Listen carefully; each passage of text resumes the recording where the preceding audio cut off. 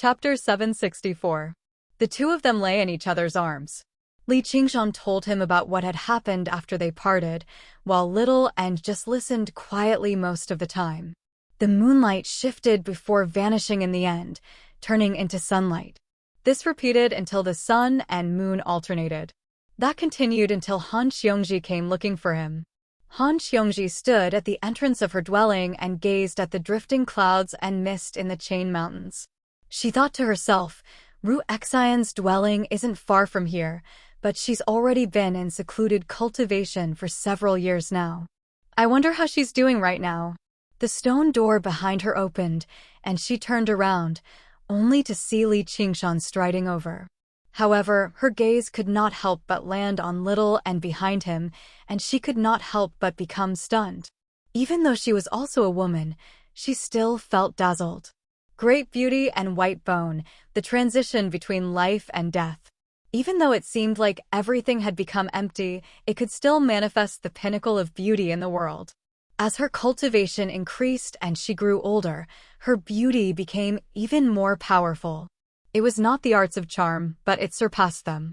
If she could truly unleash it to the limit, it would be completely beyond the aspect of heavenly fragrance and beauty of the sect. She would be a celestial maiden that had transcended this world. You're little N. Han Xiongji returned to her senses after much difficulty. What, you don't recognize me anymore? Li Qingshan smiled. How can that be? As long as I've seen you once, who can forget you? Han Xiongji said with a smile, but her feelings were rather mixed. She was straightforward and open-minded, so she was not jealous of little N's talent, nor would she be awed by his supreme beauty. And, based on her instincts, she believed that there was nothing romantic between them. Otherwise, even if she was not jealous, the Chan monastery of Devanaga would not be able to put up with it. However, they simply stood there, yet they gave off an indescribable sense of harmony. They were two people with completely different appearances and bearings, yet they possessed the closest connection. Even she was unable to get involved with them. She thought, this must be the Tao companion that father spoke of. From a certain perspective, she would rather Li Qingshan flirt around. She shook her head and tossed these thoughts to the back of her head. She said to little N, I heard that you've also undergone the second heavenly tribulation. Congratulations. Little N nodded slightly and looked at Han Xiongji calmly as if he was looking at a rock or a plant.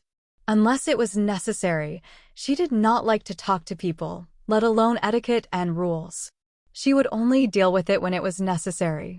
In the past, Han Xiongji had lost her temper because of this attitude, and Li Qingshan had immediately fallen out with her. For her sake, he had made an enemy of Jiu Haitang without the slightest scruple despite only being a measly Qi practitioner. Now, Han Xiongji knew that she treated everyone the same way, not her. As soon as you came back, you shut yourself in the cave residence. I thought you were going to go into closed-door training again. Last time, it was an accident. If I really want to go into seclusion for a long time, I will definitely tell you. However, I have plans to do so recently. Li Qingshan and little N looked at each other. This was something they had discussed beforehand. After comprehending the 8th layer of the demon suppression statuary, Li Qingshan needed a certain amount of time to settle down and increase his cultivation.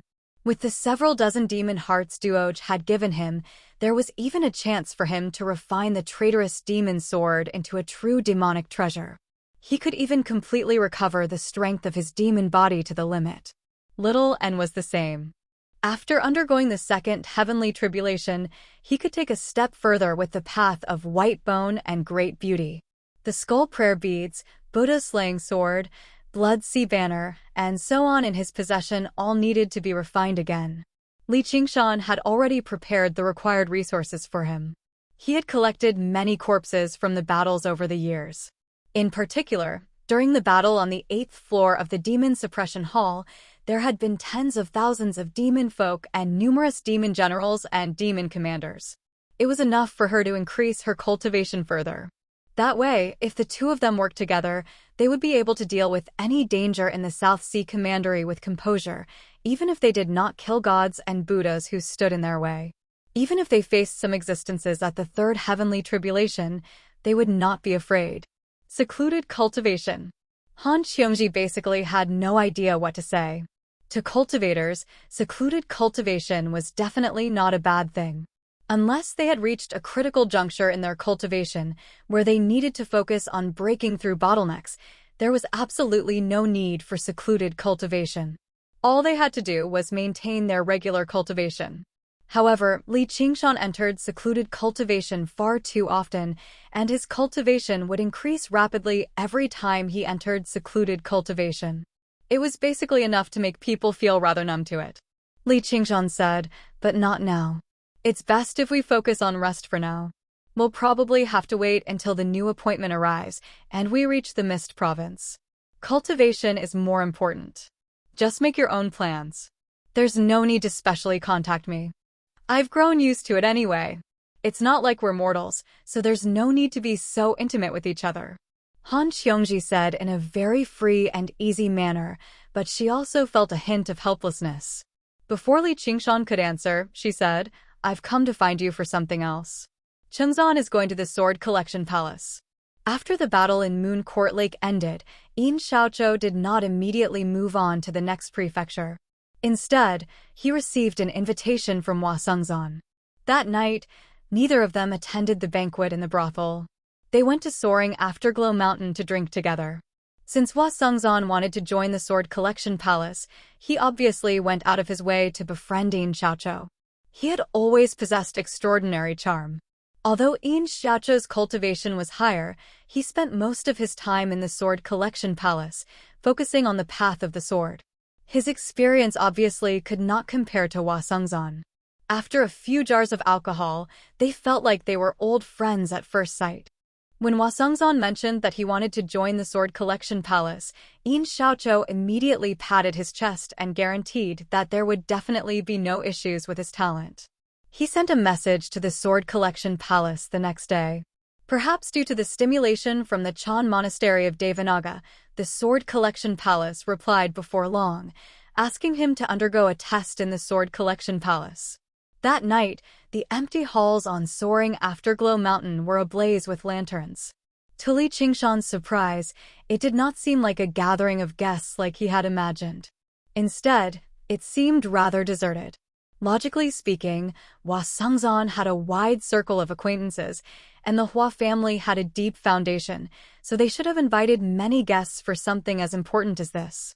Landing on the terrace at the top of the mountain, he discovered that there were only around a dozen people present, and they were all familiar faces. They did not even set up a proper banquet.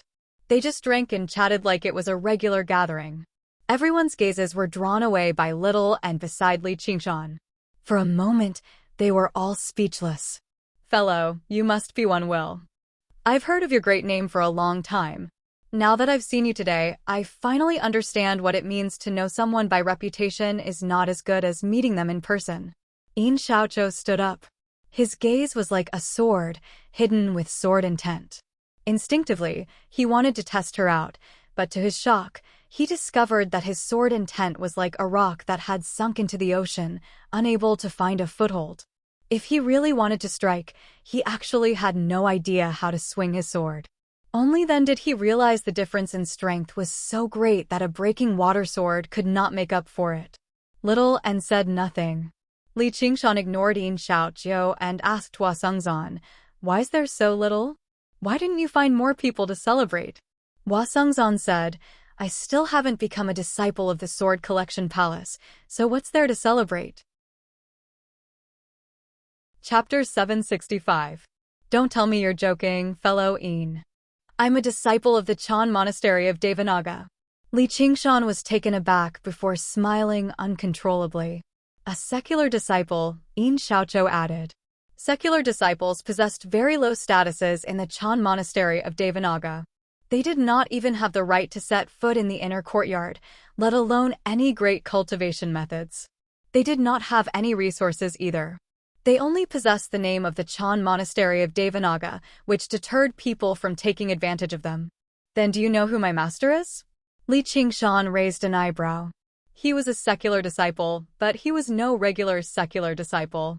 His master was a great cultivator who had undergone the third heavenly tribulation of the Chan monastery of Devanaga, and he practiced a peak cultivation method too. What right did the Sword Collection Palace have to ask him whether he wanted to join them or not? Who doesn't know about the unraging master? Who doesn't know about him? Then I don't understand.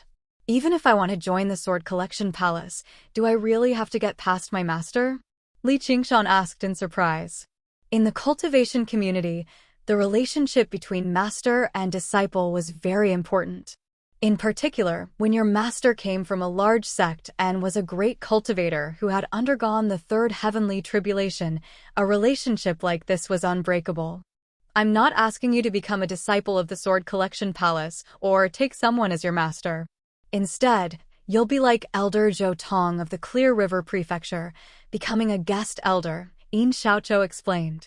Yin Xiaoqiu explained and reported how he had lost to Li Qingshan to the Sword Collection Palace, which raised a great deal of attention. It was not just because of his cultivation, but also because Yin Xiaoqiu had said, "This person's path of the sword surpasses mine."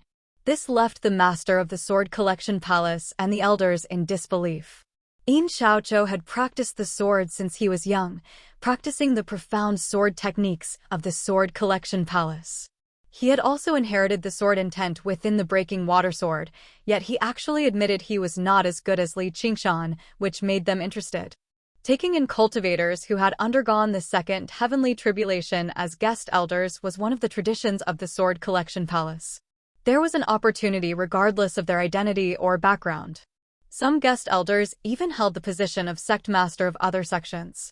As long as they became guest elders, they could study the superior cultivation methods and sword techniques of the Sword Collection Palace. However, not all cultivators who had undergone the second heavenly tribulation had the opportunity to become a guest elder of the Sword Collection Palace. They had to wield and practice the sword, and they had to leave their swords on Sword Collection Peak after death. The Sword Collection Palace had not only taken a fancy to the slovenly Taoist priest, Zhou Tong, as a guest elder, but also because of the lightning slaughter sword in his possession. With Zhou Tong's cultivation, living for several centuries would not be a problem at all. As long as he constantly refined it with the techniques of the Sword Collection Palace, even a lump of earth could be reborn, let alone the lightning slaughter sword that was already an arcane artifact. It had a very good chance of becoming a powerful arcane treasure.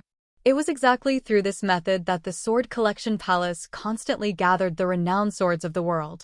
Even an arcane treasure like the soaring dragon sword that cultivators could only dream of could not be counted as one of the 10 renowned swords, which only demonstrated just how deep their foundations were. I see. Li Qingshan came to a realization and asked again, "But you said to change to a good sword. Can I also draw a sword from the Hidden Sword Peak?" He had never had a good impression of the Sword Collection Palace. From the soaring dragon elder to Fu Qingjin, they had all forced him into dire straits in the past, but the temptation of an arcane treasure was far too great. He thought to himself, "With my charm, when I get to that Hidden Sword Peak, those 10 famed swords will all come to me." Regular guest elders can't draw a sword from the Hidden Sword Peak, but you don't seem to have a suitable sword on hand, which is why we've made an exception. With your talent for the way of the sword, if you practice the sword techniques of the Sword Collection Palace, you'll definitely be able to reach a whole new level. Yin Xiaoqiu said seriously. Although he had lost to Li Qingshan, he did not hold any grudges towards him. He carried out the mission that the Sword Collection Palace had given him meticulously. This kind of bearing clearly did not come from his age and experience. A large part of it came from the influence of the Breaking Water Sword, which only demonstrated the value of a good sword to the Sword Collection Palace. However, there were some things that he did not make clear. The reason why the Sword Collection Palace was willing to make an exception and allow Li Qingshan to draw a sword from the Hidden Sword Peak was because they had taken a liking to his way of the sword. Just like how, becoming one with the sword, not only did the sword assist the person, but the person also nurtured the heart of the sword. A good swordsman could improve a sword by an extremely large amount. "I'll think about it," Li Qingshan said in thought. "Please take your time to think about it." Yin Xiaoqiu said nothing more. Apart from Hua Sengzan, everyone present was shocked. Originally, they felt that Li Qingshan had undergone the second heavenly tribulation to be rather unreal, but they could not help but sigh now. Before they knew it, he had already reached the step. A sect like the Sword Collection Palace was something that they could only look up to. Even Wasungzan being able to become a disciple of the Sword Collection Palace was something worth celebrating, and he still had to go through a test. However, Li Qingshan had actually been directly invited to become a guest elder. The difference in treatment was truly quite great. They also understood a little why Wasungzan did not celebrate on a large scale. Otherwise, Yin Xiaochou's words would definitely have stolen the spotlight. Wasungzan invited Li Qingshan and the others to take a seat first. He smiled. No matter what happened in the past, no matter what happens tomorrow, we have to drink to our heart's content tonight. All right. Li Qingshan sat down with a smile, and sat down beside him. Han Xiongji sighed and sighed. Just when she was about to find another seat, she suddenly felt her waist tighten, and Li Qingshan had already pulled her into his arms. He asked with a smile, "What are you thinking about, madam?" Han Xiongji's face reddened. "Let go of me." Li Qingshan picked up the jar of alcohol and emptied it in a single gulp. He laughed aloud. "Forgive me for not being able to comply." The smell of alcohol assaulted her face, and Han Xiongji seemed to be slightly tipsy as well.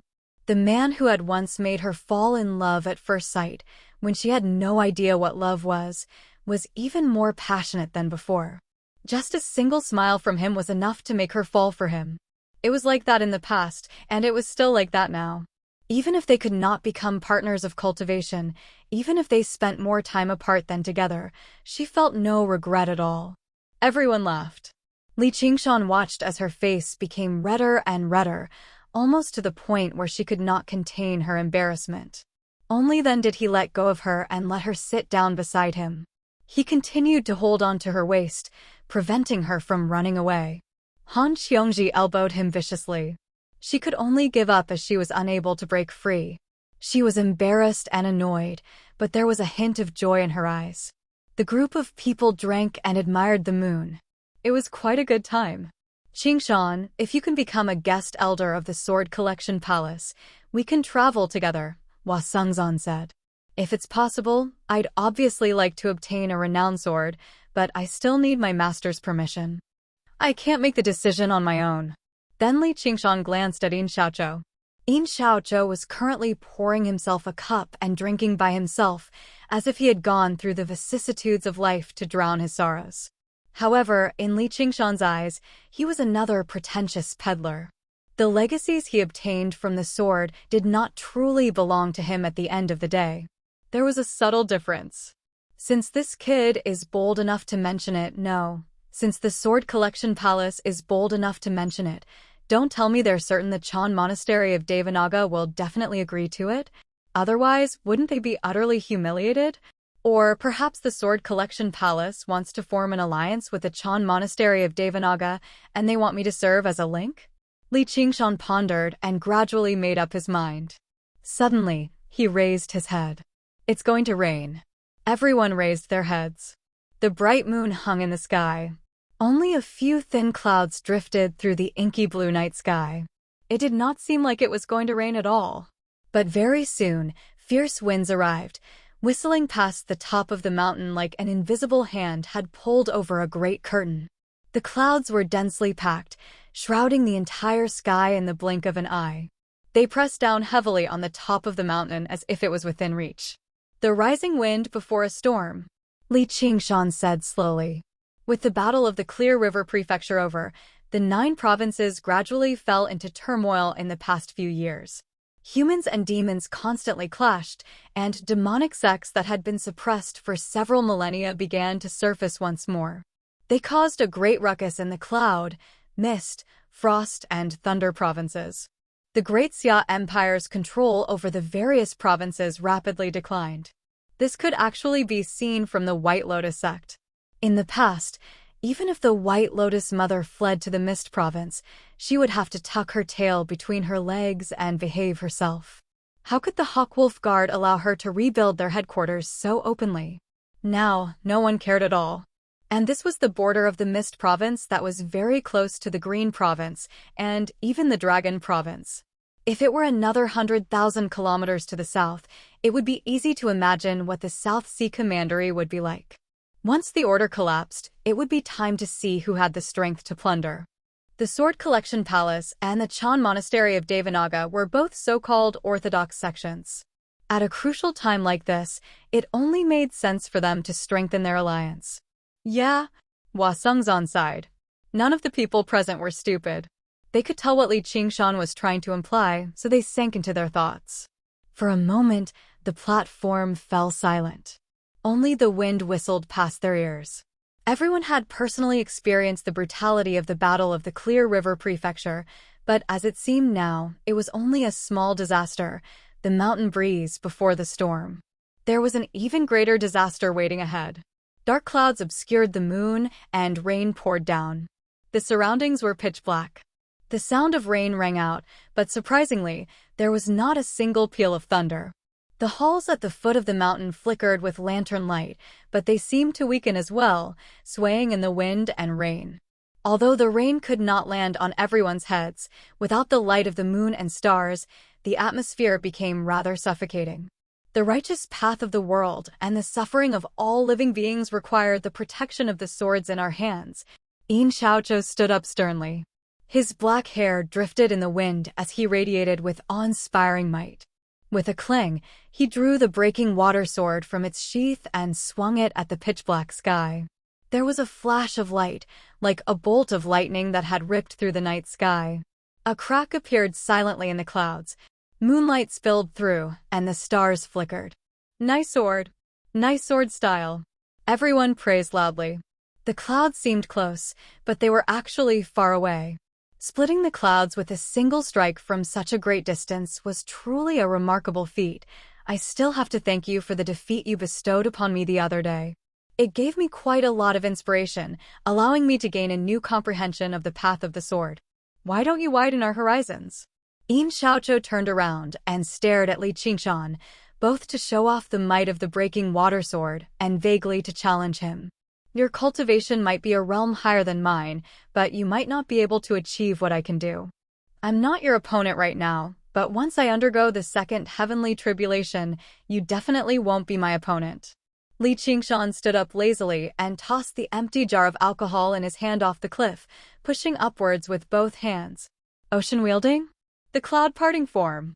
The clouds rose and fell, moving in all directions. Before long, almost half of the clouds in the sky had been parted, and the moonlight seemed even clearer. Li Qingshan said, "Fellow Yin, I will report this to my master.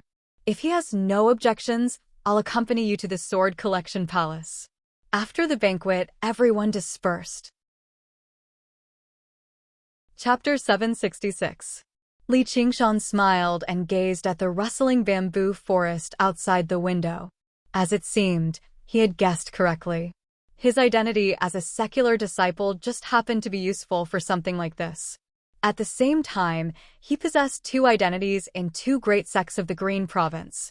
Although he was not at the core of either sect, his status was not low, and he just happened to be a demon. The affairs of the world sure were unpredictable.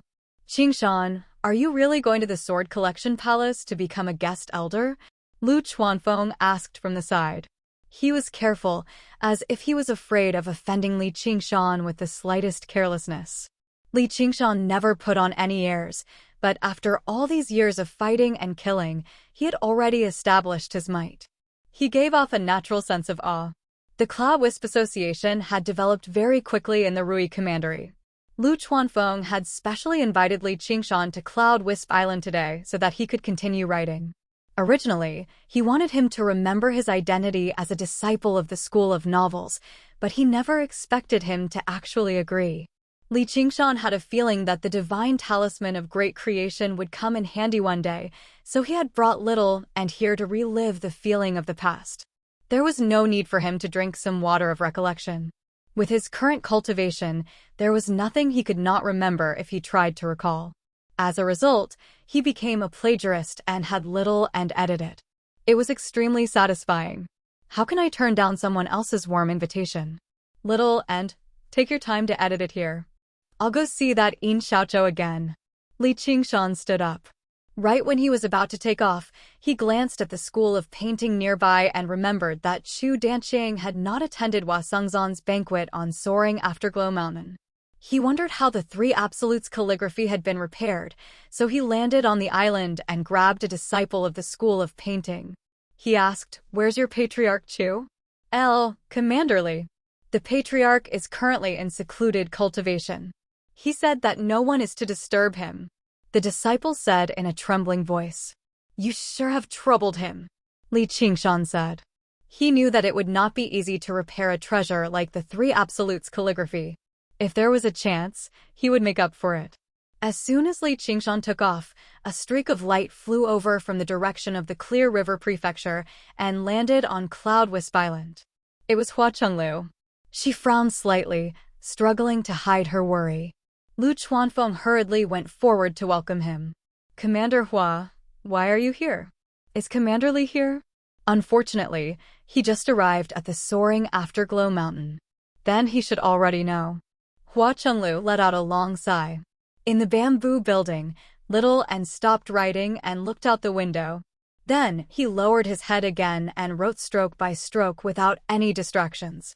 Fellow Taoist Yin, my master has agreed. Let's get ready to go. Li Qingshan came to the soaring Dawn Mountain again, found Yin Xiaoqiu, and went straight to the point. Fellow Taoist Li, something has changed. Yin Xiaoqiu was not surprised, but there was a hint of embarrassment on his face. What change? Haven't you seen Chenglu? Hua Sengzan interrupted. I haven't. What's wrong with Chenglu? So you still don't know. The Hawkwolf Guard has already appointed you as the White Wolf Commander of the South Sea Commandery of the Mist Province. The White Wolf Commander. Li Qingshan frowned. Why was it only the White Wolf Commander? There was actually a White Hawk Commander in a crappy place like the South Sea Commandery? Whatever.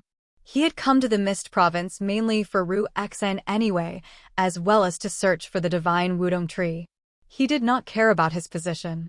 But what does that have to do with anything? I'll be in charge for a few days at night, so what can the Hawkwolf Guard do to me? Li Qingshan suddenly understood. He smiled. So the Sword Collection Palace is afraid I'll be killed in the South Sea and lose the treasured sword of your palace. Am I right? That's right. The South Sea Commandery is a savage, dangerous place. If the sword is lost there, it'll be very difficult for the Sword Collection Palace to find it, Yin Xiaoqiu said calmly. Every single sword on the Sword Collection Peak was a precious treasure that the Sword Collection Palace could not live without. With Li Qingshan's comprehension of the path of the sword, it was very likely for him to draw an arcane treasure sword. That was something the Sword Collection Palace could not afford to lose. Losing the Soaring Dragon Sword had already left the Sword Collection Palace brooding over it. With North Moon's death, they lost all traces of it, unable to find it again. An innocent man gets into trouble because of his wealth. It might not be a good thing for you to take an arcane treasure to the South Sea. Yin Xiaoqiu had never imagined that North Moon, who was dead for sure, was currently standing right before him alive and well, discussing how he could retrieve another sword from the Sword Collection Palace. I understand. Then I'll directly take up my post in the Mist Province. We'll talk about the sword when I return. Li Qingshan did not become angry. He had only agreed to become a guest elder of the Sword Collection Palace to take advantage of them. Even now, he still felt hostility towards the Sword Collection Palace, so he obviously would not ask them to trust him. It was just a sword. It would make no difference whether he took it sooner or later. There was no hurry. With how generous Li Qingshan was, Yin Xiaoqiu instead felt rather embarrassed. He took out a jade slip. Since you've agreed to become a guest elder of our Sword Collection Palace, please accept this jade slip. Li Qingshan accepted the jade slip and sent his soul sense into it. His eyes gradually lit up and he smiled. Thank you, fellow Yin. I won't be holding back then. There were over a dozen nameless sword styles recorded in the jade slip. Some were graceful and agile, while others were simple and heavy. All of them were extremely intricate, basically the essence of various sword styles. There were almost 100 sword techniques as well. If he had not seen it with his own eyes, he would never have imagined that a single, 1-meter-long sword could produce so many variations. They really are a sect of sword cultivators after all. They really do have some tricks up their sleeves. Once I study them carefully, my path of the sword will definitely reach a whole new level, and I'll be able to unleash the full power of the demon dragon sword. However, what delighted him the most was not these sword styles and sword techniques, but a cultivation method called the heart of the sword. It was divided into 3 parts: offering the sword, refining the sword, and tempering the sword. It described in detail how to temper the sword and increase the quality of the sword. To the current Li Qingshan, this could be regarded as a timely reign. He just happened to want to refine the traitorous demon sword into a true demonic treasure. Although the traitorous demon sword could devour demon hearts and increase its strength, the rate of increase was relatively slow. Even with several dozen demon commander demon hearts in hand, he was not confident he could succeed. Now that he had this cultivation method, his chances of success had increased drastically. Even if it was not 100%, he was 70 to 80% confident. I've still managed to take advantage of you after all. Li Qingshan was satisfied. Then he asked, when do the 2 of you plan on setting off? Probably in the next day or 2. Hua Sengzan replied. Suddenly, he gazed down the mountain. Someone's coming. That's strange. Why has he come to find me? At the foot of the mountain, a man stood in front of the entrance. He was dressed like a farmer and seemed very rustic, but he possessed a bearing that regular farmers did not possess. He was neither servile nor overbearing, and he was built of earth and wood. Beside him stood a teenager dressed in bright clothes. The teenager carried a sword on his back, and he seemed to be slightly uncomfortable. They were the leader of the School of Agriculture, Li Long and Li Qingshan, who had changed his name to Li Xiaoyao and Li Qingshi. Li Xiao said, Master, why don't we go back? Thump. Li Long rapped Li Long's head. Damned brat, I brought you here because you said you wanted to learn the sword in the Sword Collection Palace. Now that we're here, you're chickening out. What kind of man are you? It's still cultivation.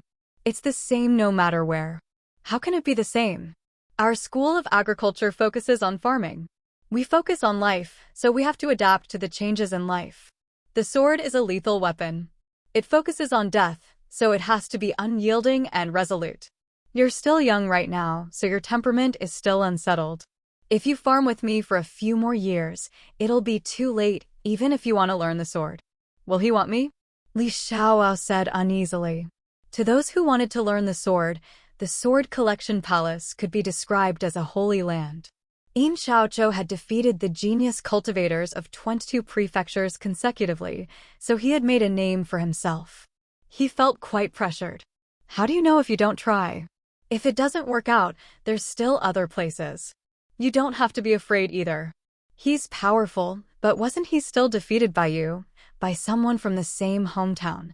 When Li Qingshan was mentioned, Li Xiaoyao's spirit roused. Sure enough, he became a little bolder. Over the years he had spent with Li Long, his mind had matured quite a lot. He understood many matters of the past and also understood Li Qingshan's difficulties, so he no longer resented him. This second uncle who refused to acknowledge him remained his idol. At this moment, the formation was activated. Li Long pulled Li Xiaoyao to his feet and shrunk the ground beneath his feet, arriving at the top of the mountain in a short while. Seeing that Li Qingshan was there as well, he felt a little more confident. What brings you here, patriarchally? Hua Sengzan asked with a smile. Li Long had always focused on the affairs of farming. In the past few years, he had spent most of his time cultivating in seclusion, so they did not have much contact. All he knew was that he was from the same hometown as Li Qingshan. I heard that you're going to the Sword Collection Palace, so I've specially come to see you off. This is just a small gift, but it's not enough. Li Long took out the fruit basket he had prepared.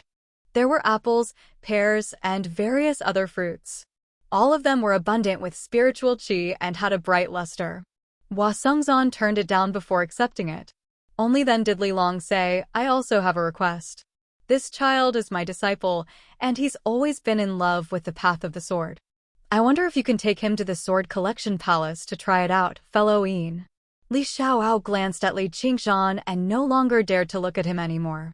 Afterwards, he raised his head and looked at Yin Xiaoqiu with the broken water sword on his waist. His face was filled with respect and yearning. If he wants to become a disciple of the Sword Collection Palace, he needs to undergo a strict test. It's not something I can decide with a single word. This child's talent is mediocre, and he lacks courage and resolution. He's not suited to walk the path of a sword cultivator, so it's best if he continues cultivating in the School of Agriculture. Yin Xiaoqiu had inherited the sword intent of the past masters of the broken water sword, so he had some ability to judge people. It was already very difficult for this child to embark on the path of cultivation. The chances of him undergoing the first heavenly tribulation were very small. However, to the Sword Collection Palace, this was the most basic requirement, or he would not even be a formal disciple. Li Xiaoao lowered his head. His face alternated between red and white.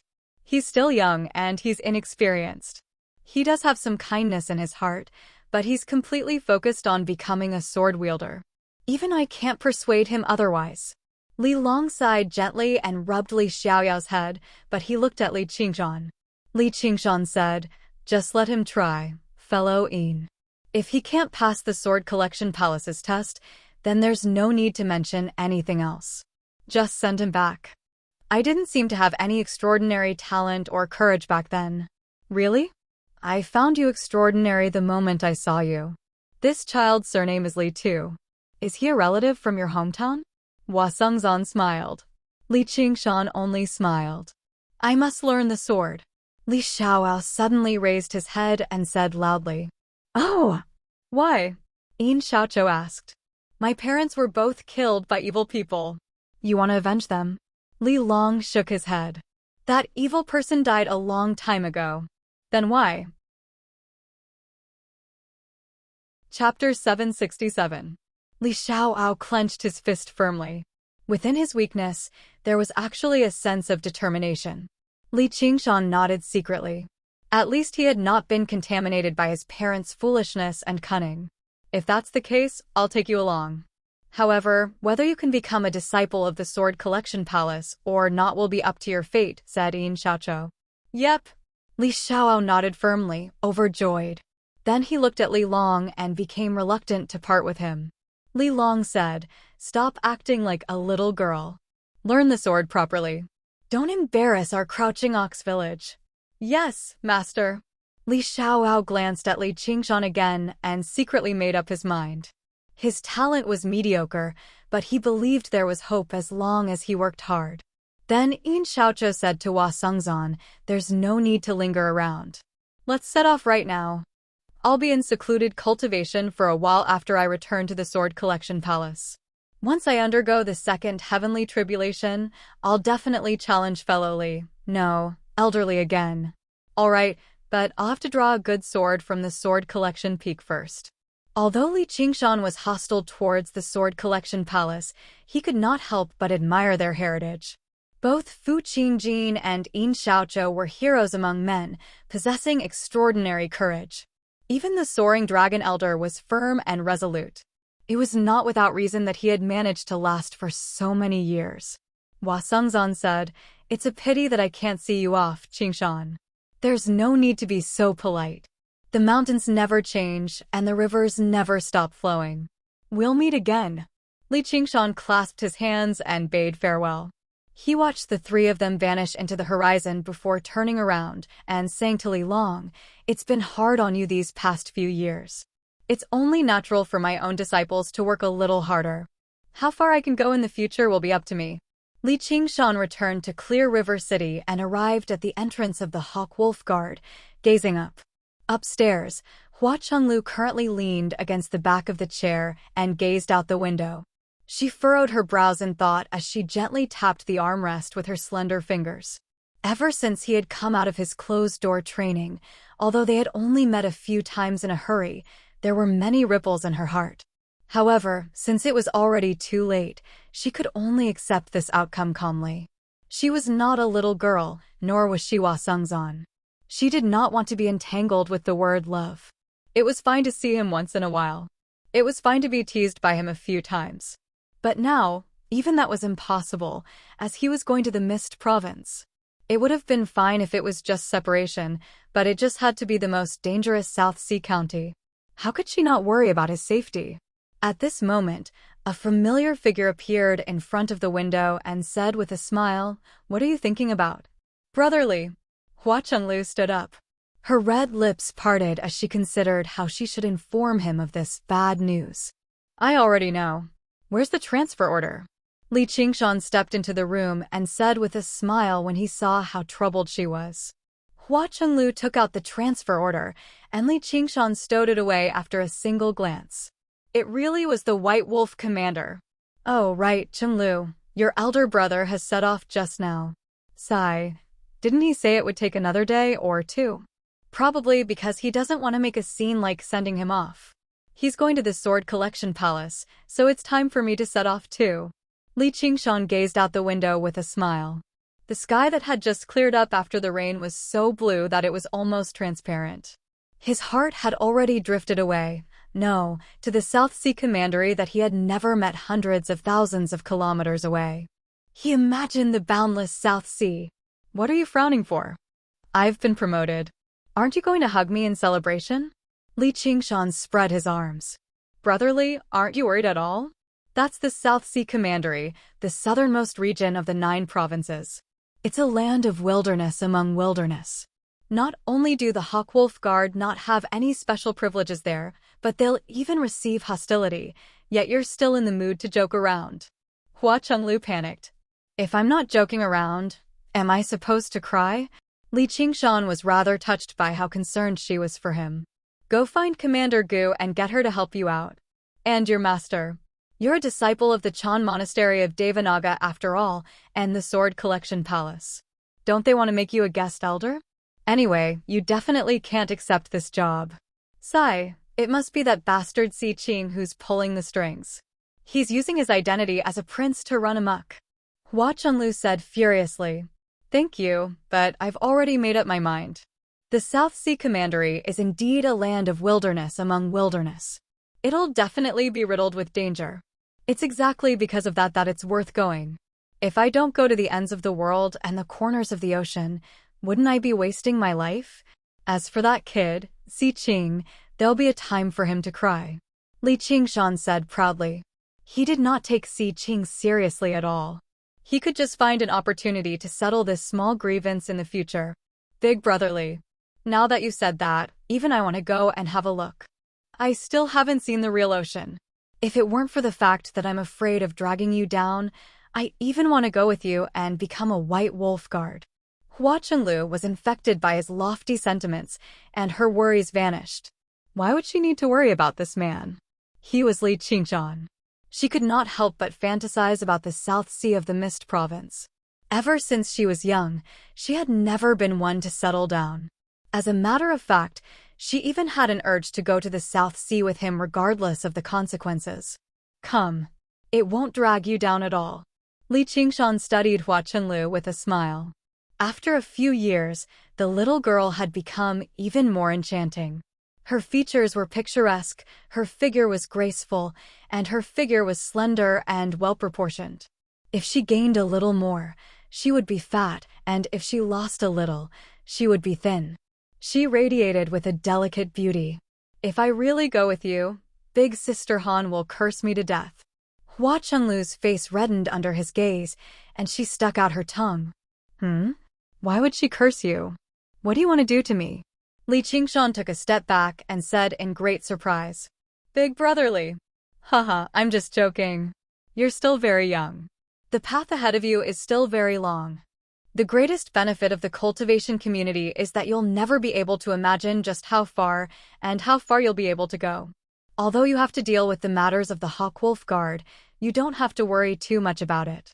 As long as you constantly increase your cultivation, there'll be a day when you can go anywhere in the 9 provinces." Li Qingshan patted Hua Chenglu's shoulder and said earnestly, "Yeah, I'll work hard on cultivation. I heard that the merfolk of the South Sea are all extremely beautiful and their voices are bewitching. If the people sailing on the sea hear the songs of the merfolk, they'll jump into the water without any regard and drown to death. Don't be enchanted by them, big brotherly, Hua Chenglu said. However, she refused to believe that there was a woman who could enchant him with her beauty. In particular, after seeing Little and a few days ago, she was even more certain of this. That kind of inhuman beauty was something that even she was amazed by. Sigh, there's nothing I can do about it. You know that I've always been enchanted by beauty. I even saw my fellow countryman, Li Long, on soaring Afterglow Mountain earlier. We only spoke a few words before bidding farewell, yet I accidentally told you so much. Your warning is very reasonable. I need to learn from it. I'm going. Li Qingshan laid out his hands helplessly. Speaking of which, he had basically been enchanted by a merfolk, and it was not some enchanting song, but her poisonous words. What's the rush? You're going so far away, so you need to hold a farewell banquet. Hua Chenglu said in surprise. Forget it. We just had a gathering a few days ago. It'll be boring if there are too many banquets. Not to mention, it's not like I'm going somewhere nice. If I make it seem like I'm going to never return, how boring would that be? Li Qingshan waved his hand and turned her down. He said, "Take care," before turning around and making his way out the window. Hua Chenglu watched him leave. She was filled with mixed feelings. Who knew how many years it would be before they could meet again, and who knew how many dangers lay ahead? Big brotherly. Is there anything else? Li Qingshan turned around, but before he could even finish, Hua Chenglu rushed over and kissed him on the lips. Afterwards, they immediately parted as if she had been electrocuted. She lowered her head and said softly, "Be careful on the way." Girl, what's the meaning of this? Li Qingshan licked his lips. The gentle and immature feeling remained. He raised her chin, and her delicate face was flushed with an intoxicating red. Her long eyelashes trembled, afraid to look into his eyes. What? What? Hua Chenglu's gaze drifted about. She began to feel deep regret. Just now, she had really been too impulsive. Li Qingshan said nothing more. He wrapped his arm around her slender waist and pulled her into his arms. He lowered his head and kissed her soft, pink lips before making his way in. He opened her teeth and held her tongue, savoring it without restraint. Hua Chenglu's eyes widened before closing them firmly again. This was the first time in her life that a man had kissed her like this. She felt like she was being violated, but she was powerless to resist.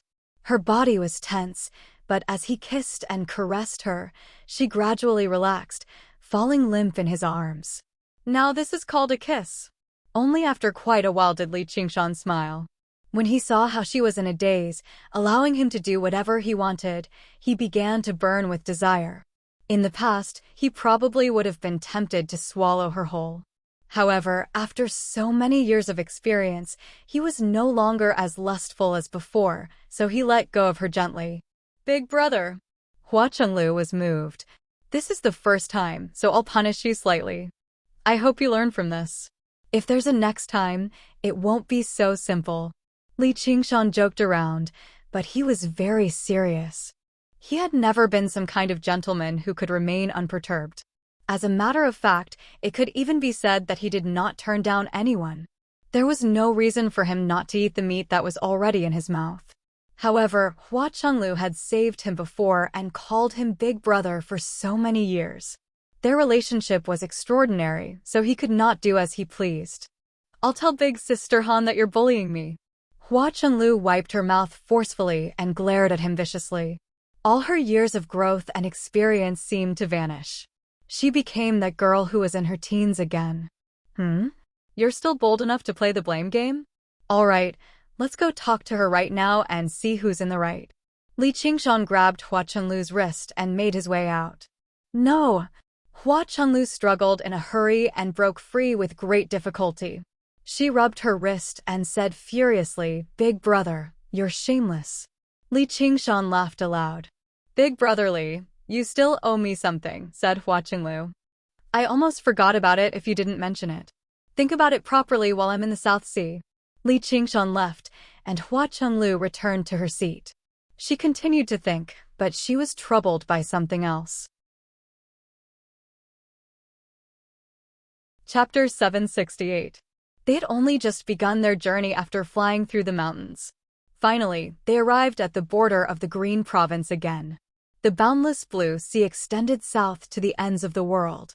Li Qingshan took out the mental map of the Mist Province and glanced at it. His gaze landed on a range of mountains. This was Fire Melt Mountain, where the divine Wudong tree resided. He specially asked the Banyan Tree King for guidance, but the matter was rather troublesome, as Fire Melt Mountain was where the royal court of the Fire Devourers currently resided, while the divine Wudong tree was the divine tree of the race. It was completely unapproachable. There was nothing strange about this. Everyone wanted a good place.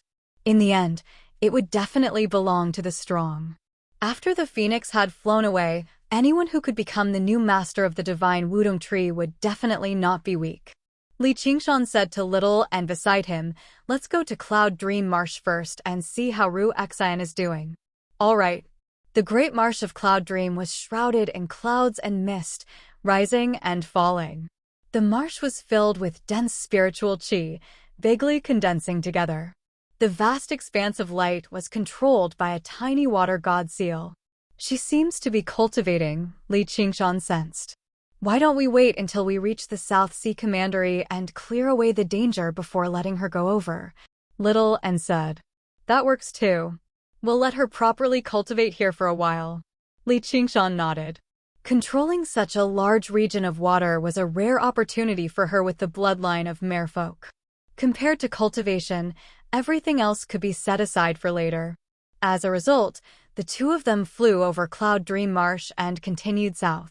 Their destination was not the South Sea Commandery, but the Mist Capital. The Mist Capital was located in the center of the Mist Province, where the Lord's estate of the Mist Province resided. It was the capital city of the King of Southern Yu, the second largest city in the Mist Province. The headquarters of the Hawkwolf Guard of the Mist Province was nearby. Under the gloomy sky, a huge, golden hawk with a wingspan of several hundred meters gripped the mountain firmly with its talons.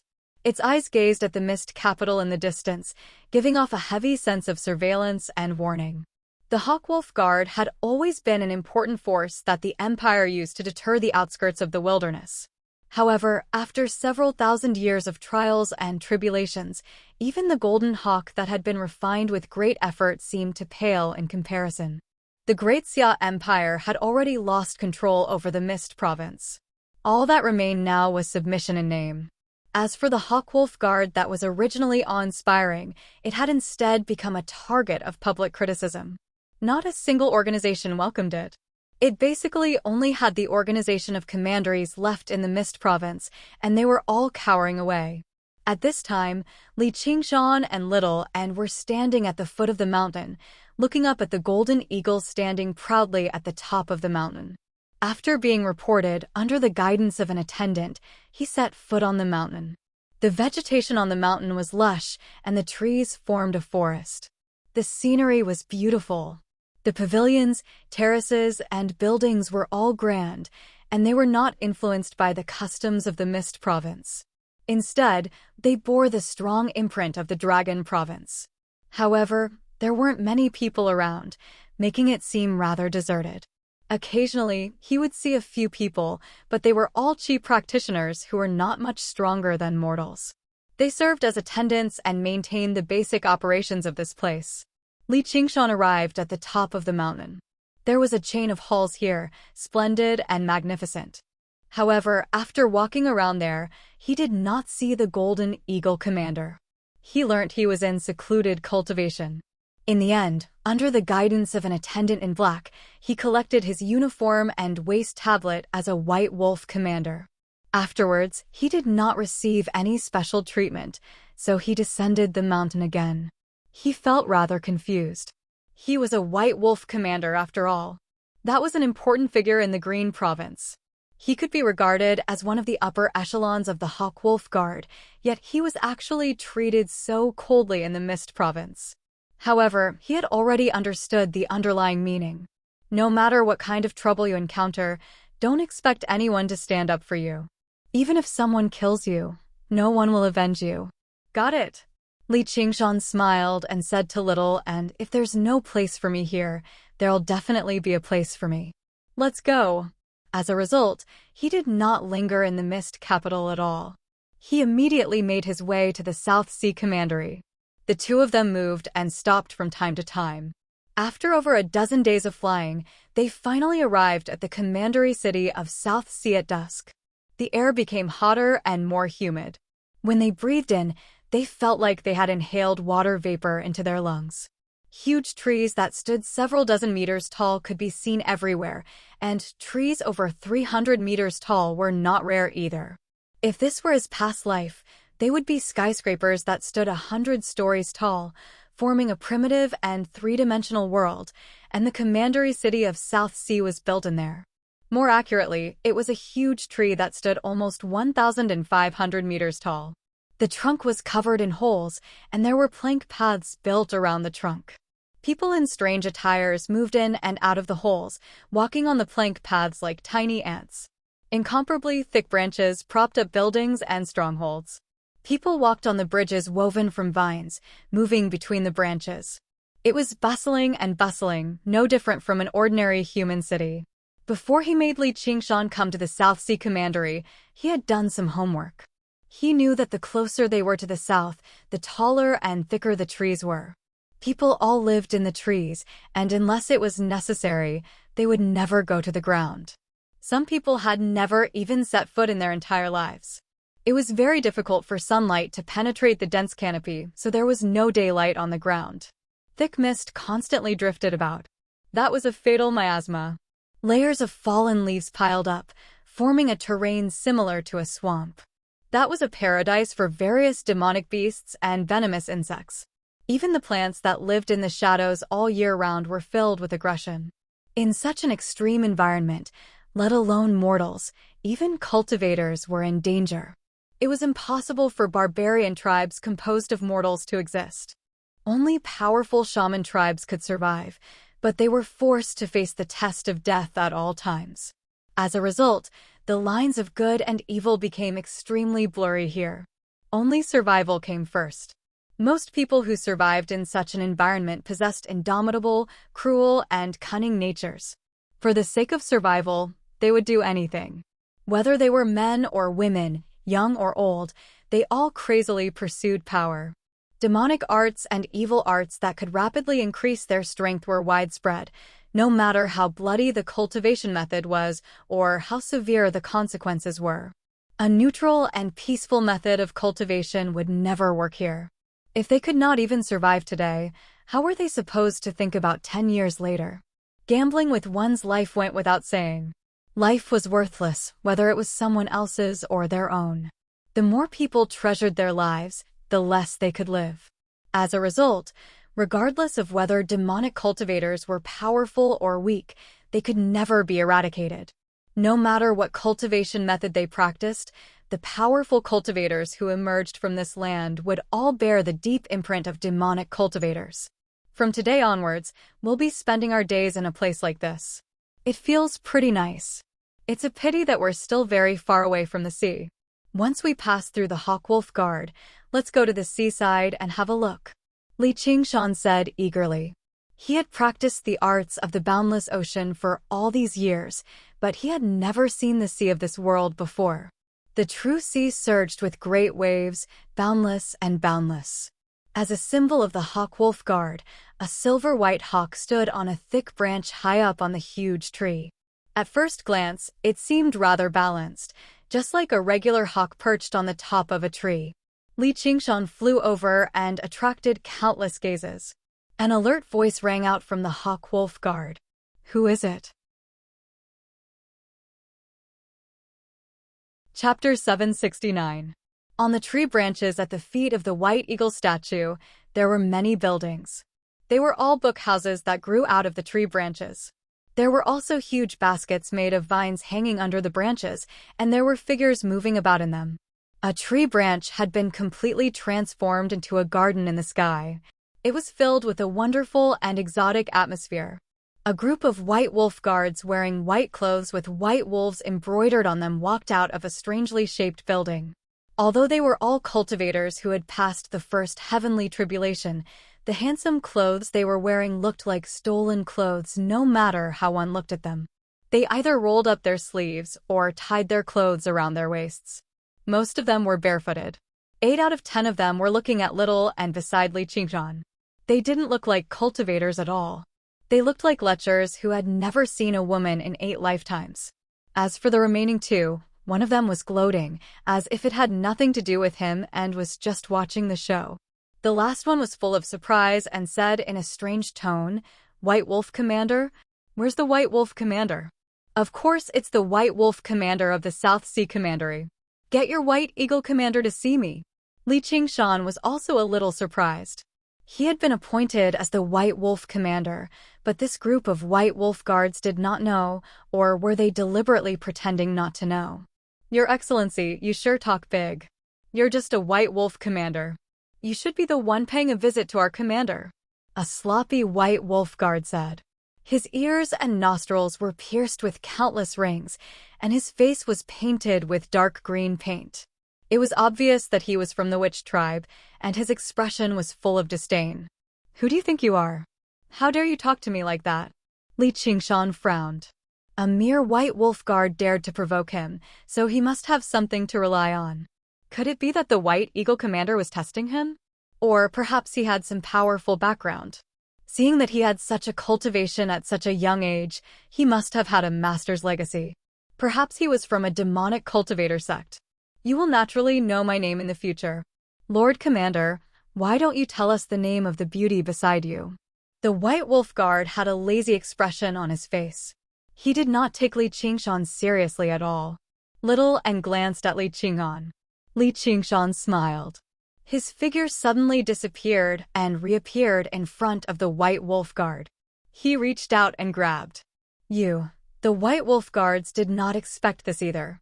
Li Qingshan was a newcomer. He actually dared to make a move just like that. Green smoke rose from his body, and a fishy smell assailed the nostrils. It was obvious that he was highly toxic. Li Qingshan ignored the poisonous smoke. She grabbed him by the throat and lifted him up. "Do you know who my master is?" The White Wolf guard's face was as red as a pig's liver. His legs struggled, but his expression was still fierce. "If you dare to hurt a single hair of mine, you won't be able to move an inch in the South Sea. When he comes to take revenge on me, I will naturally know. Besides, it's not like I'm going to walk, so what's there to be afraid of?" Li Qingshan said with a smile. There was no killing intent or hostility. This kind of guy was not worthy of him being serious. "This lowly one is Qinjunyan. I beg Lord Commander to be magnanimous and spare this lowly one's life. This lowly one will not dare to do it again. From today onwards, I will be your slave and follow you wherever you go. I am most familiar with South Sea Commandery." To Li Qingshan's surprise, the White Wolf guard, who had a fierce expression just now, suddenly changed his expression and loudly begged for mercy. He did not care that so many of his colleagues were watching, and his expression was extremely fawning. He cursed in his heart. This unlucky guy who was sent to the South Sea is not joking. He really wants to kill me. A wise man knows better than to fight when the odds are against him. After today's disaster, he will suffer in the future. He still doesn't know how to behave after coming to South Sea Commandery. Does he really think that he is invincible after transcending the second heavenly tribulation? Hey, your name is quite elegant. Today, Commander will send you on your way. Li Qingshan was unmoved and swung him up. "Stay your hand." A streak of light flew over from the dense canopy above, turning into a skinny, withered old man with triangular eyes. His white clothes were embroidered with a white hawk spreading its wings. He happened to be the White Hawk Commander of the South Sea Commandery. "Greetings from subordinate Li Qingshan, Commander. May I ask for Commander's name?" Li Qingshan said without the slightest hint of respect on his face. He continued to hold the White Wolf guard in his hand. This old bastard was clearly watching from above. Perhaps he was the one who had orchestrated everything today. "I'm Huang Xijin, and you're Li Qingshan. I've been looking forward to meeting you. Huang Xijin studied Li Qingshan before glancing at Little and beside him. The information he had received from Prince Xi Qing a few days ago surfaced in his mind again. The two genius disciples of the Chan monastery of Devanaga were both under the age of 30, having undergone the second heavenly tribulation.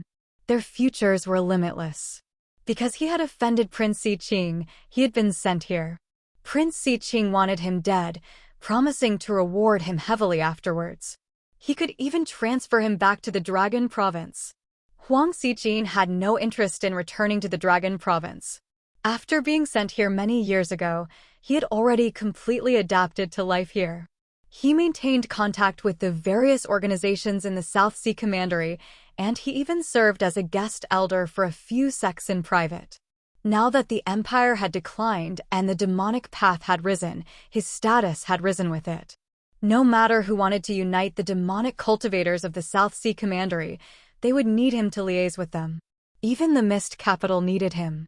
Having lost the motivation to attempt the third heavenly tribulation, he had used almost a century to weave a web of connections. Here, he possessed extraordinary power. When it mattered, he could even make great cultivators who had undergone the third heavenly tribulation take action for him. He did not care too much about Prince Siqing's heavy gratitude, but he still decided to help him with this matter. Their identities were far too eye-catching. Since they had come to the South Sea, the more talented they were, the more they could forget about leaving this place alive. The arrival of two righteous disciples here was basically like throwing two embers into the boundless ocean. No matter how powerful they were, they could not avoid the fate of being extinguished. He was just going with the flow. Of course, there was always a way out. He also left the two of them with a chance of survival. As long as they obeyed his orders, understood their limits, and behaved like two good dogs who knew how to wag their tails, he did not mind helping them out and showing them a path of survival. He could also completely ignore Prince Siqing's wrath. Everything depended on the benefits. But as it seemed now, the two of them really did not know how to behave properly. They had missed the great opportunity he had given them. In particular, that Li Qingshan was actually bold enough to directly attack his subordinates. He really was reckless. Huang Siqing felt pity for them inside. Since they insist on walking down the path of death, I can't stop them either. This Li Qingshan was arrogant and staunch, so he was easy to deal with. Instead, the woman with the Dharma name, Wan Will, was unfathomable, and she was unbelievably beautiful. He was tempted when he saw her. However, this was all a small matter. Although the Chan monastery of Devanaga was tens of thousands of kilometers away, the people standing behind the two of them were monk kings who had undergone the third heavenly tribulation after all. He still had to be careful and avoid drawing trouble to himself. Huang Siqing made up his mind and smiled. I didn't think you'd come so quickly. I never told these kids. Release him and come with me. I'll arrange a banquet right away to welcome you. The Mist Province is a land of wilderness, but it has its own charm. All right. Li Qingshan threw Qin Junyan on the ground in his hand, using around 20% of his strength. With a thump, a living person was smashed to a pulp. Blood sprayed everywhere. He did not even have the time to cry out. All he said was a few words of disrespect. Aren't you going a little too far? Huang Siqing's face changed drastically. He never thought he would actually kill him, and he would do it right in front of him. It was basically a slap to his face. As for the woman, she remained expressionless. Was she really a Buddhist disciple? Then you better watch your words in the future, Commander, Li Qingshan said. He had not come to the South Sea Commandery to compromise. The fifth layer of the tiger demon had not become a low-key existence. Instead, it had become a result of slaughter. The more enemies he had, the better. If he were still in the Green Province, he would not be able to slaughter White Wolf guards so easily. The Mist Province was a lawless land, which was instead a good thing for him. He wanted to force Huang Siqing to turn against him, and then he could be promoted to White Hawk Commander. Do you know who his master is? Huang Siqing asked with a sunken face. When he comes for revenge, he'll obviously find out. Don't you think so, Commander Huang? Li Qingshan stared at Huang Siqing and smiled. Then do you know that even a mighty dragon cannot crush a snake in its own territory? Huang Siqing originally planned on expressing goodwill first and winning over Li Qingshan. Then he would use his identity as a White Hawk commander to arrange various dangerous missions for him. If he died, he could not blame him, but if he survived, it would be equivalent to gaining a powerful lackey. However, he never expected Li Qingshan to not take him seriously at all, nor did he have any intentions of befriending him. As a result, all of his plans fell through. Shut your mouth. I can tell with a single glance that you're up to no good, you old bastard. I, Li Qingshan, have come to the South Sea Commandery and become the White Wolf Commander not to waste my breath with you, but to purge demons and uphold justice. Those who submit to me prosper, and those who oppose me die. Ha ha ha ha. Li Qingshan's wild laughter echoed through the forest, reaching the ears of everyone in the commandery city of South Sea. They all looked over, wondering just who was bold enough to speak like that. Was he mad? Although he wanted to appear righteous and awe-inspiring, his words and actions were full of villains. Huang Xiqin was dumbfounded. He could not imagine how the famous Buddhist holy land of Qinzhou could produce such a disciple. He did not understand any reason and did not follow any rules.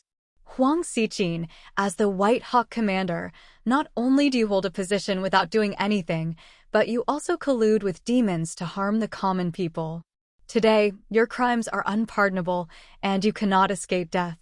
What else do you have to say? Li Qingshan stopped laughing and pointed at Huang Xiqin, shouting angrily.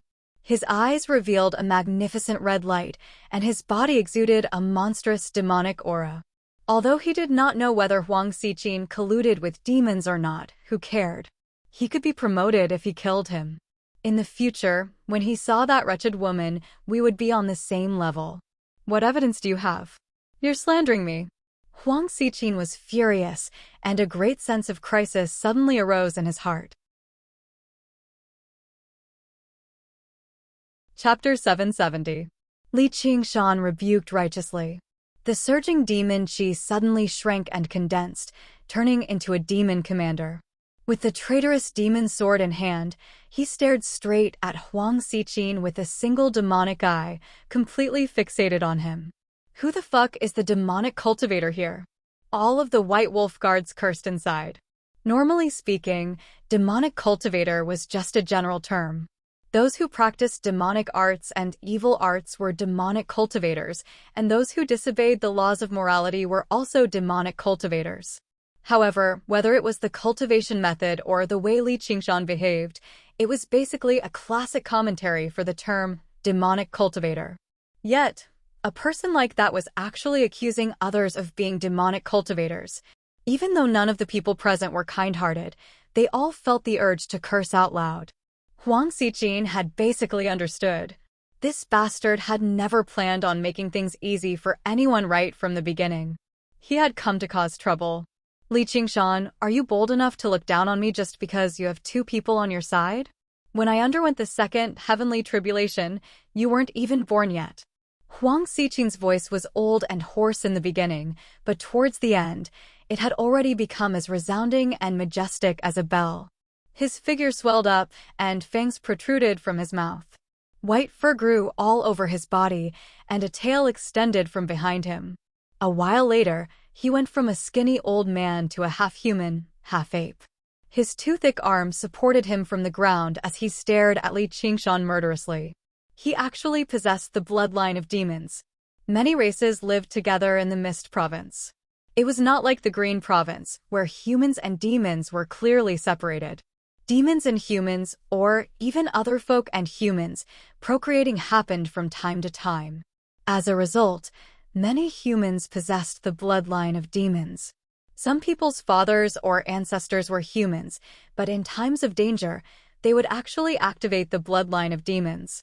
This was because some of their ancestors had intermarried with demons and passed down their bloodline. As they multiplied through the generations, they hid themselves. As a result, there was a saying that the south of the Mist Province no longer had pure humans. There would never be a large-scale war between humans and demons like the Clear River Prefecture. Or in other words, the war had never stopped, but it was only a battle for survival and a struggle for profit. Possessing the bloodline of demons was not a form of humiliation in the Mist Province. Instead, It was a form of pride.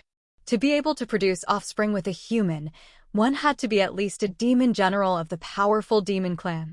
Their bloodline could allow a mortal to enter the demon clan. He quickly gained a powerful physique. There were even some wonderful powers. Huang Xiqin let out a wild roar.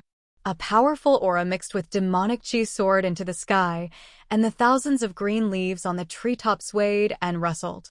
If the two of you wish to fight, then don't. Please go to another place. Don't hurt Tree City. At this moment, a streak of light flew down from the crown of the tree, turning into a middle-aged man in luxurious clothes with a tall crown on his head. Li Qingshan found his attire to be rather familiar, which made him think of the Marquis of Rui Jiangfu. Although there were many differences in the details, with the patterns and decorations being more similar to the south, the overall design was basically the same. "Are you the South Sea Commandery Chief, Marquis of Serene Sea?" Li Qingshan said. This was the uniform of the kings and marquises of the Great Xia Empire. It was similar to the uniform of the Hawk Wolf Guard, both to display their status and to express their allegiance. However, just from the changes to the uniform, it was clear that there was not much of their allegiance left. "That's right," the Marquis of Serene Sea said coldly. Originally, he had been watching on from high up in the Marquis estate. He felt delighted that someone could make Huang Xiqin suffer, but when he heard Li Qingshan's arrogant words, he frowned deeply. Now that he saw how rude he was, he became even more displeased. Not only was he the ruler of the South Sea Commandery in name, but he also possessed a considerable foundation of strength, which was why he was able to sit firmly in this position. Several thousand years ago, the founding emperor had originally chosen experts who could hold their own in the various regions when he appointed the kings and marquises of the world. After several thousand years of succession, they had all become aristocratic clans that ruled over a region. As the lord of a territory, how could he allow other wild beasts to roar before him? However, he did not take Li Qingshan seriously at all. He called him a genius, but he was just a kid who had an exaggerated opinion of his own abilities. It was no wonder that he had been relegated here. On the other hand, he was more interested in Shaowen, who stood silently to the side. He had never heard of such a beauty before, and her talent and cultivation went without saying. If he could take her as his wife, it would definitely increase the prestige of his clan. He could think of a way. "You don't have to worry. I'll be very quick. You just have to watch from one side." A smile appeared on Li Qingshan's curved mask, and he waved his hand like he was shooing away a fly. "You!" The Marquis of Serene Sea blanked out in anger. He had already begun to suspect that there was something wrong with his head. "Marquis, let's work together and kill this madman." Huang Xiqin was eager to drag the Marquis of Serene Sea into this. Although he was confident in his own strength, fighting against two people alone was still troublesome. "The matters between the two of you are the Hawk Wolf Guard's business. I have no right to judge either. You're more than welcome to go elsewhere and settle things. No one is allowed to interfere." The Marquis of Serene Sea was not stupid enough to take the blame for Huang Xiqin, but out of consideration for their usual relationship, he would still lend him a hand. On the surface, he acted like he was impartial, saying that no one was allowed to interfere, but he was vaguely keeping little and out, depriving Li Qingshan of a powerful ally. Huang Xiqin rejoiced inside. It was worth it for him to spend so much effort on befriending him. It was just a pity that this kid had come too quickly and acted out too violently. He did not have the time to gather any helpers at all, or he definitely would have scared Li Qingshan to the point of pissing himself. "You're the mighty Marquis of Serene Sea, yet you're colluding with demonic cultivators? That's a crime punishable by death." Li Qingshan turned around and said in some surprise. Killing intent silently permeated the air. The Marquis of Serene Sea was dumbfounded. Who was this person? He actually left no room for negotiation, directly threatening him. No, this was no longer a threat. Instead, he was blatantly asking him, "Do you want to die?" By the time he returned to his senses, he was utterly furious. Just how many years had it been since someone dared to speak to him like that? "You kill that one, and I'll kill this one." Little and spoke calmly, pointing at Huang Xiqin and then at the Marquis of Serene Sea. It was as if he was not talking about two important figures whose names shook South Sea Commandery, but two nobodies that could be squashed to death at any moment.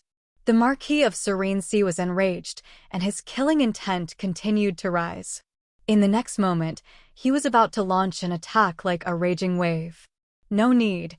I'm going to use them to hone my swordsmanship. Over the past few days, Li Qingshan had studied the jade slip that Yin Xiaoqiu had given him quite a bit. He had gained some insight into swordsmanship and was lacking actual combat experience. These words were like a bucket of ice water poured over the Marquis of Serene's head, extinguishing his rage and clearing his mind. He actually rejected his companions and wanted to fight against the two of us alone. He was either a madman or an idiot, or he had absolute confidence in his own strength. Based on the fact that he could cultivate to such a level at such a young age, it was clearly more likely that the latter was the case. I have no grudges with them, so why should I get involved in this mess? Even if I kill them, I'll just be in trouble. As a result, the Marquis of Serene withdrew his aura. You're lying, fellow. Under the orders of the Imperial Court, I've guarded the South Sea for generations to come. Why would I collude with demonic cultivators? He said to Little and gently, May I ask for your name, fellow? It was as if his killing intent just now was all fake, making it clear that he would not be fighting. Li Qingshan smacked his lips in pity. Huang Xiqin sensed that something was amiss too. He cursed the Marquis of Serene inside, but he let out a long sigh. All right, Li Qingshan. I can see that you're young and inexperienced, so I won't lower myself to your level. Just now, I'll pretend I never heard that. We're both members of the Hawk-Wolf Guard, so we still need to resolve our differences and work together sincerely. Don't you think? Li Qingshan interrupted him. Then do you want me to say it again? You old monkey of the demonic path. Cut the crap. Today, you'll die whether you want to die or not. Do it. Don't push me too far. Huang Xiqin bellowed at the sky. He wanted to take a step back and be at peace, waiting to gather helpers before striking out viciously. However, Li Qingshan did not give him the opportunity at all. I'm determined to kill you today. I'm still in a hurry to become a White Hawk commander. Before he knew it, Huang Xiqin's original confidence had completely vanished. He no longer had any confidence in victory. He even considered taking a step back first. Before he had even struck, his bearing had already been completely overwhelmed by Li Qingshan's. Li Qingshan formed a seal with his hand and extended a finger. The traitorous demon sword turned into a streak of light that whistled over. Huang Xiqin also drew a large, glossy, green blade. The hilt was engraved with a vicious ghost head. He swung it down and landed viciously on the streak of light. Clang! With an extremely sharp clang, the traitorous demon sword spun and flew back, splitting into three in the air before flying back.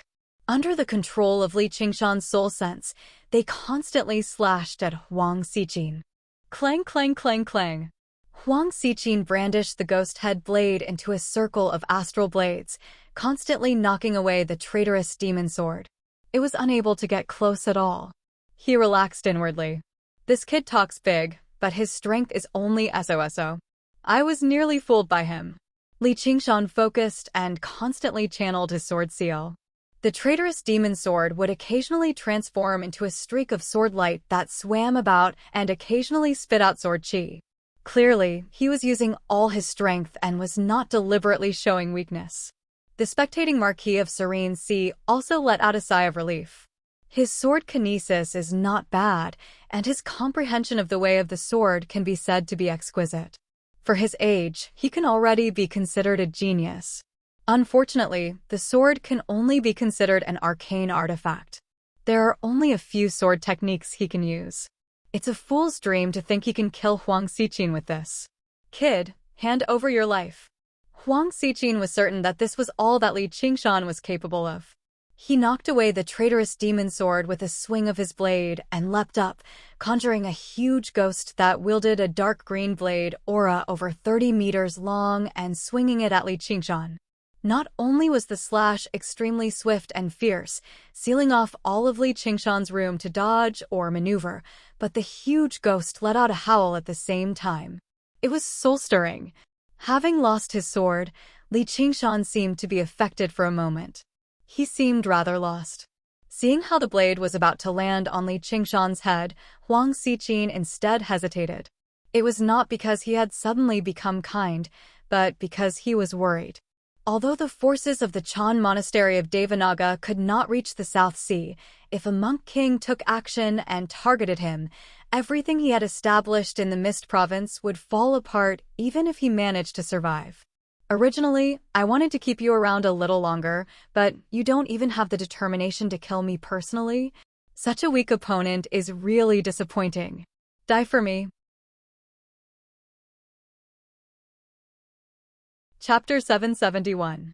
The silhouette of a dragon coiled around Li Qingshan's right arm until it reached his fingertip and whistled through the air. Aside from the mighty dragon's cry, not many people could see its true appearance. At the same time, the traitorous demon sword that had been sent flying spun in the air. The demonic eye on the hilt stared fixedly at Huang Xiqin as if it wanted to see through his entire body. It glowed with demonic light. Huang Xiqin's heart leapt into his throat. A sense of death enveloped him, and he suddenly let out a wild roar. The white hair on his body stood on end and surged with spiritual light, forming an impenetrable barrier. The silhouette of a dragon flashed past, piercing through the giant ghost, piercing through the spiritual light, and piercing through Huang Xiqin's head, leaving behind a frozen and stunned face. In that instant, the vast sword intent completely destroyed his sea of consciousness. He did not even have the time to self-destruct and perish together with Li Qingshan. The silhouette of the dragon returned to Li Qingshan's hand and silently coiled around it. This was the power of an arcane treasure, and it was a purely offensive arcane treasure at that. However, Li Qingshan had not only relied on an arcane treasure to kill Huang Xiqin in a single strike. Huang Xiqin's cultivation was very deep, at least at the mid or late stage. Who knew how many hidden techniques he had up his sleeves? If he only relied on the power of the demon suppression statuary, it would not be easy to kill him. At their level, it had always been very difficult to kill an opponent. However, he had lost the confidence to win from the very beginning, and he had recovered due to Li Qingshan's weakness. At the very last moment, he had hesitated again. This constant change in his emotions was fatal, especially his hesitation at the very end. It was practically suicidal. The traitorous demon sword had seen through his weakness with a single glance, and the demon dragon sword had killed him in a single strike. It was only a matter of course. When Huang Xiqin's corpse fell to the ground, Li Qingshan immediately went forward and searched his 100 treasures pouch. He also took out a strange golden core from his body. It was frosty white and oval in shape, like an insect's egg. It contained a powerful force. Presumably, it was a special golden core condensed by the southern border with the help of witchcraft. Finally, Li Qingshan placed Huang Xiqin's corpse into his sumeru ring. This white eagle commander of the southern border, who was insufferably arrogant, had disappeared from the world just like that. It was a pity that he still had many tricks up his sleeves. He had died just like that. He truly died with his eyes wide open. For a moment, there was not a single sound on the giant branch. All the white wolf guards were stunned. The cultivators who were qualified to live in the canopy and watch the battle subconsciously held their breaths. There was a faint clamor coming from below. People looked up and guessed what was going on. The Marquis of Serene shuddered. He knew just how strong Huang Xiqin was. He did not have the confidence to defeat him, but now he had been so casually killed. He did not even have the time to react, much less escape. He suddenly realized that he had taken a stroll on the edge of death. If he had acted rashly just now, he would probably have suffered the same fate. He had just arrived and dared to kill his superior, much less the Marquis of Serene. He was not arrogant, but strong. He was not a fierce dragon that did not cross the river. Li Qingshan coughed twice. His voice was like 2 claps of thunder, jolting everyone awake. Well done, the Marquis of Serene praised loudly. Oh! Well done in what way? Li Qingshan dispersed his demon commander's demonification and teased. This Huang Xiqin has colluded with the demonic path and wreaked havoc on my South Sea commandery for many years. No one has been able to eliminate him. It's all thanks to you, fellow Taoist. You descended like a divine soldier from the heavens, upholding justice and supporting the righteous path. It's simply wonderful, the Marquis of Serene said sincerely. Ha ha ha, eliminating demons and upholding justice is my duty. Prefectural governor, you flatter me. What prefectural governor? If you don't mind, you can just call me by my name. I'm called, there's no need for that, Li Qingshan interrupted with a smile. His meaning was clear. I don't want to know your name at all. The Marquis of Serene said awkwardly, all right. Commander, please have a seat in the manor. Let me do my duty as a host and welcome you. All right. Li Qingshan then turned around and said to the White Wolf guards, is there a way to communicate with the higher-ups here? Yes, there's a voice transmission room. Then help me send a voice transmission. White Hawk Commander Huang Xiqin colluded with the demonic path and has already been killed by White Wolf Commander Li Qingshan. We're still investigating whether the others are colluding with the demonic path. Li Qingshan paused and swept his gaze around. All the White Wolf guards shuddered before continuing. Don't forget to ask the commander to promote me to White Hawk Commander. The corner of the Marquis of Serene's eyes twitched. That was way too blatant. The Marquis of Serene invited Li Qingshan and Little and to the top of the gigantic tree. There was a pavilion made of twigs where they could look down on the sea of trees. A heavenly breeze blew and birds chirped. The scenery was extremely beautiful. As Li Qingshan sampled the delicacies and fine wine, he enjoyed the amorous song and dance. Everything was filled with the unique characteristics of the southern border and was exotic. At the banquet, the Marquis of Serene apologized to Li Qingshan once more. Li Qingshan then magnanimously forgave him, expressing that he did not look like someone who colluded with fiendish cultivators.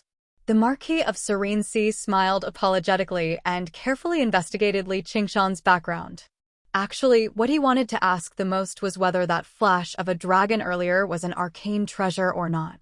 However, after some thought, he did not ask that question.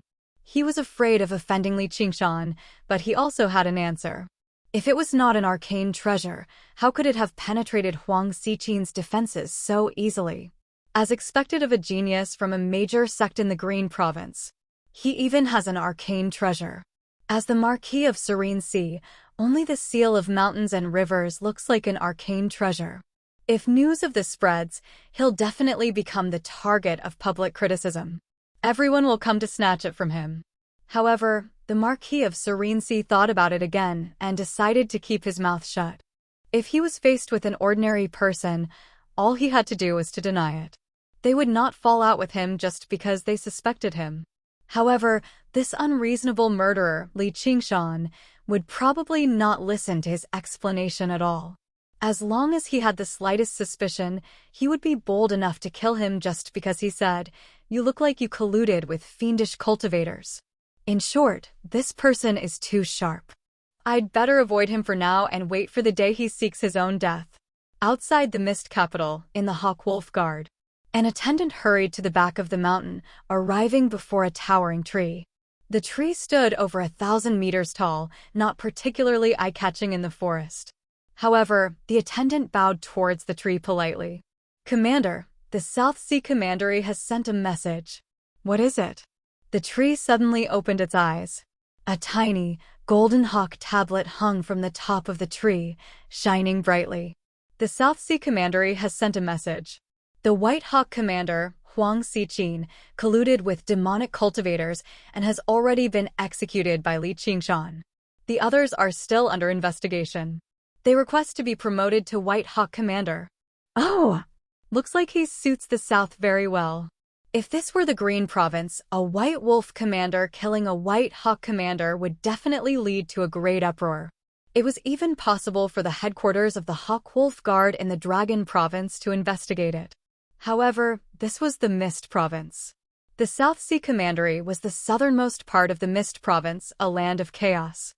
Huang Xiqin was not a loyal White Hawk Commander of the Hawk Wolf Guard either. There was no need to investigate him colluding with fiendish cultivators at all. This was a secret that everyone in the South knew. Even in the Green Province, this would be a great crime, but it was nothing in the Mist Province. agreed to his request. As a result, Li Qingshan had already been promoted at a startling speed, becoming the new White Hawk commander of the South Sea Commandery. If you want to be an official, you have to commit murder and arson to receive amnesty. Li Qingshan changed into the uniform of a White Hawk commander, standing tall and graceful. He also wore a tiny silver hawk on his waist as he smiled at Little N. Afterwards, all he needed to do was wait for the various people to charge over and enjoy the warmth of the natives of the South Sea. However, no matter how he waited, he did not even see the shadow of his enemies.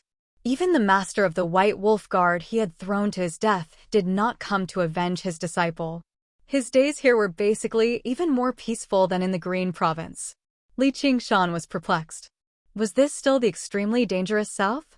He felt like he had gotten something wrong, so he returned to the Marquis of Serene Sea's estate. Congratulations on becoming a White Hawk commander, Commander.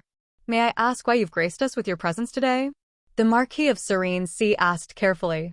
Commandery Governor, tell me, why hasn't anyone come to kill me? Li Qingshan sat down without any politeness and asked with a frown. The Marquis of Serene Sea was stunned. What kind of question was that? He even seemed very troubled, asking carefully, why has anyone come to kill you? Look, I come from a renowned Orthodox sect.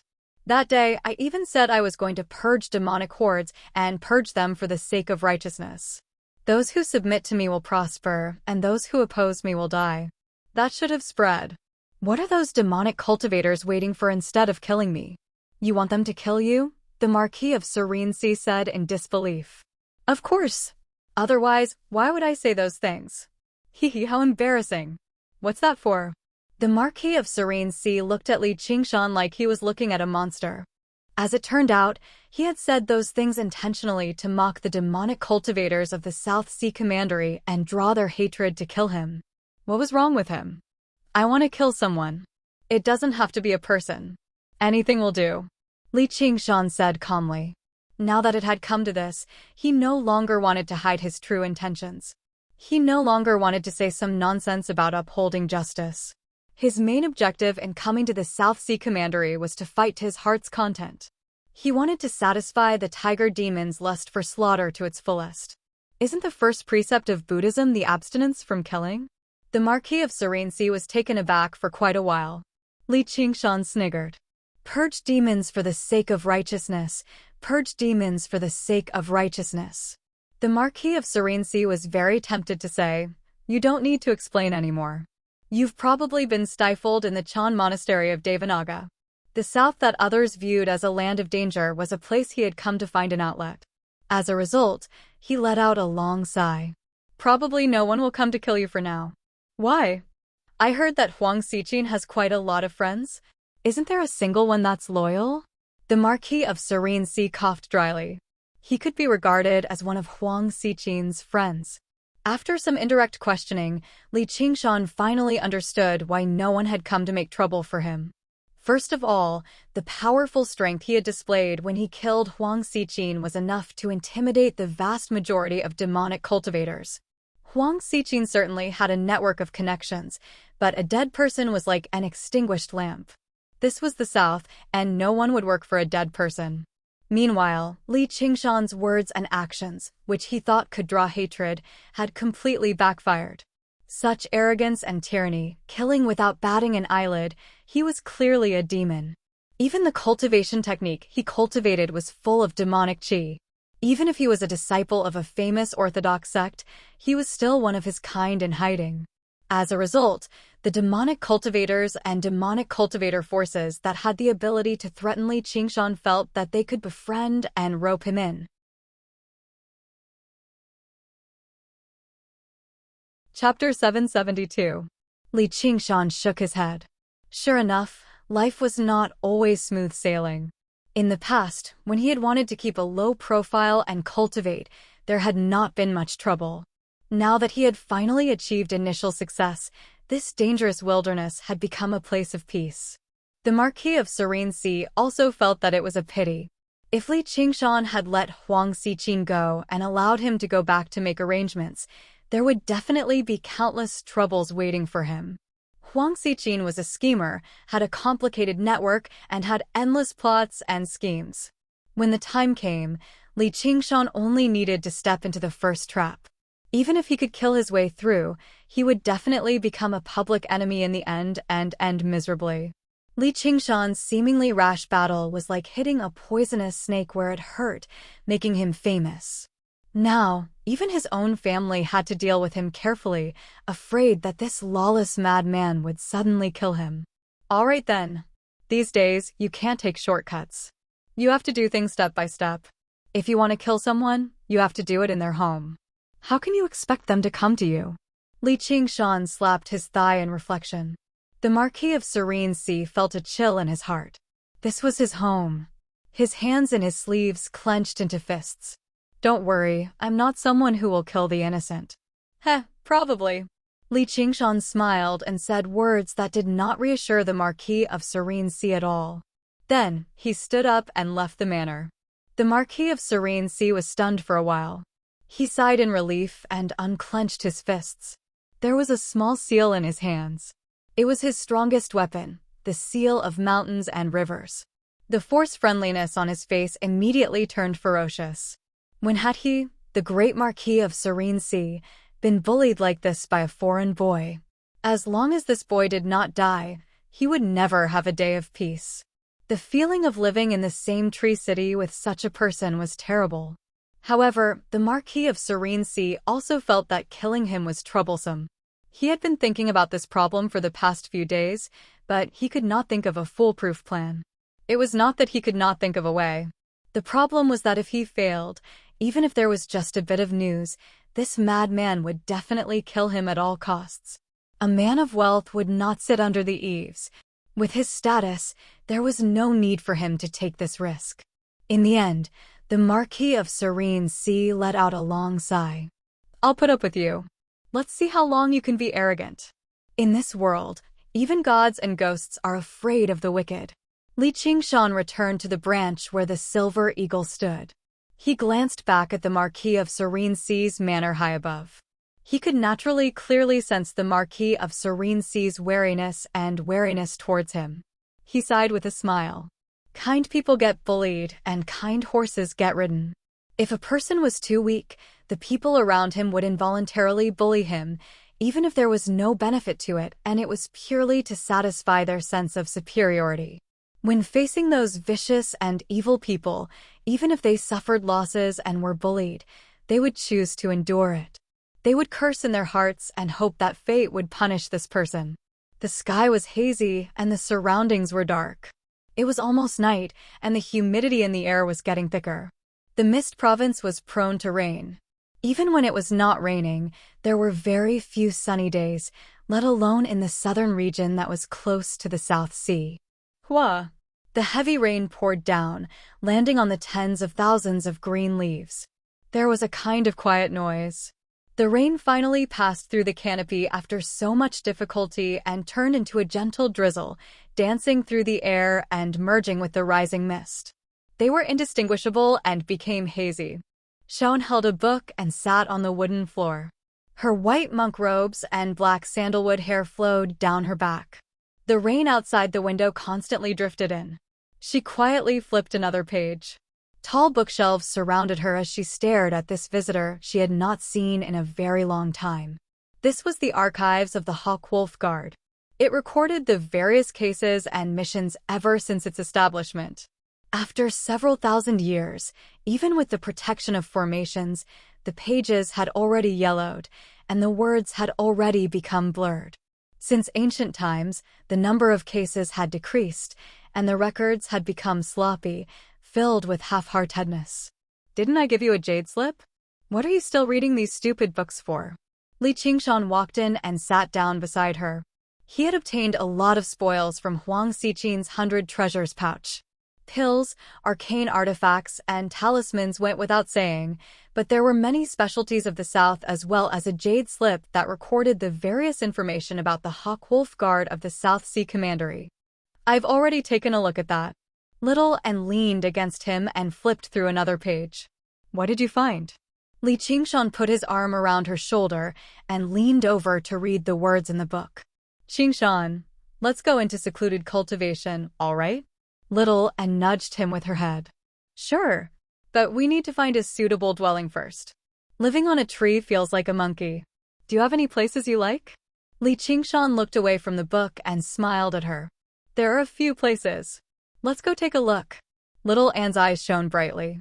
She unfurled the mental map of the Mist province and pointed at a few spots with her slender finger. If the Marquis of Serene were present and saw the places she pointed at, he definitely would have cried out. Li Qingshan had a vague impression of these places as well, so he agreed immediately. All right, no problem. Then, what do you think about this place? Little and pointed at the terrain of a valley. This should be a good place, but it's occupied by some unwelcome guests. I can't help it. For the sake of my little, and all I can do is clean it up. I'll help you.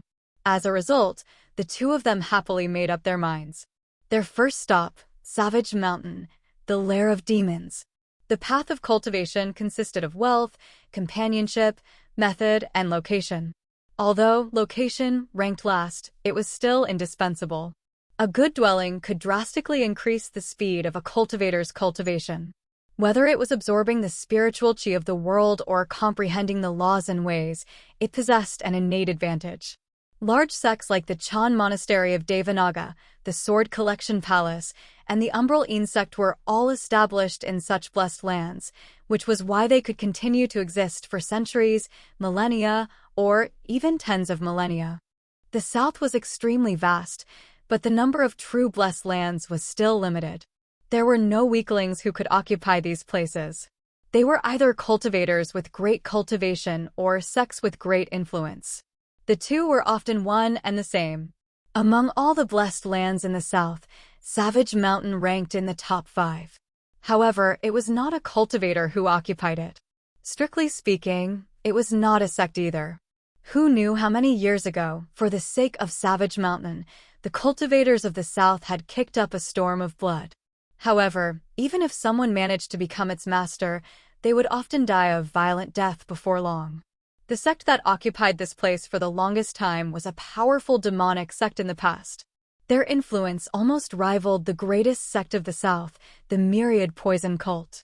However, several decades later, they were defeated by the combined efforts of numerous demonic cultivators. The sect was annihilated and buried in the dust of history. Afterwards, the demonic cultivators decided to share this place, establishing their own dwellings and electing 8 cultivators who had undergone the second heavenly tribulation as the 8 cave masters. They swore a blood oath to never encroach on one another. If an enemy invaded, they would fend off the enemy together. Finally, the competition ended. Just like that, it was passed down from generation to generation, constantly absorbing independent cultivators. The number of cave masters varied from time to time, but it also formed a tremendous force that no one could shake anymore. It was known as the Lair of Demons. Apart from the local demonic cultivators of the South, many cultivators who had broken the law and were wanted by the imperial government had fled here too. 1,000 years ago, the Hawkwolf Guard of the South Sea Commandery had labeled this place as a forbidden zone. A war that lasted for several centuries unfolded. As the Great Xia Empire declined and lost control of these distant places, the Lair of Demons no longer had any opponents, and its name became even more resounding. The funniest part was that the master of the White Wolf Guard that Li Qingshan had smashed to a pulp was one of the cave masters of the Lair of Demons. They really were like rats and snakes in the same nest. The cloud flew high into the air, passing through the canopy of trees, passing through the rain, and passing through the clouds. The sea of clouds rose and fell as far as the eye could see. The sun shone down on everything. The scenery was magnificent. Li Qingshan sat on the cloud with Little and as a pillow on his leg. She smiled, remaining quiet and quiet like before. Many years ago, when she had just recovered her ability to speak, there was a period of time when she liked to talk very much, but it did not last for too long, as she had nothing to say to other people, but there was no need for her to speak too much with him. They looked at each other and smiled, knowing each other very well. However, Li Qingshan liked listening to her speak very much. Her voice was not the soft and sweet voice of a young girl, but it was ethereal, with a hint of the sound of gold and jade. "You've gone to a lot of trouble in the past few days." Li Qingshan touched her cheek. He said he was looking for a dwelling, but in reality, she was also helping him choose an opponent. They would not be so weak that he would find them boring, nor would they provoke third heavenly tribulation cultivators. Don't be too careless. They have a geographical advantage, and they all have their own tricks up their sleeves. Li Qingshan alone won't be able to defeat them, and he can't expose his identity as the North Moon either. That's simple. Just don't let anyone leave. Savage Mountain sat on the ground, curving into the shape of a horseshoe, forming a huge valley. As for the remnants, they formed countless ravines. This place was different from the other places in the south. There were not as many towering trees. There were many buildings in the valley, just like a bustling city. Li Qingshan stood at the entrance of the valley, in front of a gate that was dozens of meters tall. He raised his head and looked up. On the rock wall that towered into the clouds, there were 4 large words: "Death to trespassers." The 4 words were dripping with blood, as if they had just been written with fresh blood. "Who's down there?" Someone shouted loudly on the gatehouse. "White Eagle Commander, Li Qingshan." Li Qingshan said slowly, his voice like thunder, spreading throughout the entire valley. "Ah!" That person was shocked. He opened his eyes wide and carefully examined Li Qingshan's white clothes. Then he laughed and said, "Lord Commander, are you tired of living? You dare to stroll around my lair of demons? Aren't you afraid that our cave masters will come out and skin you alive?"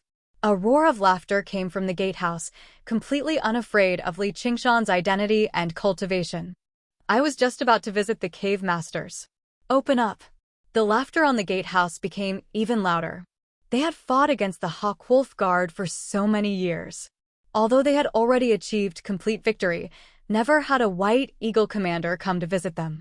Someone even made a ruckus. The Lair of Demons is renowned far and wide. Even the Hawk-Wolf Guard has to bow down to them. As for the possibility that this new White Eagle Commander had come to kill them, they did not even consider it. How is that possible? A while later, as if they had received some order, a tiny corner door opened up from below. "Come in, Commander. Our cave masters wish to see you." Li Qingshan stood there without budging. "Please open the front door." "Thank you." Like a droplet of water falling into a pot of boiling oil, the laughter that had just died down began again. "Haha," he said please, and he even said thank you. How hilarious. He really is from a renowned Orthodox sect of the Green Province. He's probably come to purge us demons this time.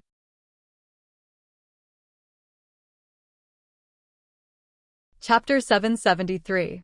In the depths of the valley, the 5 cave masters of the Lair of Demons gathered on a tall tower for a discussion. "Where's the first cave master? Why isn't he here yet?"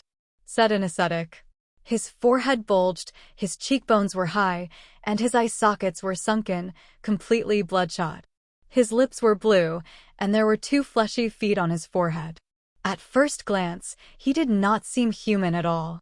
He seemed like he was wearing a ghost mask and a scarlet kasaya. Ghost ascetic, the first cave master has already been in secluded cultivation for 2 years. It's not like you don't know. How can you disturb him over something as small as this? Said a woman. She was beautiful. Although she was not supreme beauty, her figure was plump and plump. She was wrapped in rings of silk, half hidden and half exposed, which made her seem even whiter and more alluring. The ghost ascetic glanced at her as if he was wary. He said nothing more. He was only the 6th cave master of the Lair of Demons, while this plump beauty was the 4th cave master. She seemed human, but she actually came from a rare other human race known as the Silkworm Madam. If she was considered plump, then she would seem like a petite little girl compared to the man beside her. At first glance, the man no longer seemed like a human, but a squirming, white mountain of flesh. His facial features were almost completely squashed by the fat. He was the 2nd cave master of the Lair of Demons, the Gentleman of Heavenly Blubber. His body rippled like a wave, and he said, it's nothing. That's the White Hawk Commander. Even Huang Xiqin died to his hands. I think he's come with ill intentions. Since he's bold enough to come, we can't let him leave here alive, or what will become of our lair of demons' dignity? The speaker was a man in his 40s. His dark, skinny face was filled with murderousness. He wore many golden rings, and a black scorpion was tattooed on his face. The scorpion's tail was split into 3 parts. Instead, he seemed the most like a normal person here, except his skin was slightly purple. The others maintained a certain distance from him. Way of the Poison, your disciple is dead, but you don't have the courage to avenge him, so you want to borrow our hands. The ghost ascetic was afraid of the silkworm madam, but he was not afraid of him, as Way of the Poison ranked last among the cave masters of the lair of demons. He was only the 8th cave master. Way of the Poison's face was filled with resentment. The white wolf guard Li Qingshan had killed was his proud disciple, yet he had been killed like a bug. How could he not hate Li Qingshan? However, there was nothing he could do even if he hated it. The lair of demons was not a sect, and unless an enemy came to invade, there was no unity to speak of. The other cave masters were more than happy that his proud disciple had been killed, so there was no way they would avenge him. He didn't dare to provoke the existence that killed Huang Xiqin by himself. He originally thought that it would be difficult to take revenge, but he didn't expect that the opportunity would come to him. How could he miss it? We swore a blood oath. If an enemy invades, we will work together. Do you dare to go against it? Way of the Poison shouted. Who said he came to become our enemy? Perhaps he came to surrender, just like that Huang Xiqin bastard, wishing to rope us in. Ghost ascetic said. I think it's highly possible. Mate Sanying said smilingly, as long as he's not crazy, he's not here to kill us. You want to work with the Hawkwolf Guard? Don't forget about the blood feud of so many years. Way of the Poison said furiously and sunkenly. Since the boss isn't here, I'm in charge here. Let him in and listen to what he has to say, or other people will think we're afraid of him. If what he says satisfies us, we'll let him die a quick death. If not, we'll let old Five's bugs eat him up bit by bit. The gentleman of heavenly blubber's fat jiggled, and something that resembled an arm actually extended from the pile of flesh. He pointed at the pocket man in the corner who had remained silent the entire time. The reason why he was called a pocket man was because he wore pockets of various sizes on him, basically swallowing him completely. It was even impossible to distinguish his gender. Apart from 100 treasures pouch, every other pocket was a bug pouch. He was the 5th cave master of the lair of demons, Mountain Worm. As soon as the gentleman of heavenly blubber said that, the other cave masters stopped talking. He was determined to kill Li Qingshan. They all thought about it and exchanged glances with one another. Yuefan, once this Li Qingshan sect comes, I'd like to see how you can still cultivate in peace. You want to undergo the 3rd heavenly tribulation and rule over the lair of demons? You're dreaming. The gentleman of heavenly blubber thought and glanced around. Do you have any objections? The cave masters all agreed to lure Li Qingshan in and kill him. The 1st cave master was cultivating, and the other 2 cave masters were not in the lair of demons. However, with the geographical advantage of Savage Mountain and the various formations and traps, a mere White Hawk commander definitely had no chance of survival. In the drizzle, Li Qingshan stood with his hands behind his back. His hair was black and his clothes were white. He stood tall and straight, but he maintained a calm smile the entire time. As the dark clouds hung low and low, Savage Mountain seemed even taller and steeper. It was gloomy and filled with hostility. Every single cave seemed like a cold eye. Even the hot wind that swirled around above his head seemed like it was mocking him. Knock. Then go ahead and knock. Let's see who'll open the door for you. Why don't you beg me? I pity you, and I might even help you open the door. Piss off to the Green Province. This isn't a place you should be in. The entire Savage Mountain was alarmed. Even more people gathered on the tower, pointing and mocking the lonely Qingshan below. There were men and women, monks and laymen. Some wore long robes and short skirts, and they carried feather fans and silk scarves. They were like people of the Central Plains. Some had painted their faces and bared their chests and abdomens. They possessed the distinctive characteristics of the South. There were also some who possessed the characteristics of demons and other folk, while some did not even resemble humans at all. For a moment, demons danced about, which just happened to match the name, Lair of Demons. No one feared Li Qingshan. The more gentle and polite he was, the more unbridled their laughter became. It was like they were looking at a strange clown. With their identities, there were not many opportunities for them to mock an expert like that. This feeling was similar to watching a ferocious tiger from outside a cage. Angering the tiger, making it bare its fangs and claws and roar angrily, yet unable to harm itself because of the iron bars. This was a rare joy. Then I'll come and knock. As a result, Li Qingshan lowered his head and grinned, revealing his fangs. Then, he walked towards the huge door. Suddenly, Li Qingshan raised his head. A figure lunged down from the top of the city gates. It was a big, white fatty with a horned helmet on his head and a set of armor on his body. He let out a furious roar and swung his fists in the air. Bang!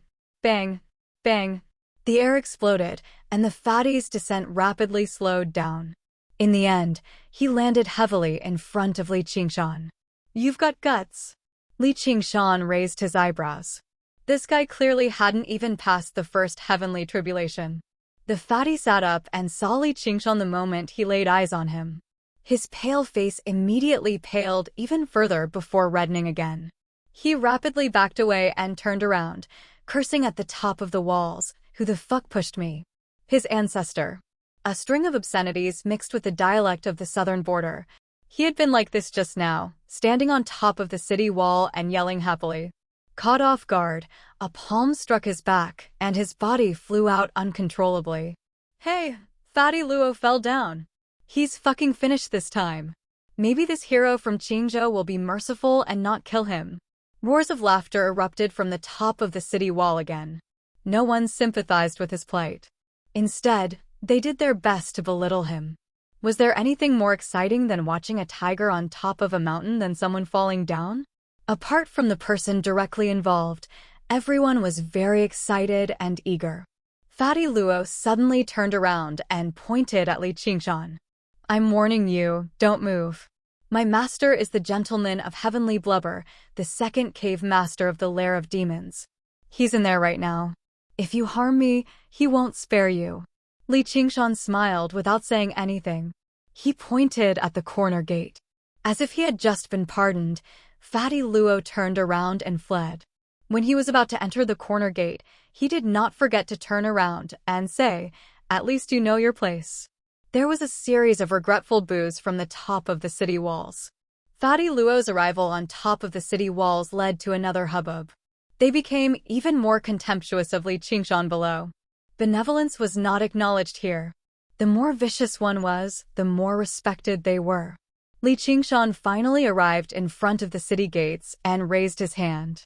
The huge ghost face painted on the city gates suddenly appeared, biting towards Li Qingshan. "Is anyone home?" Boom! The ghost face vanished and the city gates shattered. Rubble flew everywhere. It was like 10,000 tons of explosives had exploded. Boulders 10 to 15 meters across whistled through the air like weightless pebbles. A group of demonic cultivators stood behind the gates. Suddenly, there was a great rumble. Rocks of various sizes charged over like furious bulls.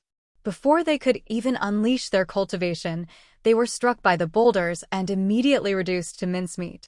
The demonic cultivators who watched on from the top of the city gates were directly swallowed by the dust and rubble. Quite a while later, the tremors subsided, but the rumbles continued to echo through the valley. A demonic cultivator on his last breaths, whose lower half had been crushed by a boulder, looked up. The city gates that stood several dozen meters tall had already vanished completely, reduced to a huge gap. Mangled corpses were strewn across the ground, and rubble was piled up. A figure emerged from the dust. When the figure approached, he saw the calm smile on his face, as if he did not think he had done anything impressive. The demonic cultivators near the city gates below the first heavenly tribulation had all been reduced to sieves by the rubble. Even if they had passed the first heavenly tribulation, they would die on the spot if they were hit by the boulders. Li Qingshan walked past the rubble and corpses, walking into the valley. In front of him was a wide road, facing the tallest peak of Savage Mountain. A tall tower stood on the peak. He could feel that a few powerful auras were gathered there. It was where his target was. In the tall tower, the cave masters were all shocked. He actually dared to attack. Mate Sanyang was very surprised. He destroyed the gates of the lair of demons and killed countless demonic cultivators. This was equivalent to forming a death grudge. There was no room for negotiation. This was completely different from what she had expected. Is he crazy? And you still say you're not here to be enemies with us? Way of the Poison looked at Ghost Ascetic mockingly.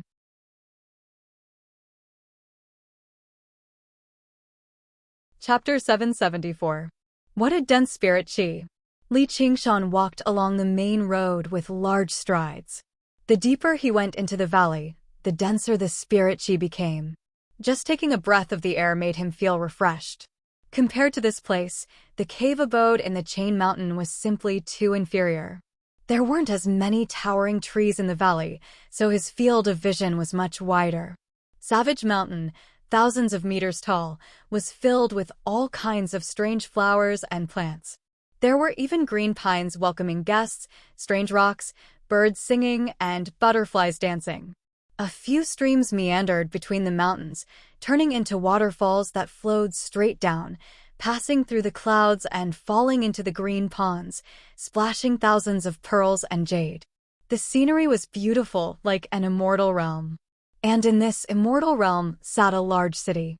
Rows upon rows of buildings of all styles. There were savage temples built from giant rocks, as well as large houses built from logs. Colorful totems could be seen everywhere, fully displaying Southern Border's colorful customs. If one hadn't seen it with their own eyes, who would have thought that this was Southern Border's infamous lair of demons, and that the people living here were a bunch of lawless demonic cultivators? Even in a savage land like this, they were notorious. Compared to them, the villains and murderers outside were as pure and obedient as children. Li Qingshan happily enjoyed the scenery, as if he was looking at his new home. When he walked into the city, the bustling streets and alleys instantly quietened down. Watchful, vigilant, and hostile gazes came from the buildings on both sides of the road. The smile on Li Qingshan's face faded a little. He could sense the existence of layers of formations around him, or rather, he had already stepped into numerous formations of various sizes. Normally, Sex would focus on external defense, setting up defensive formations and strictly controlling those who entered. Internally, they wouldn't set up too many barriers, making it easy for disciples to interact. But Lair of Demons was different. There were all kinds of people here, and people often came and went. The 8 cave masters were also on guard against each other, and the disciples and lackeys below them were even more conflicted. Because of the blood oath, the cave masters could at least maintain a semblance of peace. But the demonic cultivators below them often fought, often coming to blows at the slightest disagreement. Not only did the cave masters not stop them, they were even happy to see it happen. Incompetent people didn't have the right to live in Lair of Demons. This was the way of survival for demonic cultivators. Gu refinement was like survival of the fittest. There was no trust or love between people, only vigilance and exploitation. Wild beasts used urine to divide their territories, while cultivators used formations. Every building had at least one spirit array in operation, and a large area of buildings would be covered by an even larger spirit array.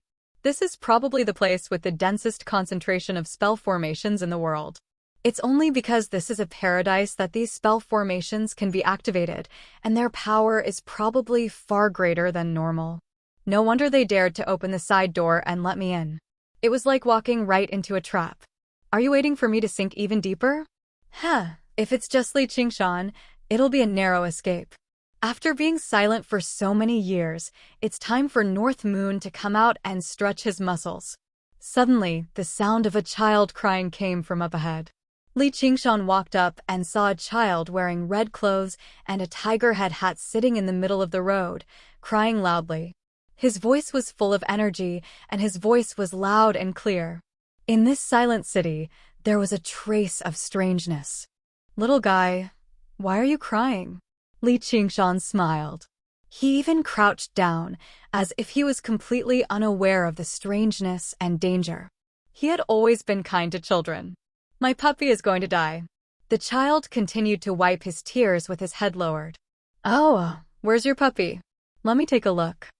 I might be able to save it. It's useless. You're dead for sure. The child suddenly raised his head. His red face carried a viciousness and gloominess that did not match his age. With that, an invisible, mysterious power immediately attached itself to Li Qingshan's body, invading his soul deeply. A curse! It was one of the most difficult attacks to defend against. It could often kill and injure the enemy invisibly. Once he was affected by the curse, it would be 10 times more troublesome than being poisoned. However, the conditions to cast the curse were extremely strict. After saying that, the child immediately bled from all his orifices and died. He was clearly just a puppet, and it was very likely to be one of the conditions to cast the curse. The smile on Li Qingshan's face disappeared. Under the suppression of the spirit turtle, his soul was cleansed, and the curse vanished without a trace. Damn it, is the difference in cultivation too great? A blind old man in tattered clothes holding a walking stick grunted. He felt that his curse had failed and cursed under his breath. However, this was nothing.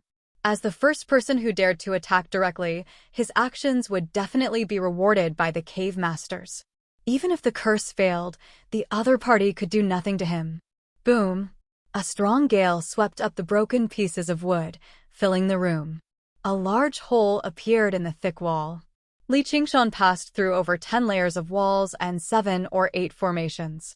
He stood there, staring coldly at the blind old man. Who are you? What do you want? The blind old man retreated, trembling. I'm just an old blind man who's about to die. He even pretended that he had nothing to do with this matter. However, his heart was filled with fear. How did he know it was me? My curse shouldn't have left any traces behind.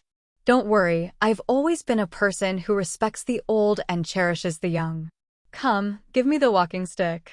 The weather's nice today, I'll take you out for a walk. Li Qingshan took the blind old man's walking stick with one hand and grabbed his bony wrist with the other. Half pulling, half dragging, he walked back the way they came. The demonic cultivators watched him pass through their own halls in fear.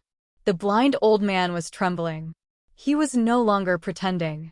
He was truly filled with fear, yet he dared not resist. Arriving on the streets, beside the child's corpse, Li Qingshan said calmly, "Come, open your mouth." The blind old man saw that he could not be merciful. He suddenly spat out a string of mysterious and difficult words. With a squelch, the walking stick was stabbed into his mouth. Good boy. Li Qingshan stabbed the crooked, knotted walking stick inch by inch into the blind old man's body, all the way through and standing upright on the ground. However, he was still alive. Although many of his organs had been pierced, and even his dantian's qi was not spared, he was still a cultivator after all.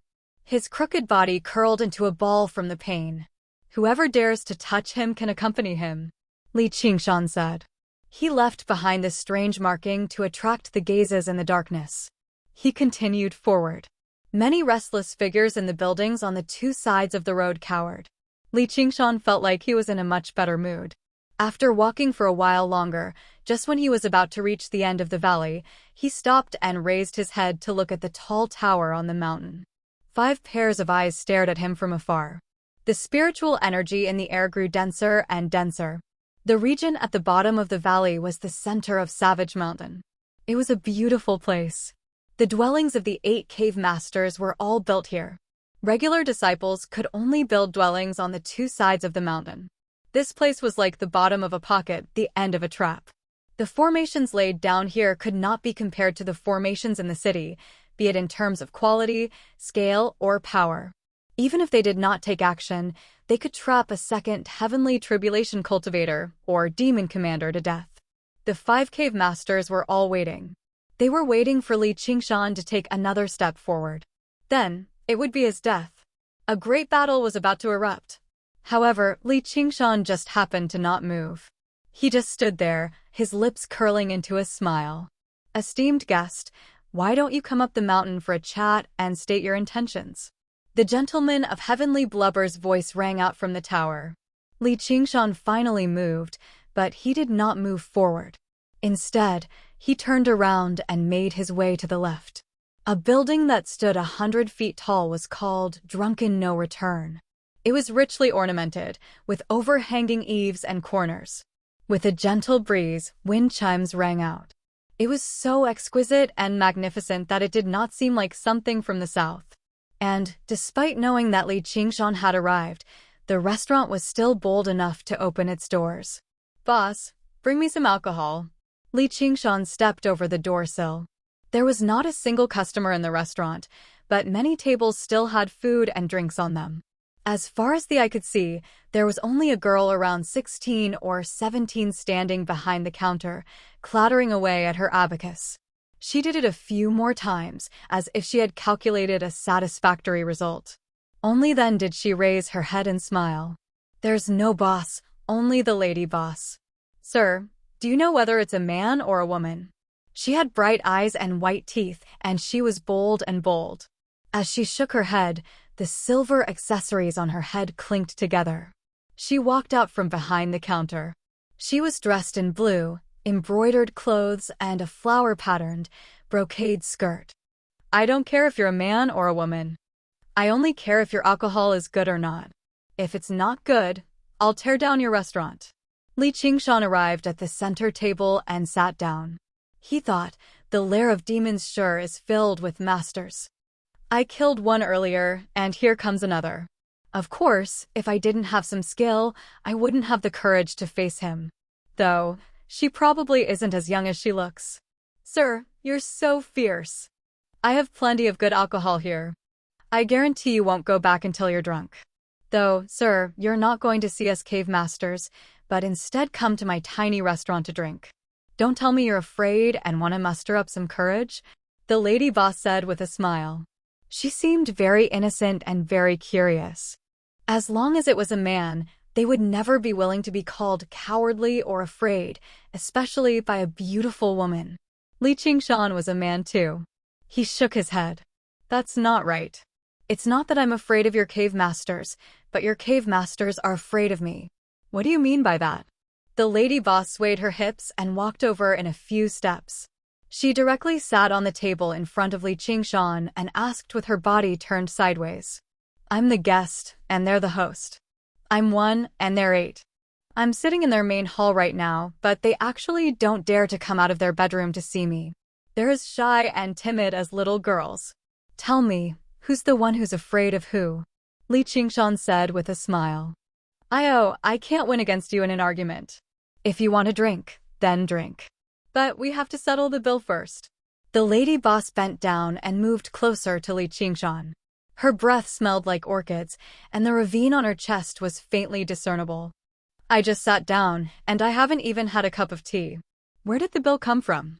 My table was originally full of people, but because you came, they all dispersed in an instant. None of the money for the food and drinks were paid. Tell me, shouldn't you pay the bill?" Li Qingshan smiled. "I'm here to dine and dash. I'm not even allowed to pay my own bill, let alone theirs."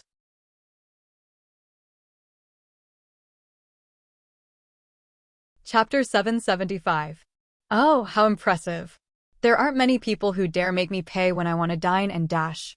Li Qingshan's eyes narrowed. He still had a smile on his lips, but it made the lady boss shiver. It was as if the person in front of her was not a human, but a ferocious beast looking at its prey playfully.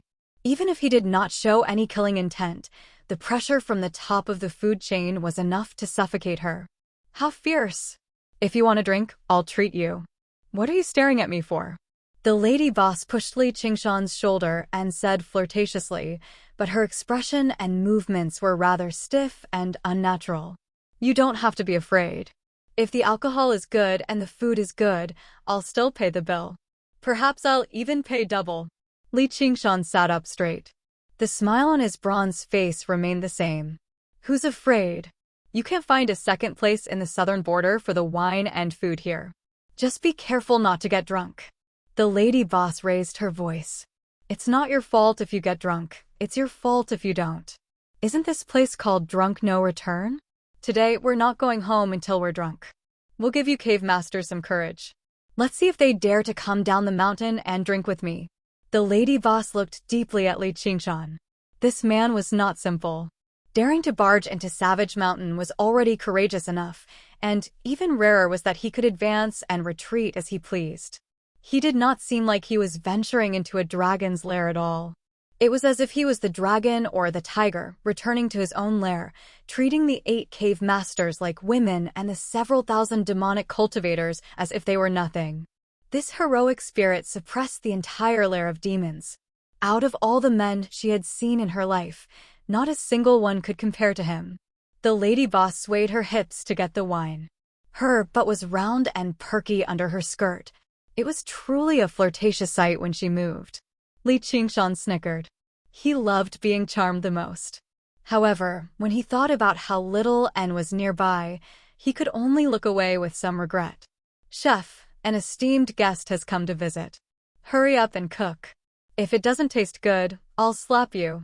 The lady boss called out loudly and went into the wine cellar. Someone from the kitchen responded, "All right, lady boss." After a while, the lady boss returned with a jar of wine. Breaking the clay seal, the fragrance of wine permeated the air. A stream of light green wine flowed into a large porcelain bowl, filling it to the brim. Li Qingshan glanced at it. There's no poison in the wine, right? Without another word, the lady boss picked up the porcelain bowl and emptied it in one go. He shone the bottom of the bowl at Li Qingshan, then threw it on the table and wiped his mouth. Don't drink it if you don't dare. Drinking alone is tasteless. I was just about to ask you to drink with me, Li Qingshan said with a smile. All right. The lady boss did not stand on ceremony. She placed one leg on the bench and poured 2 more bowls of wine. It was faintly discernible and exceptionally alluring. Dang! The 2 bowls clinked against each other and drained the wine in one gulp. Li Qingshan praised, "Good wine. It really has a unique flavor." The lady boss's eyes hid a trace of pride. No matter how crafty you are, you drank the water I used to wash my feet. Now you want to drink wine without poison. Wait for your next life. But his cultivation is too high, so I'll trick him into drinking more. When the poison takes effect, he'll be at my mercy. This wine was called No Return wine. It was not poisoned in the wine, but it was specially refined to poison people.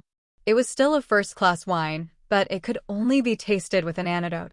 Without her persuasion, Li Qingshan drank bowl after bowl like water. In a short while, the jar of wine was emptied. I'll go get another jar. The lady boss's face was slightly flushed, and her smile became more sincere. She could take advantage of the slow onset of the poison to accumulate more. How can one jar of wine be enough? Bring out all the wine in the cellar. All right, you can do whatever you want today. If you're drunk, just sleep in my room. The lady boss's eyes were seductive as she went to get more wine. While they were talking, a fair-skinned fatty wearing a white hat and a white apron walked out of the kitchen and placed 8 or 9 dishes on the table. With a humble and amiable look on his face, he bent over and rubbed his hands. Please have a taste. The entire hall was filled with fragrance. Li Qingshan did not stand on ceremony and tasted the dishes. His eyes lit up, and he gave the chef a thumbs up. These dishes were even more delicious and unique than the one the Marquis of Serene had treated him to. The lady boss said that there was no other place in Southern Border that could match the wine and dishes here. It seemed that she was not lying. All right, if you like it, I'll continue. The chef's smile became more humble. His eyes narrowed into a line, and he bowed even lower. At this time, the lady boss returned with the wine. She brushed past the chef and exchanged glances. As a result, Li Qingshan drank the wine and ate the dishes as they came. He ate and drank to his heart's content. He teased the lady boss a little more, as if he had completely thrown his goal of coming to Savage Mountain to the back of his mind. The lady boss's smile grew even more beautiful. You've really barged into hell. Drinking so much in such a hurry, even a deity would not be able to save you. Only death awaits. In the tall tower at the top of the mountain, the cave masters watched the scene with cold smiles on their faces.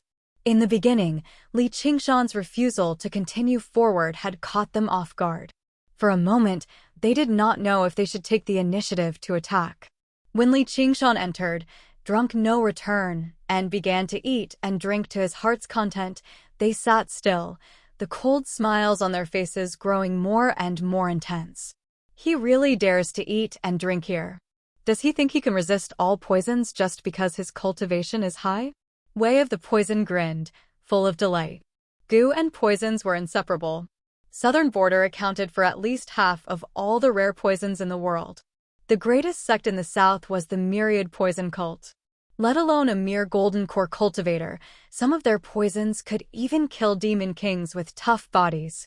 Silkworm Madam, your disciple is going to do something meritorious, said the gentleman of heavenly blubber.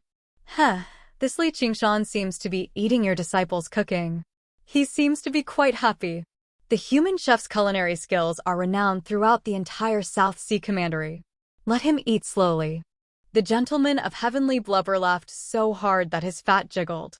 He was filled with malice. Something doesn't seem right.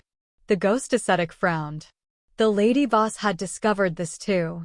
Her smooth abdomen had already bulged from drinking too much.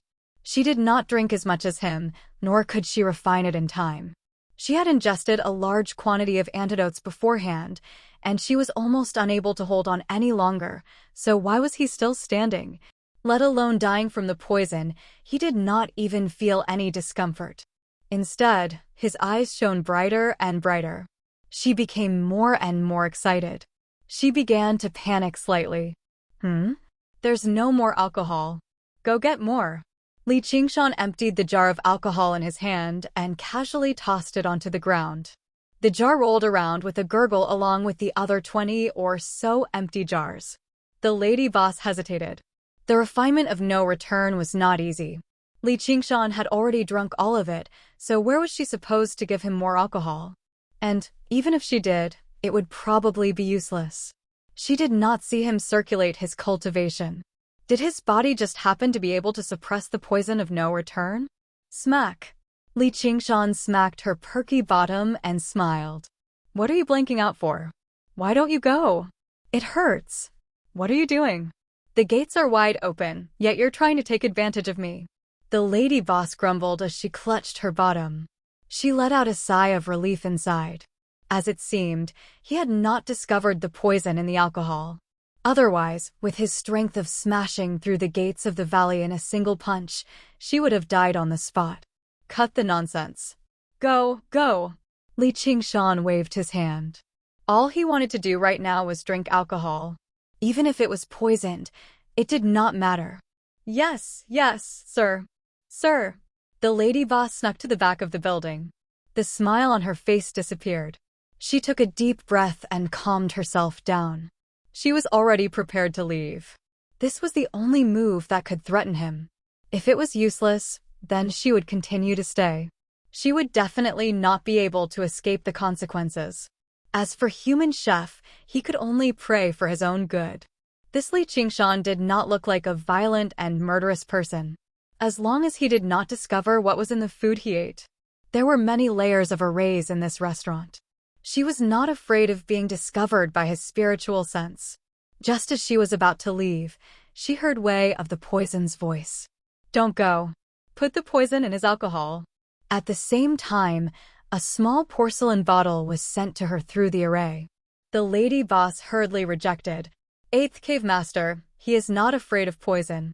If he discovers it, I'm dead. Bullshit. There is no one in this world who is not afraid of poison. Don't worry. This poison is colorless and odorless. He will definitely not discover it.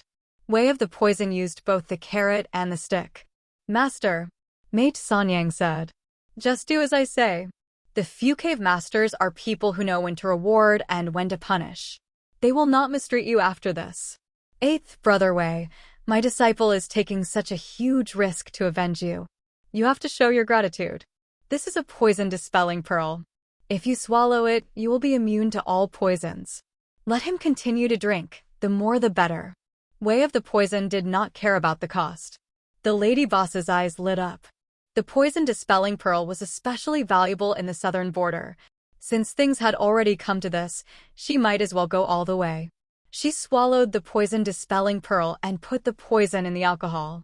She smiled again and returned to the main hall. "You're so slow." Why did the taste of the alcohol change? Li Qingshan lifted the porcelain bowl and drank a mouthful. "Your alcohol tolerance is too high. You finished that type of alcohol. I can only change it. If you don't like it, I'll take it back." The lady boss's heart was extremely nervous. "It's okay. I'll take this. Come, let's continue drinking," Li Qingshan said with a drunken smile. Another bowl of alcohol went down his stomach, and the entire jar of poisoned alcohol was emptied. Li Qingshan remained seated, and the drunkenness on his face deepened. This time, even way of the poison's expression changed. The lady boss had no choice but to take more alcohol. She rubbed her slightly swollen head and cursed in her heart. "What way of the poison? How dare you? Hurry up and change your name. Don't blame me now. Forget it, getting a poison-dispelling pearl for free isn't bad either." She came to the back of the building and saw another porcelain bottle filled with poison placed there. It was impossible to take advantage of a cave master in the lair of demons. Therefore, she poisoned, sent alcohol, and poisoned again. There was venom, venom powder, and all of them had different poisons. In the end, Way of the Poison no longer cared about being colorless or odorless. He only cared about sending more and more poisons into her hands and then putting them in the alcohol. Although the lady boss wasn't afraid of poison, she had drunk too much alcohol. Her eyes were dazed, and she could barely conceal her malice. Before she knew it, it was as if she had fallen into a huge gamble. She couldn't stop, and there was no turning back. She had to poison Li Qingshan to death. However, Li Qingshan sat there steadily like a mountain. Moreover, he was growing taller and taller, as if he could come crashing down at any moment.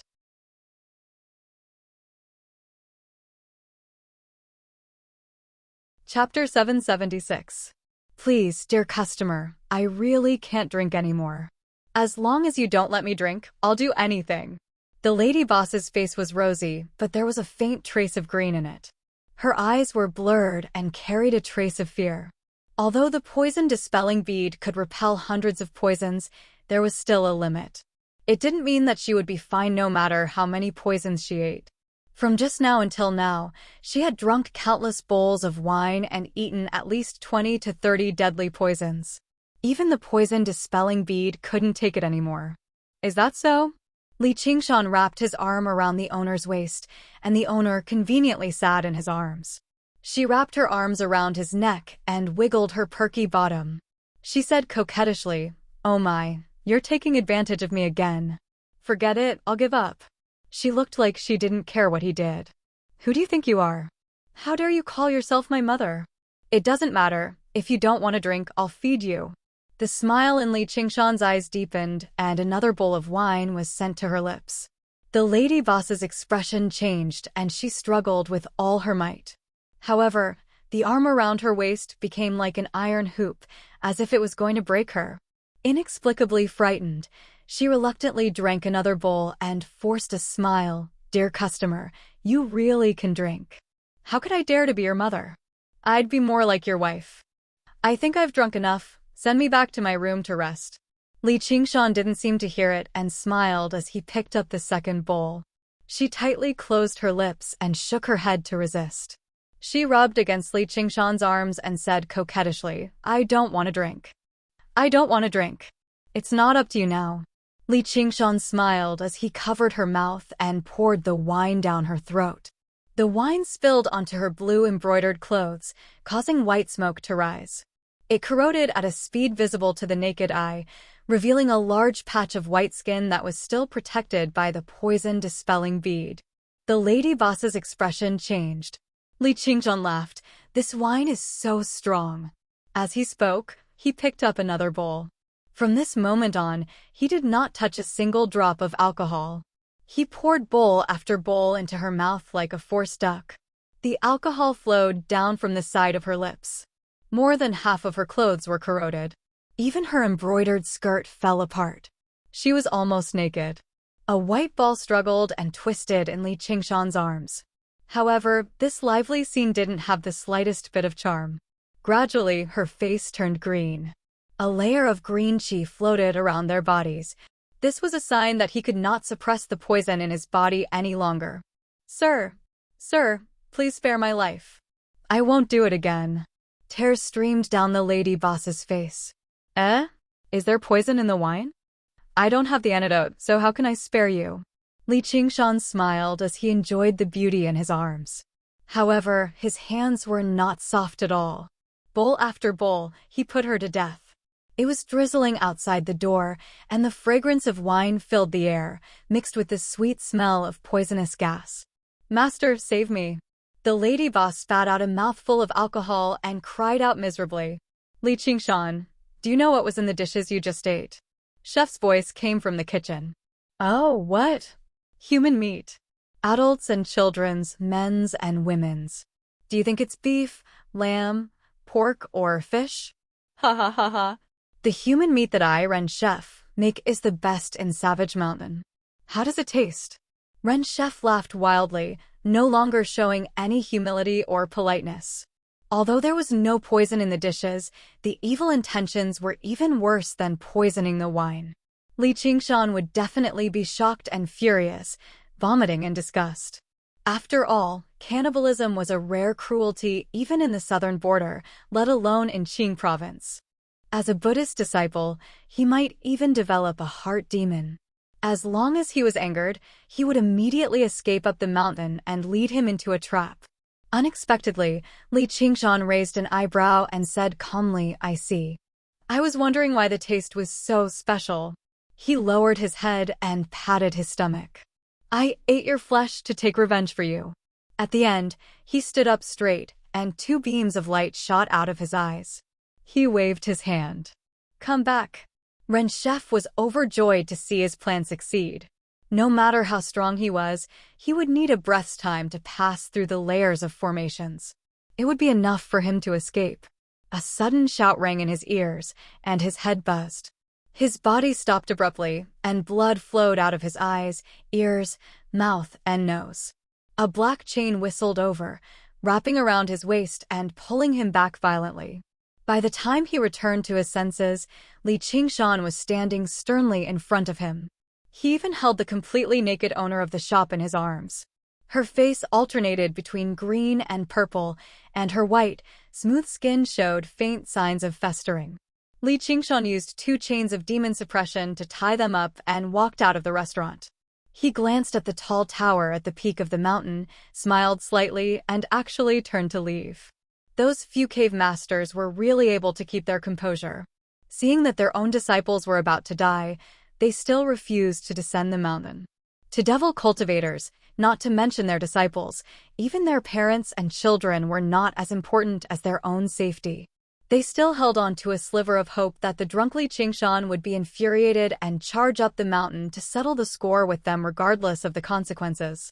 If that happened, they would have achieved their objective of sacrificing 2 disciples. They did not expect him to leave just like that. This time, they really could not sit still anymore. The expressions of the 5 of them became extremely ugly.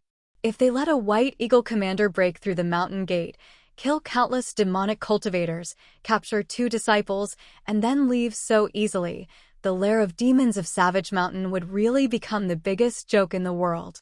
The 5 of them would become the joke of the joke, and they would not be able to face anyone in the future. Not only did Li Qingshan leave just like that, he left very quickly. In the blink of an eye, he was almost out of the city, showing his determination to leave. However, his footsteps suddenly stopped, and his expression darkened. That child's corpse lay in the middle of the road, but the old man he stabbed with his cane had disappeared. The demonic cultivators might have been intimidated by his ferocity for a moment, but none of them were easily frightened. They had seen far more vicious and cruel scenes than this. Do you really think you're the cave master of the lair of demons? You want us to obey you with just 1 sentence? So, the moment Li Qingshan left, the old man who cursed him was saved by someone. Of course, they also took away all of his belongings. Very good, I won't ask who it is. Li Qingshan turned around, You finally dare to come down the mountain to see me. How bold of you. Master. Human chef cried out in joy. The female boss also gazed at the silkworm madam eagerly, but the poison had invaded her body, so she could not even utter a word. Sir, you've clearly come to Savage Mountain to find us, yet you're afraid to come up here. You sure are bold. The silkworm madam sneered. Release him, and we can still talk things out. Otherwise, humph. The gentleman of heavenly blubber moved his mountainous body and suddenly took a step forward. The ground trembled violently, and his presence surged into the air, demonstrating the great strength of the second cave master. I originally wanted to become a cave master on Savage Mountain, but it seems like they're all like this. How disappointing. Li Qingshan shook his head and sighed. His disappointment was not feigned. Instead, it came from the bottom of his heart. Didn't they say there were 8 cave masters? And existences close to the 3rd heavenly tribulation? Why are there only 5 here? Are the other 3 hidden, or are they not on Savage Mountain? So much for going to the trouble of luring them down the mountain. I've overestimated them. You want to be a cave master? The silkworm madam squinted her eyes. So that was his objective for coming here? A mighty white hawk commander actually wanted to be a cave master of the lair of demons. What a joke. That's right. Li Qingshan held back his disappointment and said with a smile. The gentleman of heavenly blubber was rather surprised too, but if that was the case, his series of actions could be explained. If he really wanted to become enemies with the lair of demons, he would have unleashed a massacre in the city a long time ago. Why would he only kill demonic cultivators who had offended him? He seemed fierce and brutal, but he was actually extremely restrained. He did not seem like he would fight to the death. It was said that he had offended a prince, which was why he was sent to the south. As it seemed, he was interested in joining the demonic path. If it were 10 years ago, it really might have been possible for him to be accepted. The lair of demons had always accepted anyone as long as they were powerful enough. If a White Hawk commander could join them, it would be a great show of prestige. But now, only death awaited him. Otherwise, how could he force you woofing out of seclusion?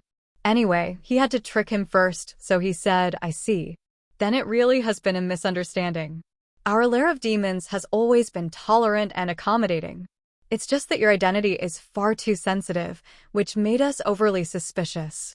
If you had stated your intentions earlier, there wouldn't have been so many misunderstandings. We should have opened our doors wide and welcomed you up the mountain. What? I'll never agree to it. If you want to be a cave master of our lair of demons, why don't you take a piss and look at yourself in the mirror first? See if you're qualified or not. Way of the Poison panicked. If he really let Li Qingshan become cave master, it was very likely for him to be ranked above him with his strength. He would never be able to avenge himself then. What's your name? Li Qingshan gazed at the hateful Way of the Poison in some confusion. The 8th cave master of the lair of demons, Way of the Poison. Said Way of the Poison.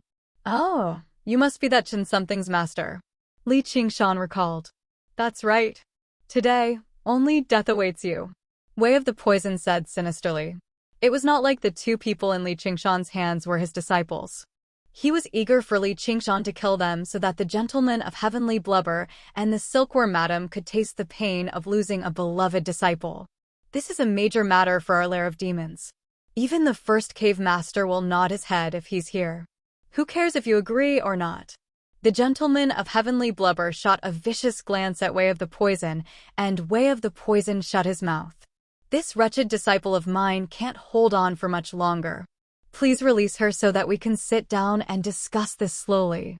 The silkworm madam panicked inside. On the ground, the owner's alluring body had already swelled up, covered in blisters. She no longer had the slightest color as she moaned and squirmed on the ground. Release her. Li Qingshan glanced at her. I'll definitely make her apologize to you in the future. You can do whatever you want with her, said the silkworm madam. Who poisoned her? You can deal with it yourself. It's not like I'm stopping you. Li Qingshan laid out his hands. Old 8th Way, why don't you go deal with the poison? If it weren't for your stupid idea, how could this have happened? Said the silkworm madam. Way of the Poison was reluctant, but he knew that if he refused, Not only would the silkworm madam hold a grudge against him, but even the gentleman of heavenly blubber would blame him. All he could do was make his way over. "So it's you again." Li Qingshan smiled. "So what if it's me?" Wei of the Poison raised his guard carefully. At the same time, he searched for an opening in Li Qingshan's defense, ready to deal him a fatal blow at any time. It's the father's fault for not teaching his son properly. It's all the master's fault. Your disciple has provoked me, yet you still don't know how to learn your lesson? You still want to avenge him? Die for me.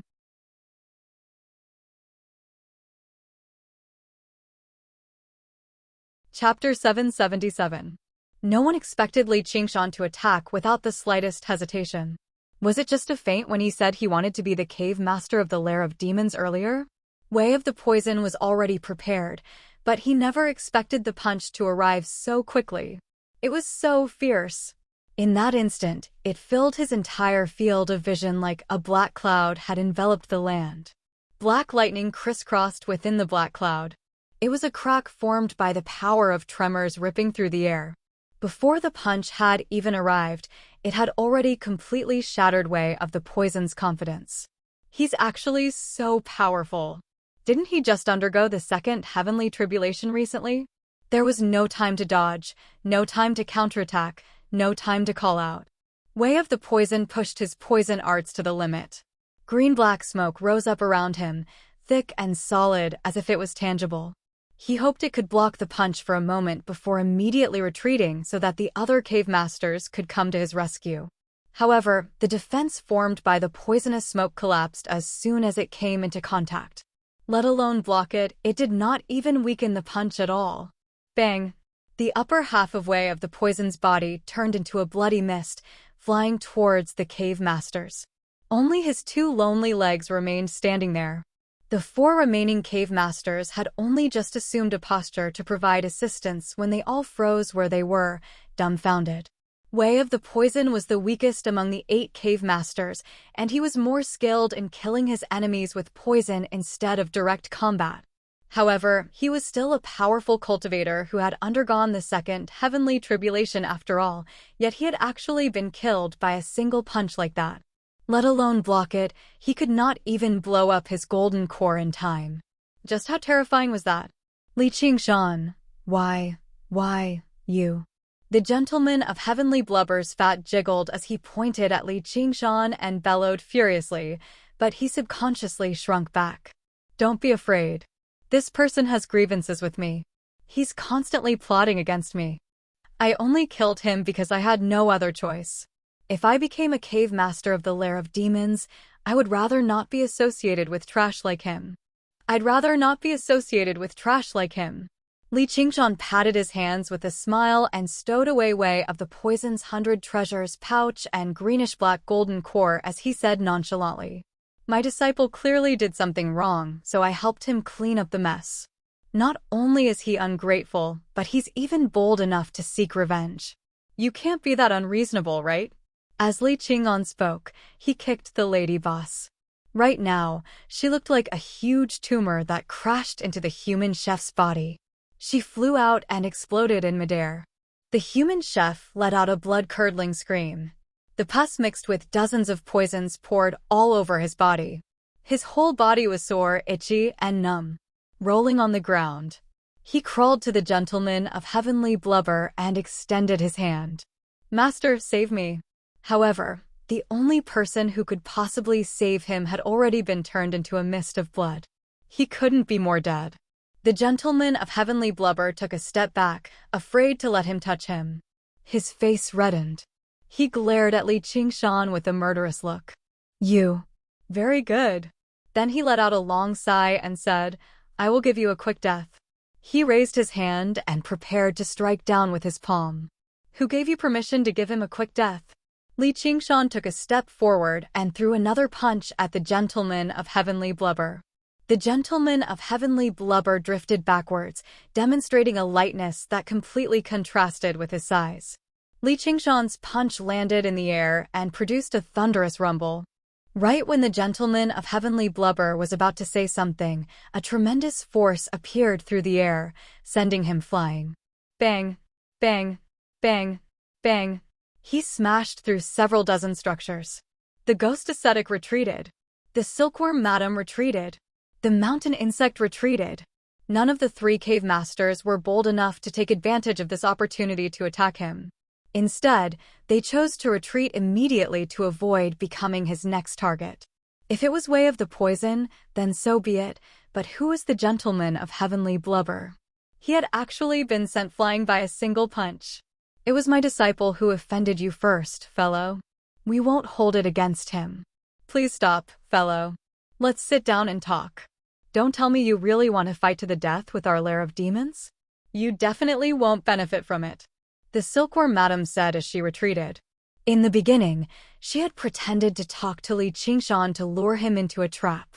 Just now, she wanted to talk to Li Qingshan to save her disciple. Now, she wanted to talk to Li Qingshan from the bottom of her heart. She wanted to save her own life. I heard that becoming a cave master of the lair of demons requires a lot of tests. Come and test me and see whether I have the right or not. Li Qingshan let out a long laugh and leapt off in pursuit. His target was the silkworm madam. Suddenly, the dense spiritual qi in the valley began to flow wildly. The formations shone with multicolored light, overlapping and merging with one another. Li Qingshan was trapped in a sea of formations. Some slowed him down, while others made him dizzy. In the surroundings, fire blazed, sword qi surged, poisonous water sprayed, and boulders smashed down. In that instant, who knew how many attacks shot towards him furiously? The gray, gloomy clouds in the sky were illuminated into a magnificent color. Break! Li Qingshan bellowed and the demon dragon roared. A dark gold demon dragon sliced through the waves and opened up a path in the sea of formations, heading straight for the silkworm madam. After enduring countless attacks, the demon dragon turned into a long sword. Li Qingshan held it in his hand and slashed it down towards the silkworm madam. Dharma treasure. The silkworm madam's expression changed. She waved her right hand and threw out a white handkerchief. It expanded with the wind, and like a cloud curtain, it headed straight for Li Qingshan. The white handkerchief was not only made of sturdy material, it also contained a soft power. Even the sharp sword qi could not pierce through it. Break! Li Qingshan punched out and the clouds dispersed. The white handkerchief was torn into pieces, revealing the shocked and beautiful face of the silkworm madam. Break! The sword light flashed and blood splattered. The silkworm madam felt the world spin and suddenly saw her own body. She had no head and her eyes were wide open in disbelief. This test is too simple, again. Everything happened in the blink of an eye.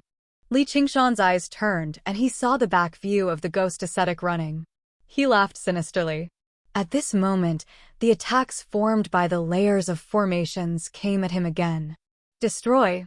Li Qingshan stepped down with his right foot and the power of tremors spread out. Boom, boom, boom, boom. The ground rippled, rising and falling. Tens of thousands of tons of rock surged like a raging tide, as if a giant beast buried deep underground had come to life. All sorts of buildings were torn apart like paper boxes. The layers of formations suffered the same fate. It was like a magnitude 12 earthquake. The city was turned into ruins, and the epicenter was right under Li Qingshan's right foot. The ox demon tremors at the beginning was called the ox demon trample. As for the countless demonic cultivators hidden in the city, if they were standing on the ground when Li Qingshan stepped out, even if they were not killed on the spot, they would be severely injured. That was why he did not care who had saved the old man who had cast the curse, because they were all going to die. At the same time, a crack in the ground chased after the ghost ascetic like a bolt of black lightning. Li Qingshan, you've gone too far. The ghost ascetic leaped up, his blood-colored kasaya fluttering in the wind. In midair, his body rapidly grew. When he descended from the sky, he was already more than 100 feet tall. 7 or 8 sharp horns grew out of his head, some long and some short. His mouth protruded forward like a wild beast, his fangs exposed. Blood-colored light surged between his teeth, and he suddenly opened his mouth and spat out a blood-colored beam of light. Boom! The blood-colored beam of light bombarded the place where Li Qingshan was standing. The soil melted and turned into lava. Li Qingshan's figure moved to the side and brushed past the beam of light. The ghost ascetic turned his head, and the blood-colored beam of light swept towards Li Qingshan. At the same time, he waved his claws wildly, summoning dozens of blood-colored light balls that shot out beams of blood-colored light that interweaved into a dazzling light net. A crimson color suddenly appeared in Li Qingshan's long hair. His bronze-colored face began to change subtly, gaining a bewitching handsomeness. A pair of wind and fire wings suddenly spread out behind him. In an instant, he also turned into a beam of light that twisted and curled, passing through the light net at an impossible angle. He appeared in front of the ghost ascetic, stepped on his big head, and chased after Mountain Worm without looking back. The ghost ascetic's huge body froze and cracks appeared on it. Blood-colored light shot out from it, like a surging eye under the cracked ground. The light grew brighter and brighter. Boom! Like a volcanic eruption, the ghost ascetic turned into thousands of dazzling beams of blood-colored light, illuminating the gloomy sky red. Chains of demon suppression. The chains of demon suppression rushed towards Mountain Worm. Clatter. The sounds of the chains colliding were like the demonic sound of death. Mountain Worm let out an inhuman shriek, which was rather like the hum of insects. All of his pockets opened up. Various goo insects of various shapes and sizes surged out, turning into a cloud of insects that surged towards Li Qingshan furiously. Mountain Worm flew forward without even looking back. As long as he entered the vicinity of the central peak of Savage Mountain, he could activate the extremely powerful formations. However, he no longer hoped to lure Li Qingshan into a trap and kill him. He only hoped to escape alive. Li Qingshan did not look at the incoming cloud of insects or the fleeing Mountain Worm. Instead, he pointed in another direction. Demon Suppression Tower. Having been sent flying by the punch, the Gentleman of Heavenly Blubber climbed up from the ruins. He was utterly furious. He practiced an extremely special cultivation method that allowed him to absorb all damage with his fat. Right when he was about to fight Li Qingshan to the death, he saw the silkworm madam's head being beheaded in a single stroke. He was taken aback. When the city was reduced to ruins by Li Qingshan's foot, he immediately turned around and rushed into the depths of the valley. He muttered inside, "Has he really only undergone the second heavenly tribulation? That's impossible. That's impossible." His cultivation had already reached late second heavenly tribulation, almost close to the peak. He was confident that he could kill the silkworm madam if he struck out, but he definitely could not do it so easily. A full-powered strike could also destroy the city, but it was impossible for such a large-scale attack to kill so many cultivators. The strength he had demonstrated had completely surpassed what cultivators at this realm of cultivation could possess. Right when he was about to escape, the majestic demon suppression tower descended from above. The Gentleman of Heavenly Blubber's body shrank. His head and limbs retracted into the huge ball of flesh, rolling forward like a meat egg. He suddenly sped up, and the demon suppression tower missed. A petite figure dressed in a white moon monk robe stood in the drizzle, blocking the way.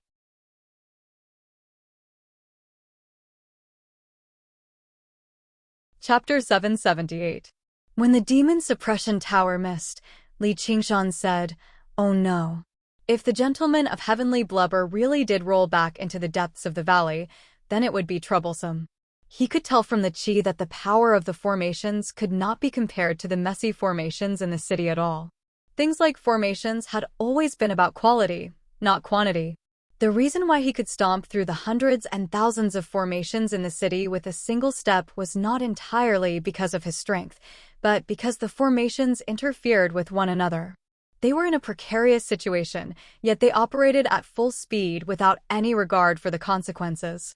As long as he attacked one of them, it would lead to a chain reaction. However, who knew how many times more brilliant the arrangements of the formations on the central peak of Savage Mountain were? Due to the blood oath between the cave masters, they did not have to worry about being attacked. They were set up purely to fend off external enemies. The formations were linked together, and their auras were connected, forming a perfect whole. Moreover, they used the blessed lands of cultivation with extremely dense spiritual chi as their foundation. Once they were activated, Even cultivators who had undergone the third heavenly tribulation would struggle to get through them. The purpose of the formations was to fend off the powerful with a geographical advantage. At this moment, Little and descended from above, blocking the gentleman of heavenly blubber's path. Only then did Li Qingshan stop worrying and focus on dealing with mountain insect. Rumble. The gentleman of heavenly blubber was like a rampaging tank of flesh. The gales he kicked up created a deep trench in the ground. His bearing was extremely magnificent.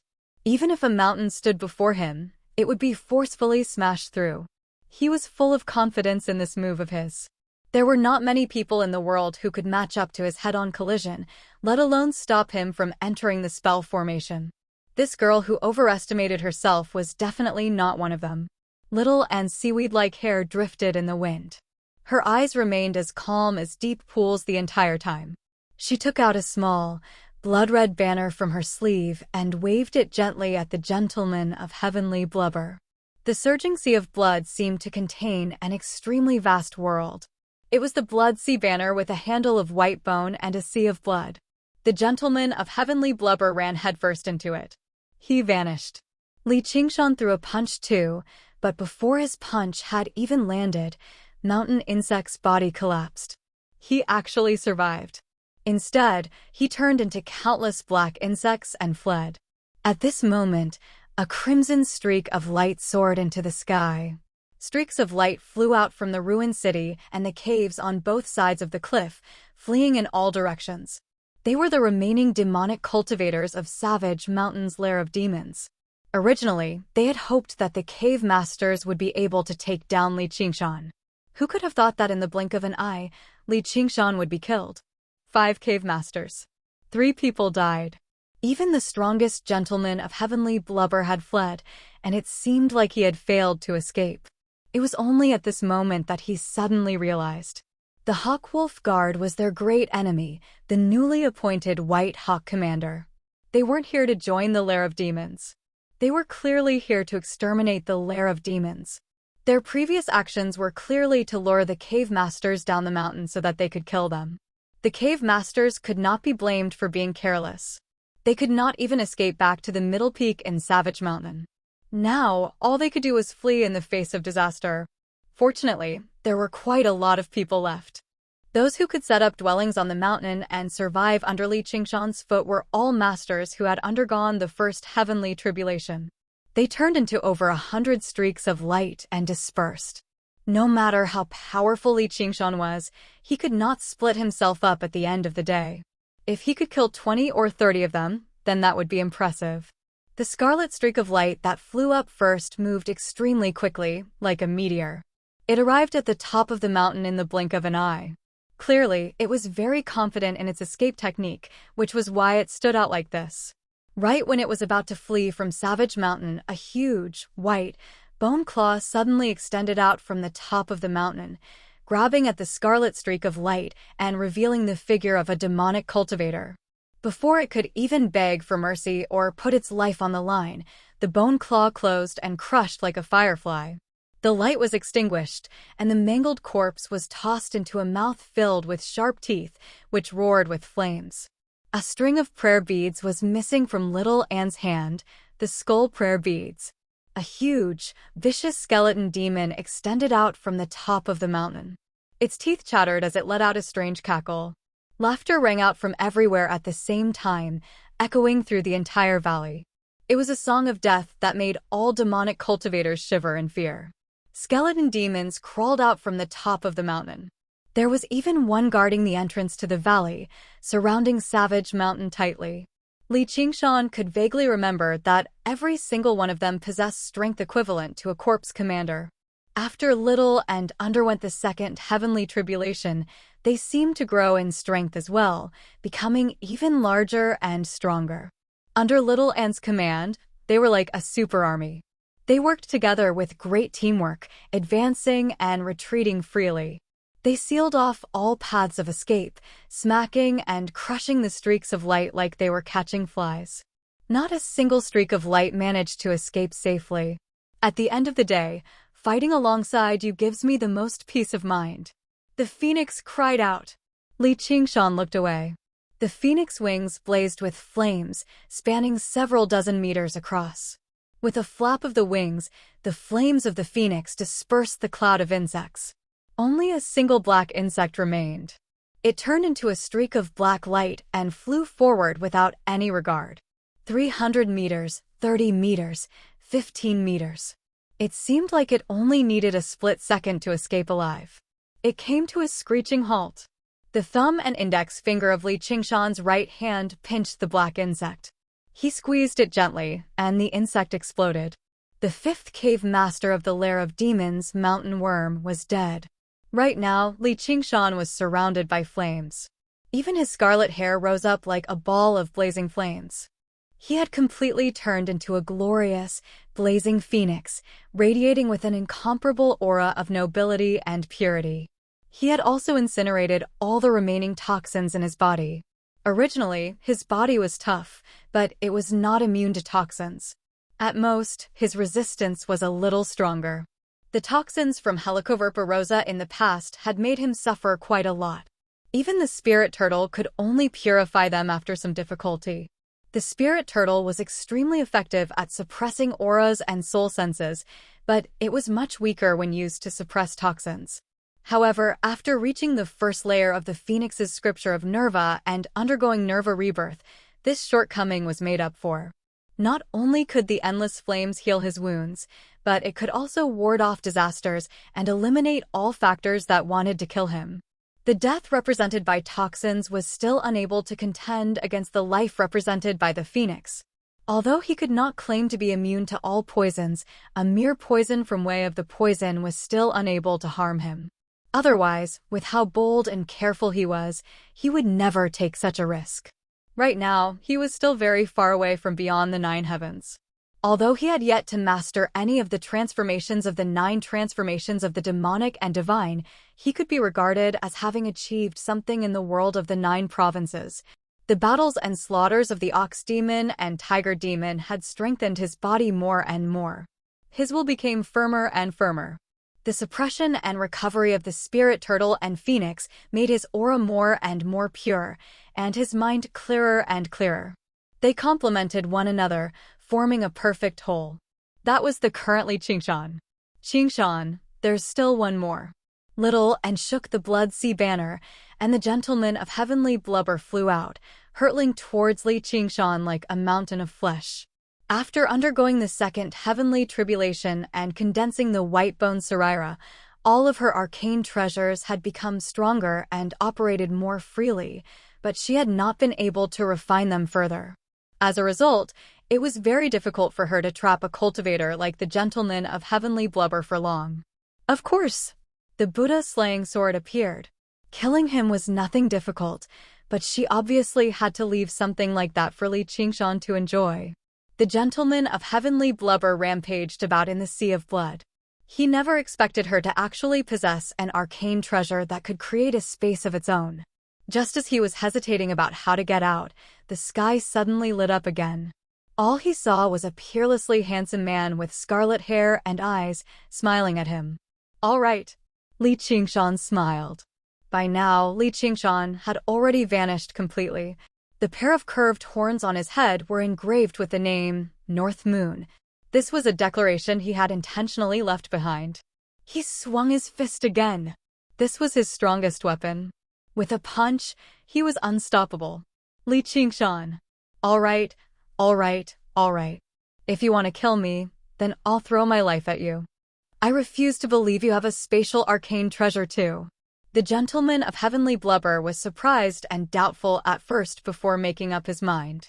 He went from a mountain of flesh to a ball of flesh again, spinning at high speeds and kicking up a tornado as he slammed towards Li Qingshan. Boom! The ball of flesh collided with Li Qingshan.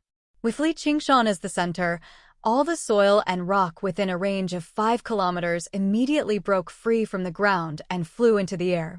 Savage Mountain shook as a result. The gentleman of heavenly blubber's move was truly vicious. It did not rely on arcane artifacts or arcane treasures, nor was it any profound variations. It was just his fat and the extraordinary spiritual chi and strength in his fat to overwhelm his opponent in a direct confrontation. It was rather domineering, like he could defeat everything with brute force. Unfortunately, Li Qingshan also walked the same path. No matter when, the Ox Demon would always be his foundation. It contained Brother Ox's legacy of power and belief. He's actually blocked it in a direct confrontation. His strength has actually reached such a level. That's impossible.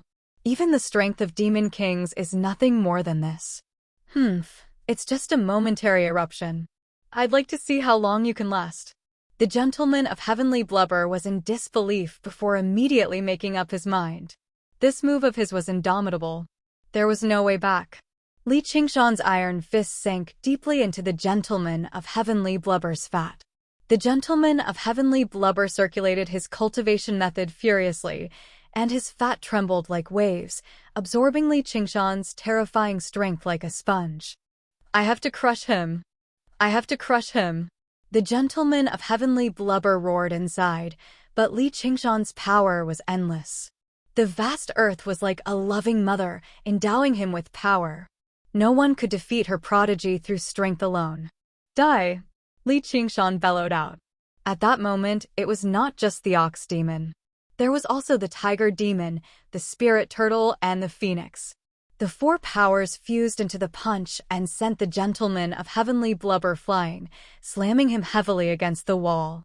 However, when he looked at his fist, he frowned instead, as the gentleman of heavenly blubber was actually still alive. His strength had yet to recover completely after all. The period of growth after the phoenix's nerva had yet to be completed. If he had not reached the second layer of the phoenix transformation, he would only seem 14 or 15 years old right now. However, the feeling of fusing the four powers together was very nice. He had already begun looking forward to the strength he would feel when he fully recovered. As for the gentleman of heavenly blubber, all he had to do was give him another punch.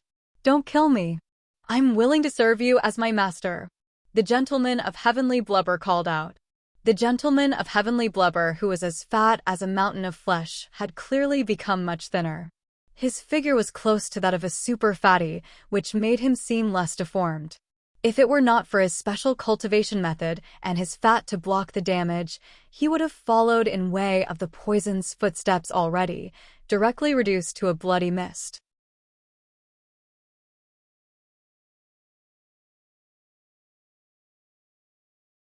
Chapter 779.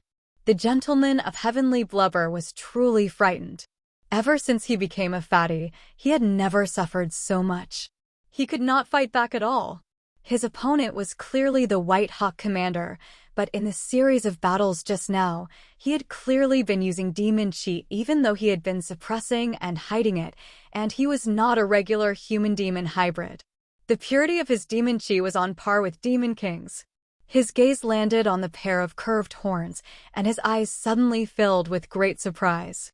North Moon, one of the 10 demon kings, the Dragon King of the Sea, had pursued a demon for several tens of thousands of kilometers, all the way into the Mist Province before finally killing him.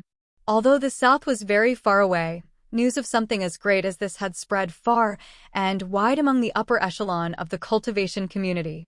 The gentleman of heavenly blubber had heard about it too, and the demon that had been pursued seemed to be called North Moon. Fatty, you've heard of that name before? Li Qingshan immediately noticed. No. I don't know what it means, said the gentleman of heavenly blubber. He refused to admit it no matter what. There was clearly a great secret here. If this Li Qingshan saw it, he would definitely be silenced. If you say another word of nonsense, I'll punch you to death, Li Qingshan said. Yes, yes, yes. I think I've heard it somewhere before. The gentleman of heavenly blubber prostrated himself on the ground. Forget it. You said you want to serve me as your master. You can't just say it like that. I'm willing to swear an oath that I'll serve the White Hawk commander, Li Qingshan, as my master from today onwards. I'll be absolutely loyal, and I'll be willing to risk my life for you.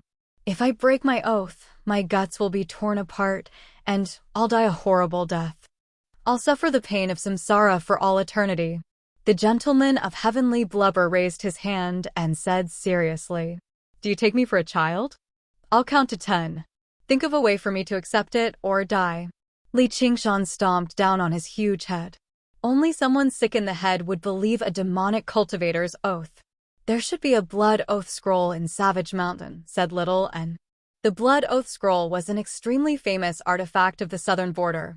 Although it didn't have any combat power and could only be used to write oaths, its binding power was extremely strong.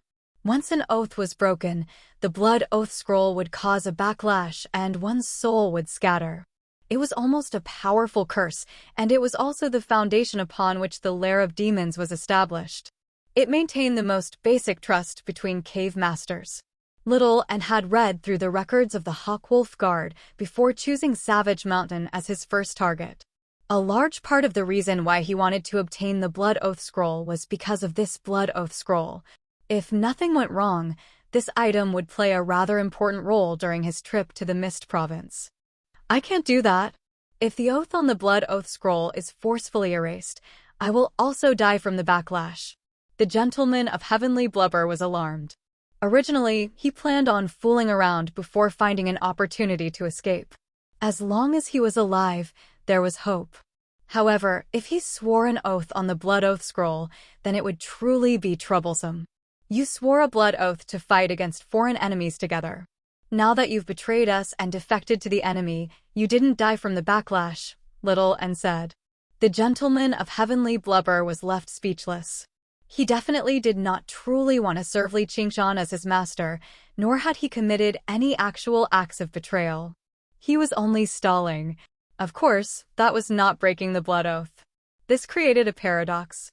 If he truly pledged his loyalty to Li Qingshan, he would be breaking the blood oath, and only death awaited him. If he only pledged his loyalty verbally, then his loyalty would be meaningless, and there would be no guarantee. Since that's the case, I won't let you struggle. I'll give you a quick death. Li Qingshan exerted force with his feet. No, there's another way. I can help you break the formation. The first cave master, Yu Wufeng, is currently in seclusion on the mountain. His strength far surpasses mine. If he doesn't come out, you won't be able to do anything to him. So there's another one on the mountain. He should have heard such a big commotion. Why haven't you come out yet? Are you shivering in your dwelling? Li Qingshan asked. Gentleman of Heavenly Blubber, are you really bold enough to help them get through the formation? Aren't you afraid of the backlash from the blood oath? An icy cold voice drifted over with the wind. Li Qingshan looked back and saw a thin, white-haired man standing on the top of the mountain with a sword on his back.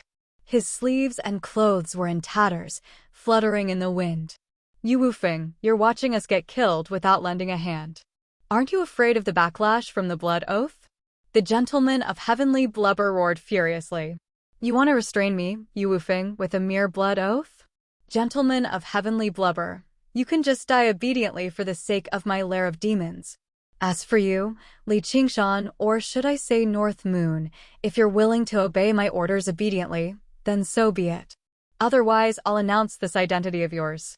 If the Dragon King of the Sea learns that his enemy is still alive, he'll definitely be very unhappy. Yu Wufeng said.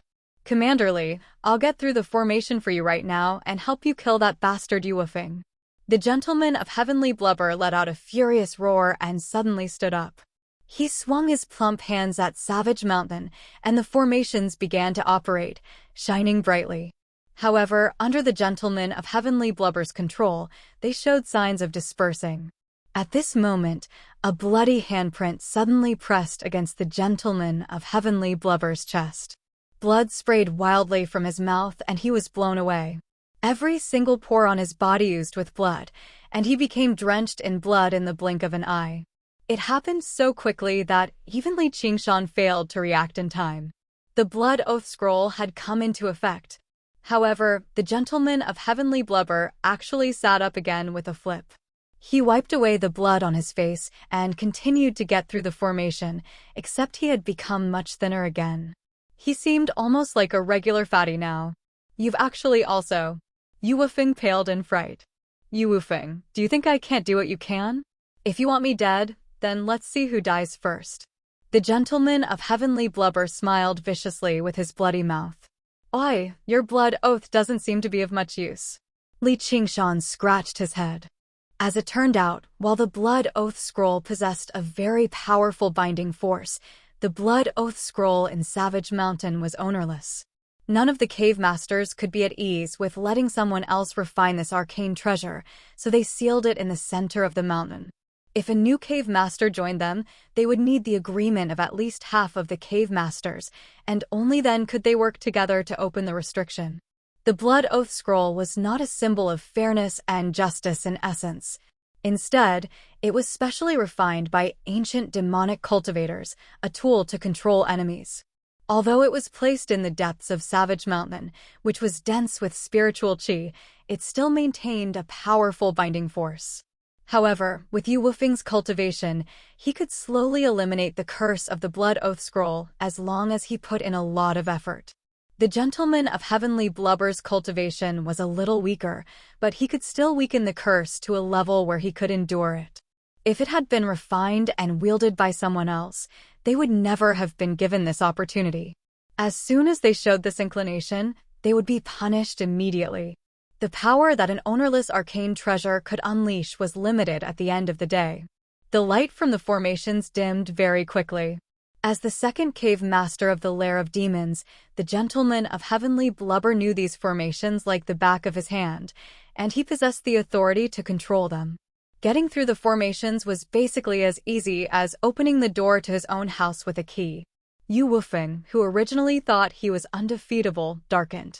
He desperately maintained the operation of the formations. The formations flickered with light and dimmed at other times. The two powers were locked in a stalemate. With a flap of his wings, Li Qingshan turned into a streak of fire and rushed into the depths of the valley. The formations seemed to want to stop him, but they shattered the moment they came into contact with the fire on him, collapsing and dispersing. Even though Yu Wufeng could barely hold the door, an unlocked door could be kicked open by Li Qingshan with a single kick. He threw a punch at Yu Wufeng on the top of the mountain. "You're called Yu Wufeng, right?" "That's right," Yu Wufeng said proudly. The sword on his back left its sheath with a clang. At that moment, the surroundings were filled with white light. Sword chi filled it, omnipresent. "The fogbow pierces the sun. An arcane treasure." Li Qingshan's eyes narrowed. He really is the first cave master of the Lair of Demons after all. So he's actually a sword cultivator, and his cultivation is already extremely close to the third heavenly tribulation. His path of the sword is even greater than mine, and he even has an arcane treasure sword like that. If I fight him alone, it really won't be easy to make him stay. He formed a seal with his hand and guided it smoothly. The figure of a dragon soared out, passing through the white light and colliding with the streak of white light. In a split second, the two swords clashed countless times. The dragon figure was forced back, and the streak of white light dimmed slightly too.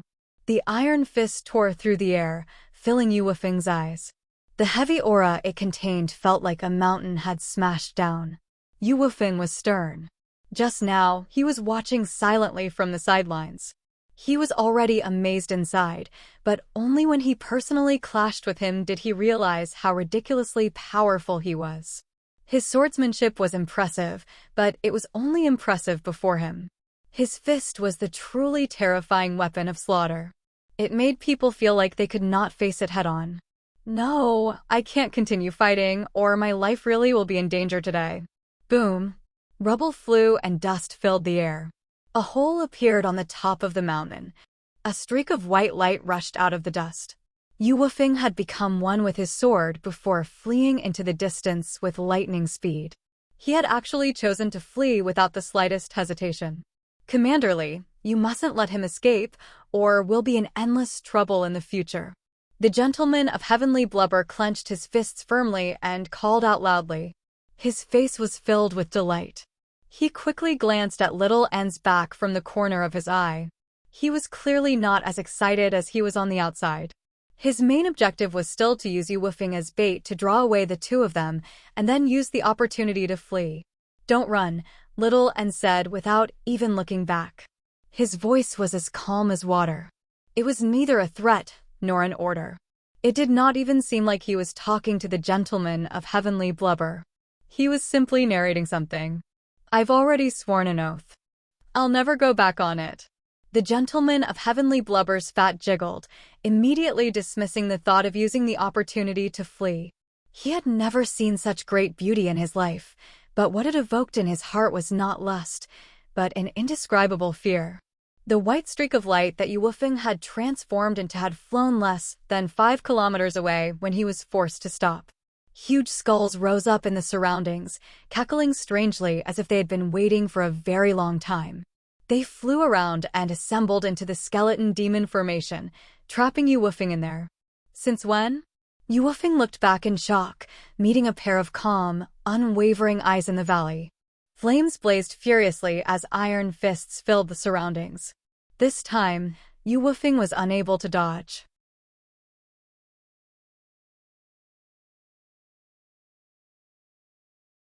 Chapter 780. Eat my punch first. Li Qingshan continued to show no mercy, throwing a punch. Yuwufeng threw out a violet talisman with a flip of his hand. Specks of light suddenly appeared in Li Qingshan's eyes. Thousands of streaks of golden light shot out in all directions, like spears thrown by a god. The speck of golden light rapidly expanded in Li Qingshan's eyes. He could only tilt his head in time, and a long, bloody gash appeared on his cheek. Stabbing pain filled every part of his body. The skeleton demon formation had also stopped operating, but Yuwufeng's expression became even sterner instead. The golden light struck the skulls, but they only left behind faint marks. They were unable to destroy them at all.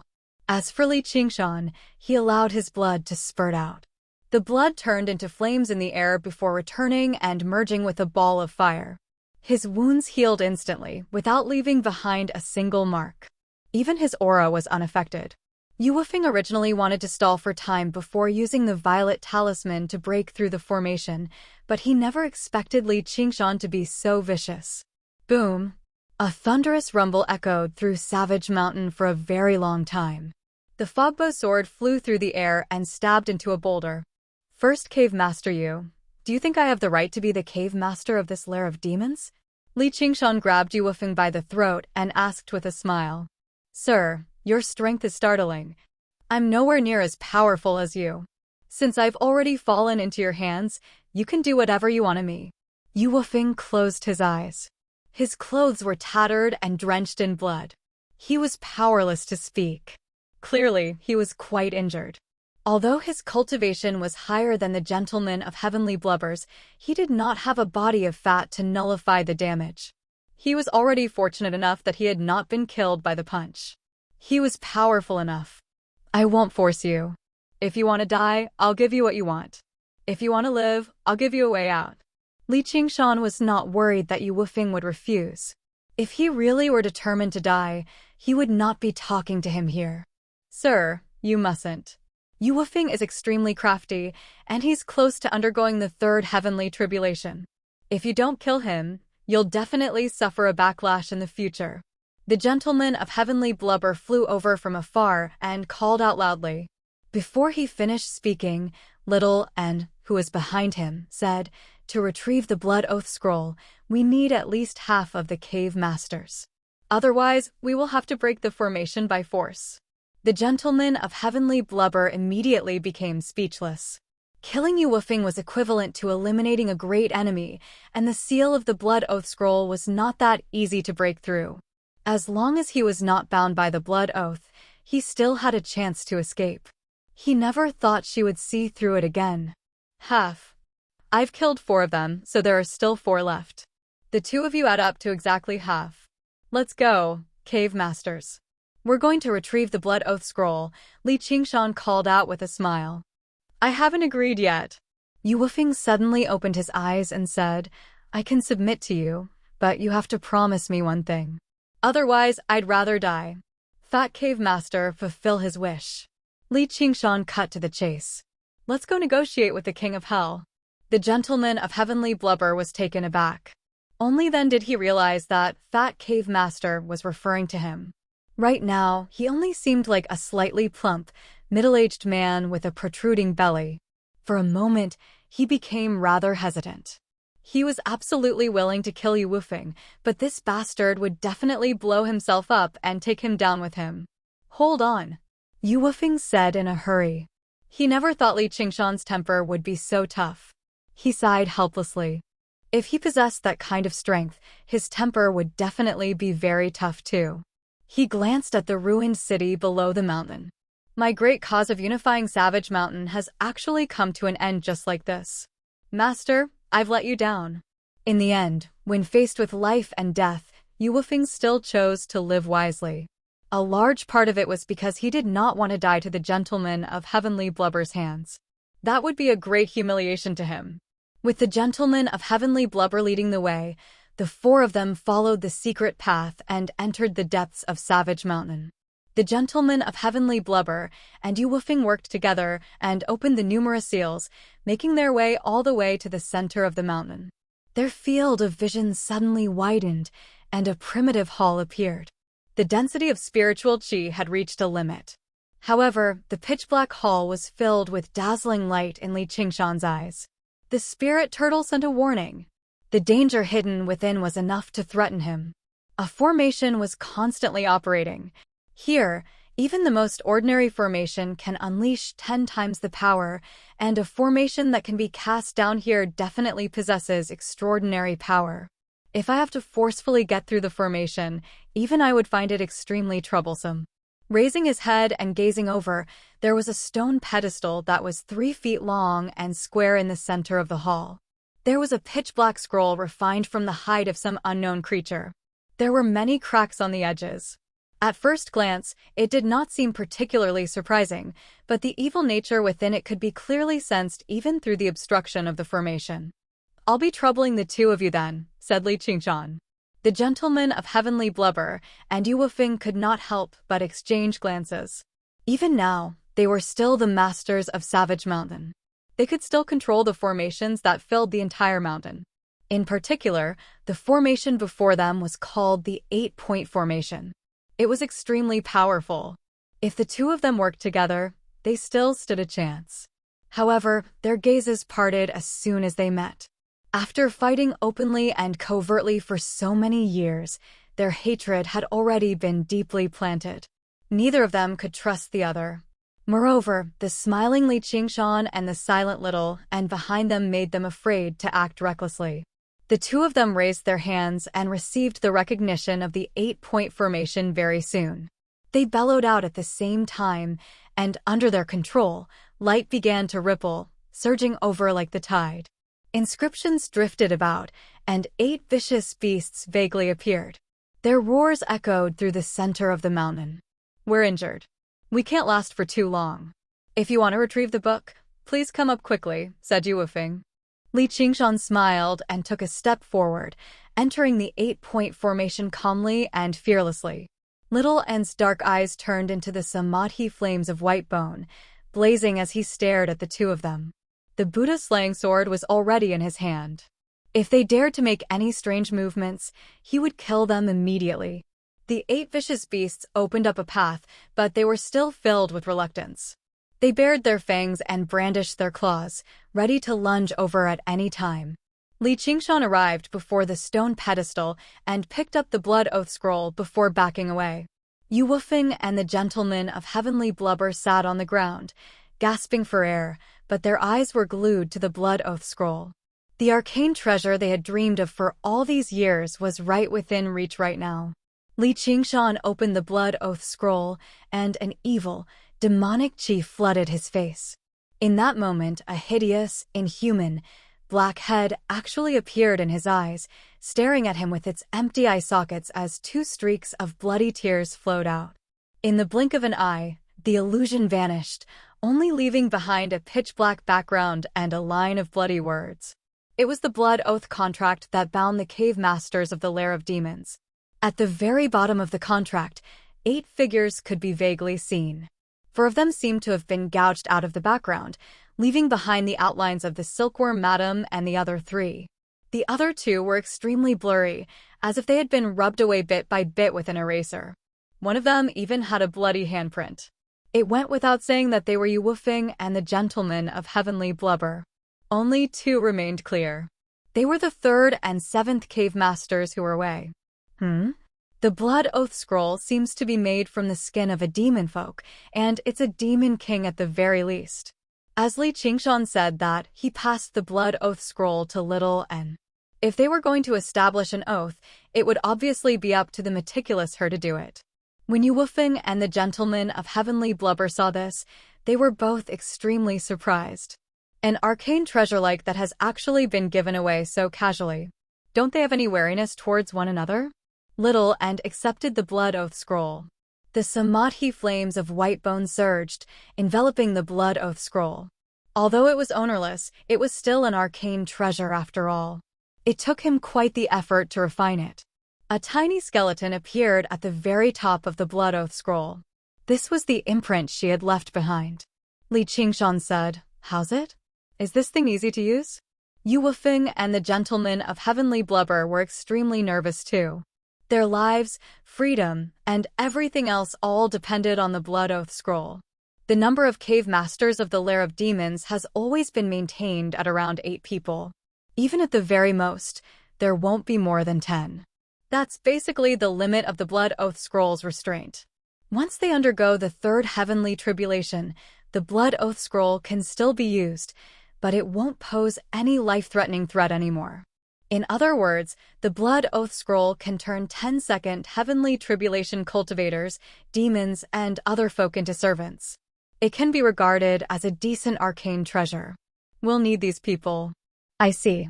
As long as you have this blood oath scroll, you can immediately establish a powerful sect or organization, and it can guarantee absolute loyalty. Li Qingshan nodded. The blood oath scroll truly was an arcane treasure. If it was used well, it would be even more valuable than a combat arcane treasure.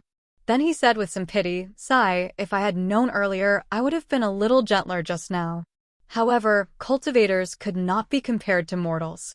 Those cave masters were all experts among cultivators. If he did not kill them, as long as he left them alive, there would be countless troubles. They might even flee back to Savage Mountain and control the formations to become his enemy. They're too weak. It's a waste of a spot. Little Anne's calm words made Yu Wufeng and the gentleman of heavenly blubber shiver inside. She had said nothing, but she had considered everything for Li Qingshan. Li Qingshan only needed to point in a direction, and that would be enough. Li Qingshan smiled. Fair enough. The south is so vast. I refuse to believe I can't summon 8 subordinates. Oh, right. Can you change the blood oath? That way, I'll have 4 subordinates. The 7th cave master is probably trash too, but the 3rd cave master is worth looking forward to. Once the blood oath is written, it can't be changed. If you want to rewrite the blood oath, you can only choose to remove it or erase it. Then erase it. Li Qingshan said casually before glancing at the gentleman of heavenly blubber again. Not a single word of truth came out of this fatty's mouth.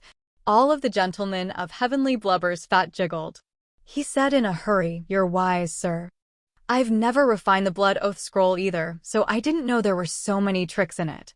Little and extended her index finger and gently tapped the 3rd and 7th cave master's figures. The vicious heads appeared on the pitch-black background of the blood oath scroll again. Smack! 2 bloody handprints slapped on the 2 shadows, dripping with blood, to be continued.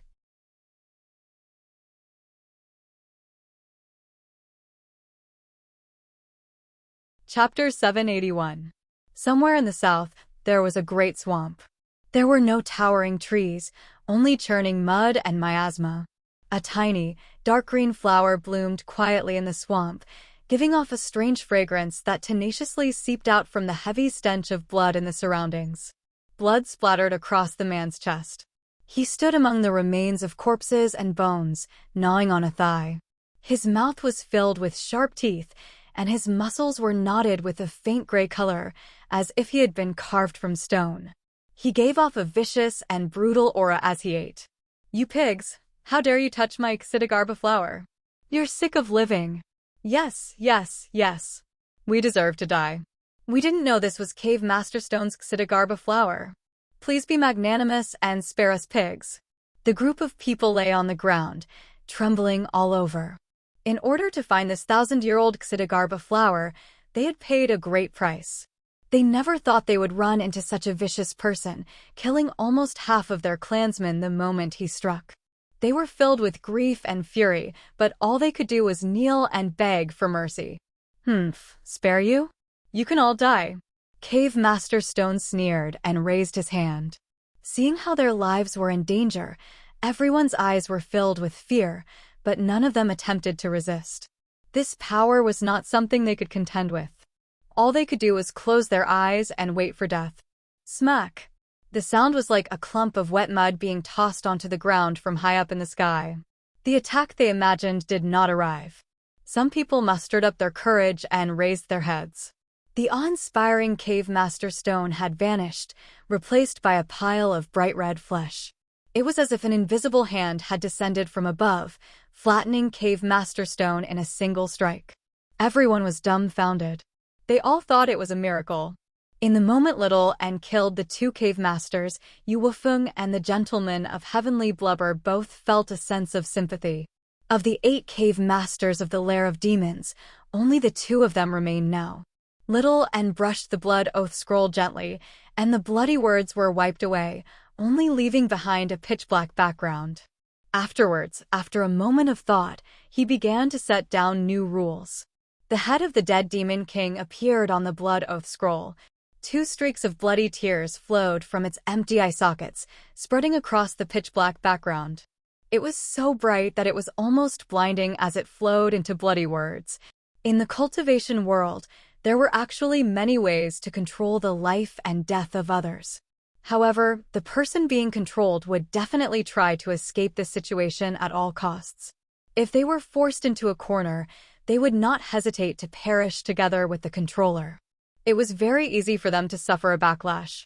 If Li Qingshan only controlled their lives, he couldn't always monitor them.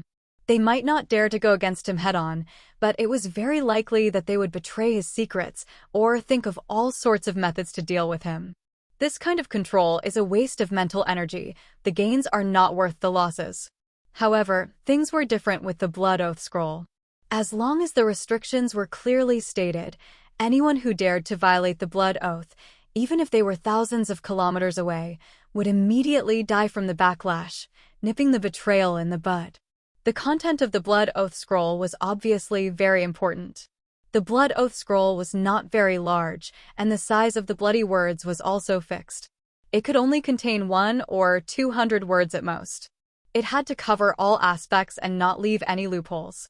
At the same time, it could not be too strict. For example, if the 2 were required not to have any thoughts of betrayal, it would definitely activate the curse, and the oath would be meaningless. However, it could not be too broad either. If the 2 were required to do their best once they received an order, it seemed to be a matter of course, but it could also easily lead to meaningless losses. It required extremely meticulous thinking and precise descriptions to grasp the limits. Little and wrote the new blood oath in one breath, and then handed it to Yu Wufeng and Li Qingshan to look over. Swear it. The 2 looked over. The content of the Blood Oath Scroll was not complicated, and it was not completely filled in. There were many blank spaces, but as they read through it one by one, cold sweat seeped out of their foreheads. If they really made this blood oath, unless she suddenly released them out of kindness, they would really be slaves for the rest of their lives, and the very loyal kind at that. Li Qingshan looked at them with a smile. How could they possibly resist? No matter how reluctant they were, all they could do was swear the new Blood Oath Scroll. There was a flash of blood-red light, and 2 figures appeared at the bottom of the Blood Oath Scroll. The Blood Oath was established. Li Qingshan clasped his hands. Congratulations, congratulations. Same to you, same to you. The gentleman of heavenly blubber returned the gesture with a chuckle. He glanced at the pale-faced Yu Wufeng and sneered. First Cave Master you wanted to unite the lair of demons, but you never expected there to be someone stronger than you. Serves you right for having someone like Commander Li in the world. Yu Wufeng's face darkened. He was not that thick-skinned. Li Qingshan and Little and obtained control over the formations on the mountain from the 2 of them before letting them go back to heal. They even returned the fogbow sword to Yu Wufeng in an extremely generous manner. Since they were hired thugs, they obviously had to be a little stronger. Though, we still have to prevent him from undergoing the 3rd heavenly tribulation, Li Qingshan reminded. "He'll never have an opportunity like that in this lifetime," said Little, "and that's good. I can finally enter secluded cultivation in peace for a while." Li Qingshan let out a long sigh of relief. Little and smiled too. This was her favorite. As a result, Li Qingshan refined the 8-point formation and remained in the hall in the mountain dens with spiritual qi, beginning another round of secluded cultivation. Li Qingshan had 2 objectives this time. The first was to push the demon suppression statuary to an even higher level, and the second was to refine the traitorous demon sword into a true demonic treasure. The entire time, his paths of human cultivation and demon cultivation had actually been separated from each other. In particular, when he transformed into North Moon, his human cultivation would often not be of much help. At most, he could convert demon qi into spiritual qi in times of need and use it as spiritual qi reserves. And, no matter how many arcane artifacts he possessed, they would only be a hindrance. They would not be of much use at all. That was because the level of the 9 transformations of the demonic and divine was just too high. Compared to Li Qingshan, North Moon was a giant, while Li Qingshan was a dwarf. The giant only needed to unleash a tiny bit of his strength, and he could assist the dwarf in defeating powerful enemies. Even if the dwarf did everything he could, he would not be able to provide much help to the giant. This long-lasting imbalance had even begun to make his human cultivation become dispensable, as if it was only there to support the facade that was Li Qingshan. However, the issue was that Li Qingshan's facade, as well as his identity as a hawk-wolf guard, became less and less valuable to him, almost to the point of being non-existent. All that remained were emotional ties, basically useless. Only when he completely converted his cultivation to the demon suppression statuary did the situation change. As one of the peak cultivation methods in this world, the demon suppression statuary was nowhere close to the 9 transformations of the demonic and divine, but at the very least, he had gone from a dwarf to a regular person. He could finally assist the giant. The demon heart in Li Qingshan's body played quite a role in how he was able to defeat Yu Wufeng so easily when his strength had yet to fully recover. It made him stronger and faster. Once the Phoenix's Nerva concluded and he completely integrated the power in his body, perhaps North Moon would be able to equip a brand new set of demonic armor and merge the 2 powers together, allowing him to display his strongest form. Correspondingly, the power of arcane treasures could not rival arcane artifacts either. If he had not used the demon dragon sword to defeat the fogbow sword, how could he have won so easily? Every single arcane treasure was unique. They were so powerful that even Li Qingshan had to pay attention to their value. He focused on the 9 transformations of the demonic and divine, but when his demon cultivation reached a bottleneck, he would walk the path of human cultivation. The 2 complemented each other, constantly strengthening himself, which became the best choice.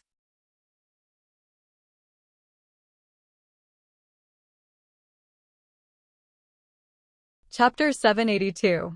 Savage Mountain, Lair of Demons, First Cave Master's Abode. A streak of white light flashed in the darkness, illuminating Yu Wufeng's face. He opened his eyes and stared at the fogbow sword in his hand. He could sense that his injuries had completely healed, but his brows were still tightly furrowed. How much time has passed? 2 months? 3 months? Perhaps even longer.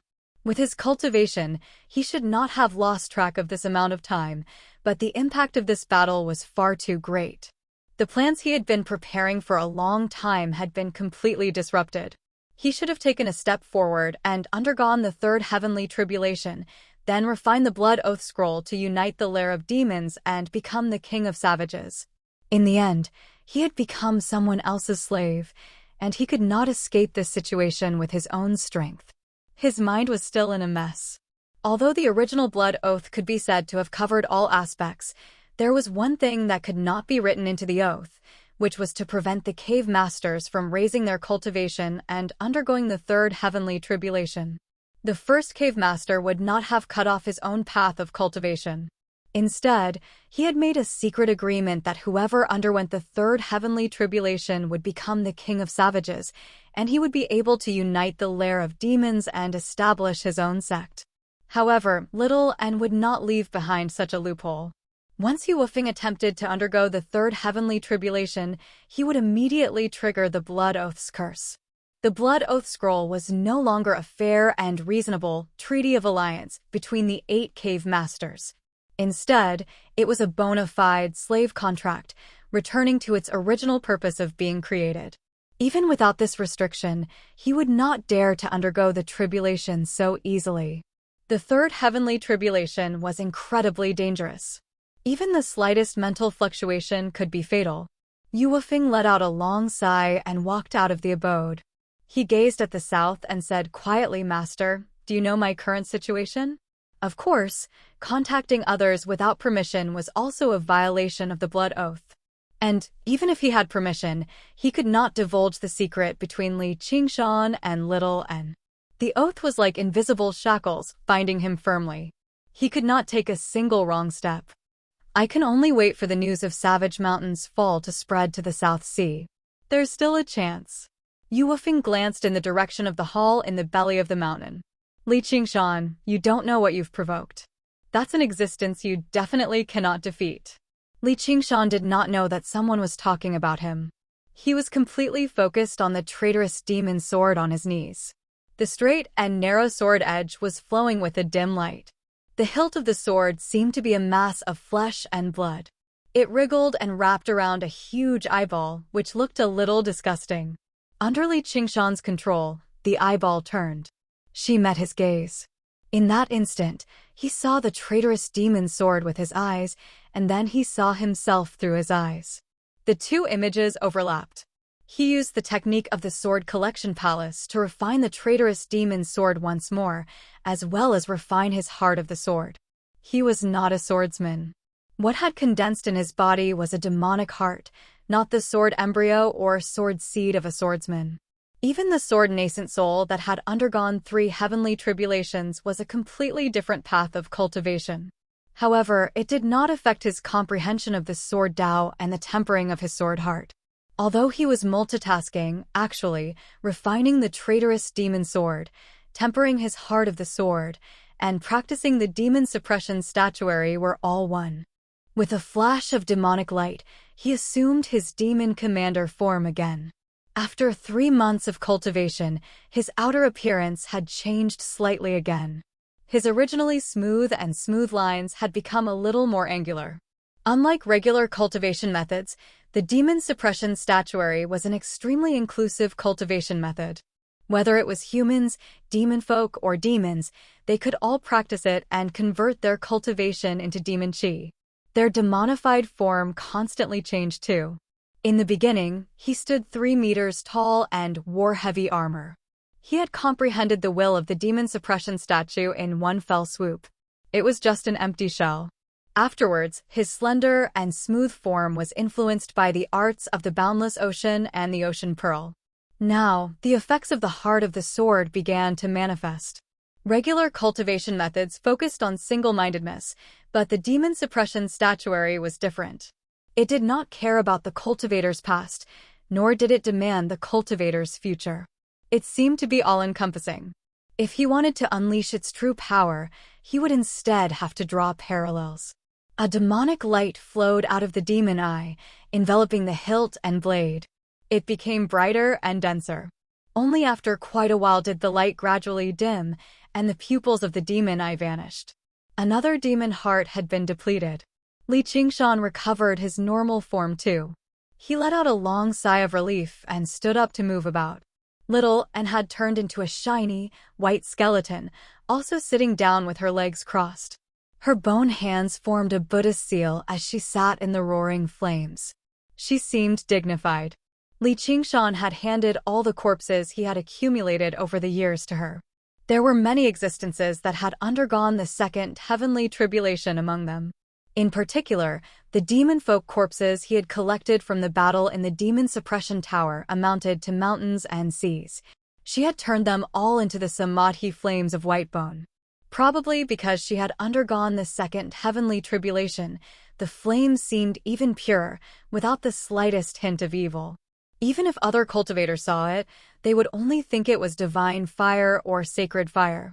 They would never imagine that the flames fed on flesh, blood, and souls. Little and continued to practice the path of white bone and great beauty, tempering her white bones and stabilizing her current cultivation. This process had already lasted for several months. The white bones became more and more solid and glossy. A white bone sarira seemed to be condensed from flames. As a cultivation method that Brother Ox had personally taught her, even if the path of white bone and great beauty paled in comparison to the 9 transformations of the demonic and divine, it still completely surpassed any cultivation method in this world. Many years ago, she basically possessed the strength to sweep through all those who had undergone the second heavenly tribulation. Now that she had undergone the second heavenly tribulation and condensed a white bone sarira, just what kind of strength would she possess? Li Qingshan was very eager as well.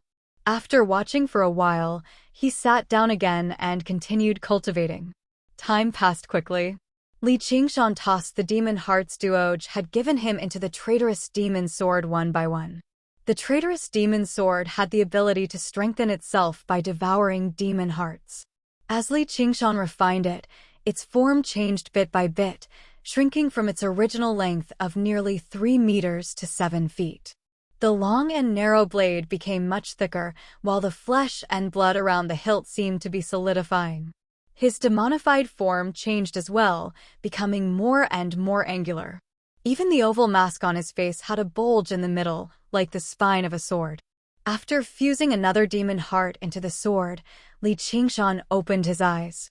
Little N was standing guard nearby, waiting for him to wake up. Li Qingshan was slightly taken aback. The white bones were covered with flesh and blood, turning into great beauty. The problem was that her body was completely bare. Only her seaweed-like long hair hung down, barely concealing her. Seeing that Li Qingshan had woken up, Little N smiled and threw herself into his arms. "You finished cultivating?" Li Qingshan also smiled and hugged her gently. He could feel the incomparably vast life force contained within that delicate body, but at the same time, it contained the eternal silence of death.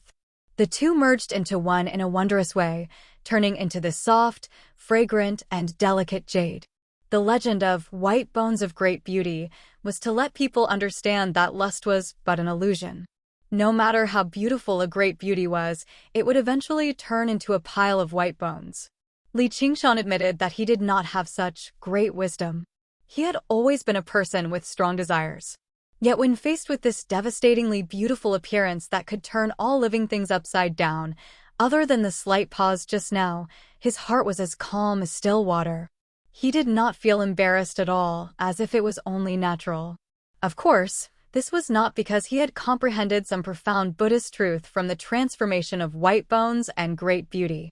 In the past, when he had first transformed into a demon and could not accept his savage appearance, she had wholeheartedly given him her approval. Later on, when he underwent the tribulation and took human form, she did not like him more because he had become handsome, because she had long since reached the peak. It didn't matter whether he gained or lost a portion of his luster, it didn't matter at all. Great beauty and white bones, in his heart, were equally beautiful. There was no difference between them. Yes, next, I have to start refining the sword. As Little N spoke, she took out the Buddha slaying sword. In reality, it was still just a sword embryo. What a good sword! Li Qingshan accepted the Buddha slaying sword. As his comprehension of the path of the sword deepened, his ability to appreciate swords grew stronger too. He sighed in amazement. If I can truly forge the sword, then the 10 renowned swords and whatnot will all be scrap compared to it. I wonder when the 3 absolutes calligraphy will be completely restored. Little N changed her position. Back then, she was still young and used to sitting in his arms like a child. Now that she had grown a lot, it was a little awkward. Yeah, if we can comprehend the way of the sword within, our strength will definitely rise to a whole new level. We can go to the Ink Sea and seek revenge against that old dragon even sooner. Speaking of which, Li Qingshan did not lack arcane treasures. The Azura field counted as one, the demon dragon sword counted as another, and the blood oath scroll and Yu Wufeng's fogbow sword obviously belonged to him too. In the future, There was also a demonic treasure from the unraging monk, a renowned sword from the Sword Collection Palace. He was determined to pull out a renowned sword and make the Sword Collection Palace feel the pinch, as well as the traitorous demon sword that he was about to refine. All in all, he had as many as 7 treasures. In the cultivation world of the 9 states, this could be said to be heaven-defying. It was rare for a cultivator of the second heavenly tribulation realm to have a treasure. Even among those great cultivators of the third heavenly tribulation realm, it was rare. However, the one he looked forward to the most was still the 3 Absolutes calligraphy, and it was not just because of the way of the sword it contained.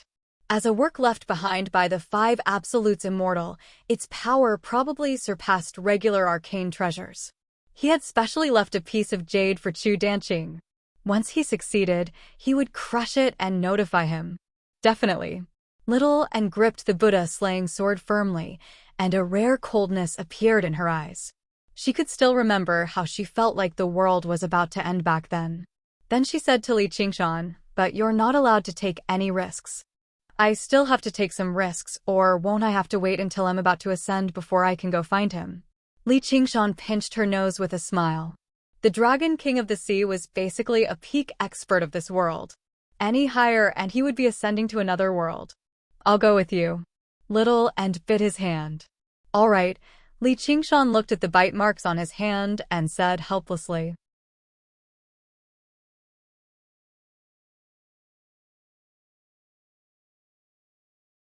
Chapter 783. South Sea County City, Serene Sea Marquee Manor. The moonlight shone through the dense foliage, casting a silver beam of light on the treetop courtyard with difficulty. Dressed in luxurious clothes, the Marquis of Serene Sea paced back and forth under the moonlight with his hands behind his back. His brows were sometimes furrowed and sometimes relaxed.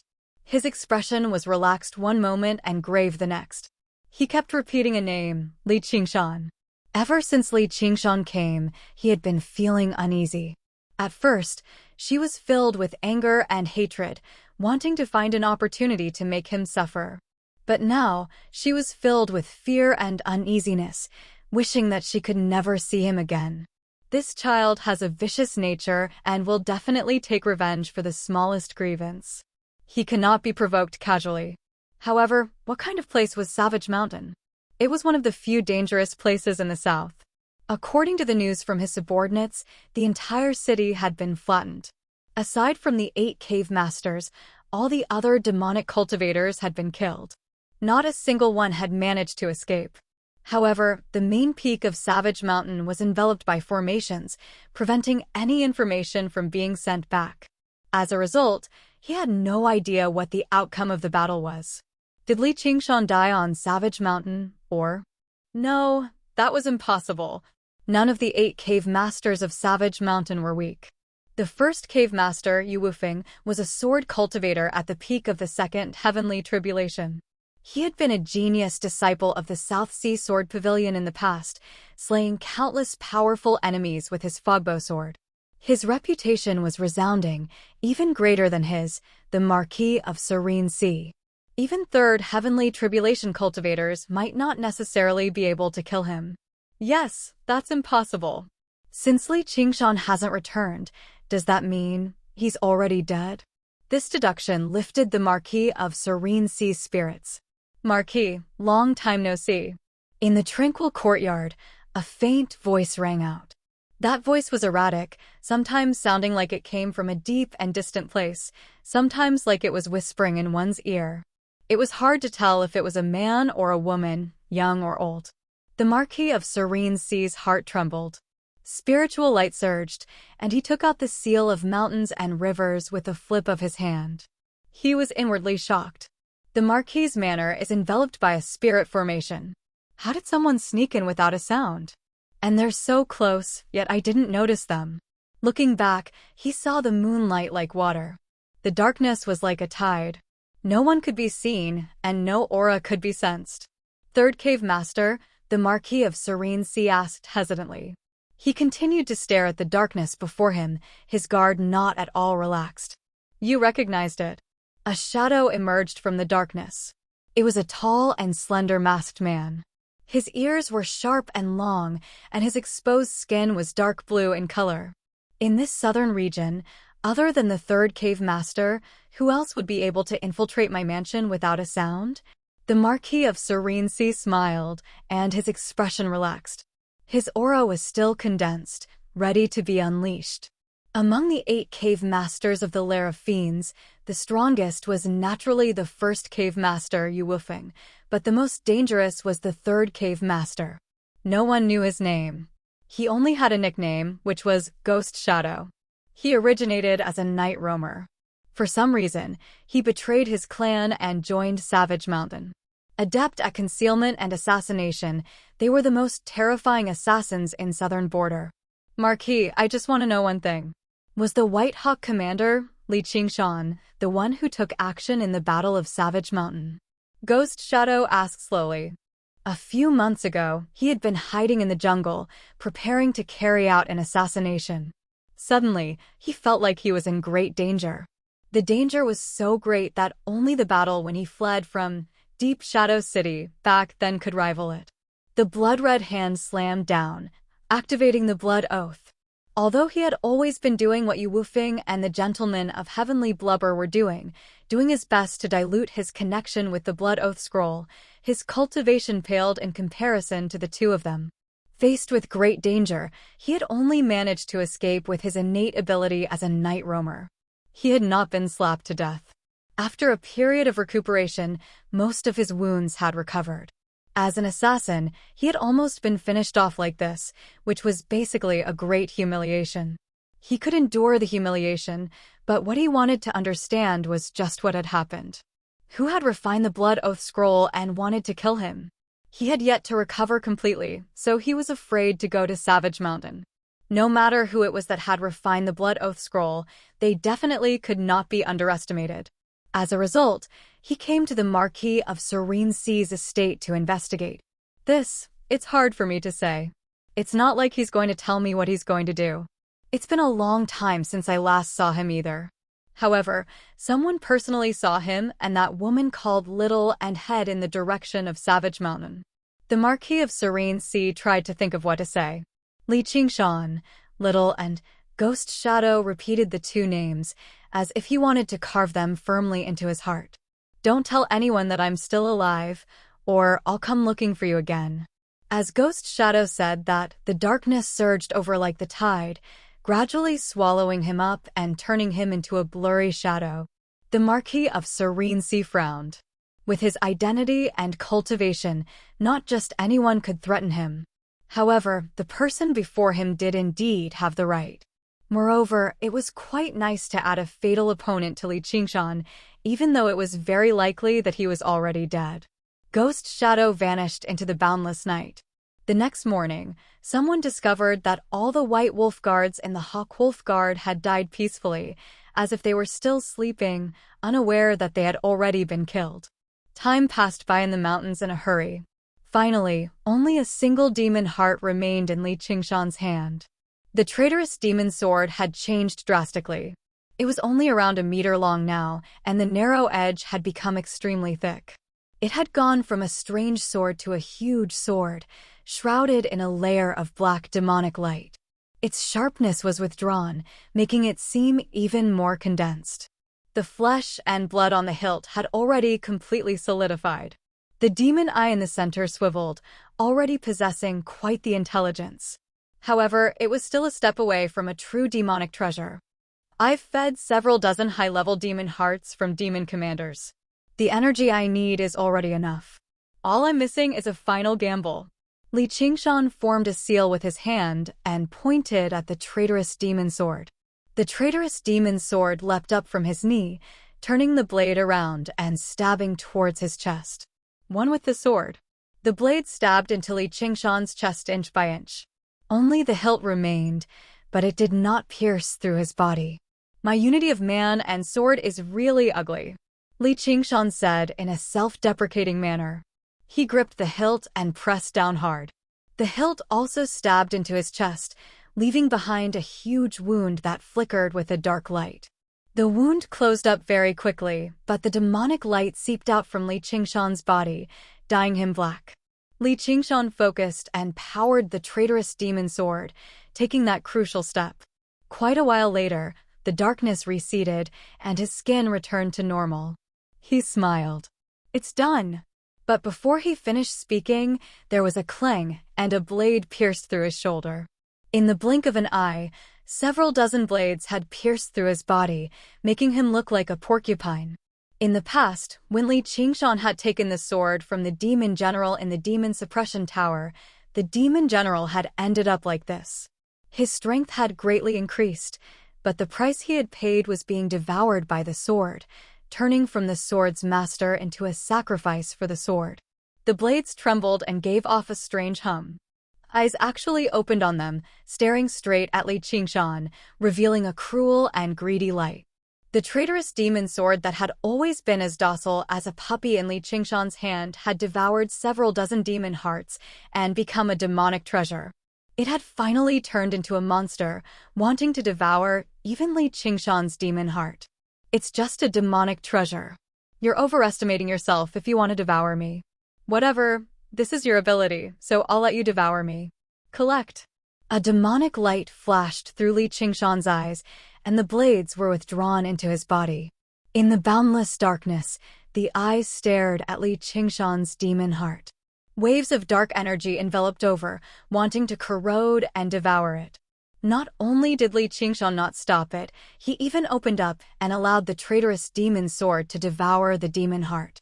The power contained in his demon heart naturally could not compare to the several dozen demon hearts, so it was quickly devoured. Demon suppression. Li Qingshan bellowed, and the demon suppression statuary began to circulate at full power. The devoured demon heart shone brightly, infusing the power of the traitorous demon sword. Let alone these several dozen demon hearts, even if the owners of these several dozen demon hearts were all revived, he could still suppress and kill them all. Furthermore, these demon hearts had been fused into the traitorous demon sword through his hands, so they carried the imprint of his power. It's just a sword at the end of the day. It might have gained some intelligence, but it's nowhere near intelligent. It only knows how to act based on what it can do. In the past, I made a promise with you that if I wasn't strong enough and you devoured me, I would have no complaints, which was why I named you traitorous. Now that you failed, there's only one fate awaiting you. A sword thrum rang out from Li Qingshan's body, filled with fear and pleading. However, it subsided very quickly, finally dying away. The intelligence it had just nurtured was directly suppressed and obliterated. It was like an army of 100,000 had rebelled. A single imperial edict had been issued, and the army immediately changed sides, killing the leader of the rebel army and presenting his head before the steps. The heavy demon chi condensed once again, turning into a set of armor and displaying a brand new form of the demon commander. Li Qingshan summoned a spirit turtle's profound shell and used it as a mirror to examine himself. All he saw was that the black armor enveloped his entire body. The lines were sharp and neat, making him seem even more robust. His limbs were long and slender, and his entire body was on full display. Only half of the curved visor remained. A crystal that resembled an eye condensed at the center of his forehead. And it was not just his forehead. There were many crystals on his shoulders, chest, knees, and even his back as well. They shone with different colors, as if they were several dozen demon hearts. At the same time, they were several dozen demon eyes that could peer into his surroundings and see through all openings. It doesn't look bad, but it doesn't seem to be what I imagined. Is this a sword seed? Li Qingshan said in thought. He wanted to fuse with the sword and catalyze the traitorous demon sword into a demonic treasure, and he had indeed succeeded. However, he never expected the traitorous demon sword to suddenly rebel, which he suppressed mercilessly. After losing its intelligence, it merged with him. A tiny sword hovered in his demon heart. Although it was unexpected, he was extremely satisfied with the result. The power of the traitorous demon sword had completely merged with his body. Seeking help from an external object was nowhere near as powerful as himself. If it were possible, he would like to merge the demon dragon sword into his body as well. However, the demon dragon sword did not have the ability to devour its owner, nor would it merge with its owner, which was quite a pity.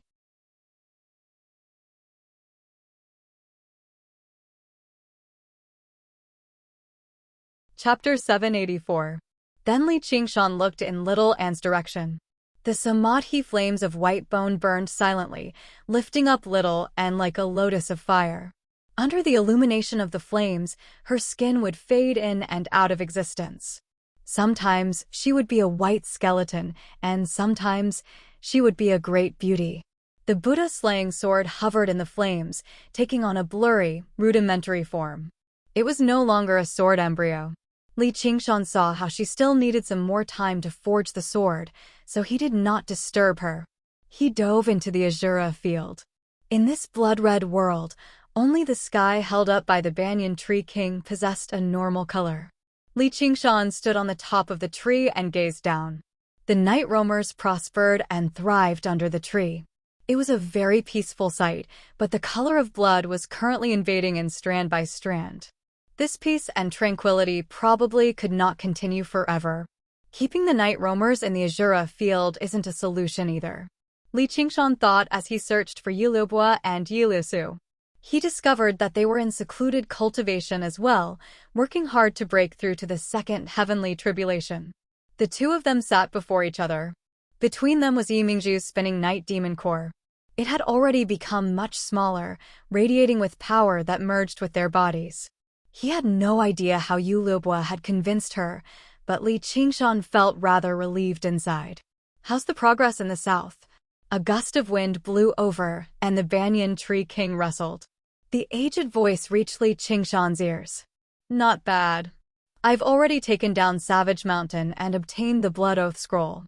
I've also accepted 2 cave masters as subordinates along the way. Li Qingshan turned around and smiled. Your strength has become more and more refined. As a demon king that had taken root in the Mist Province for 10,000 years, no one understood the Mist Province better than the Banyan Tree King.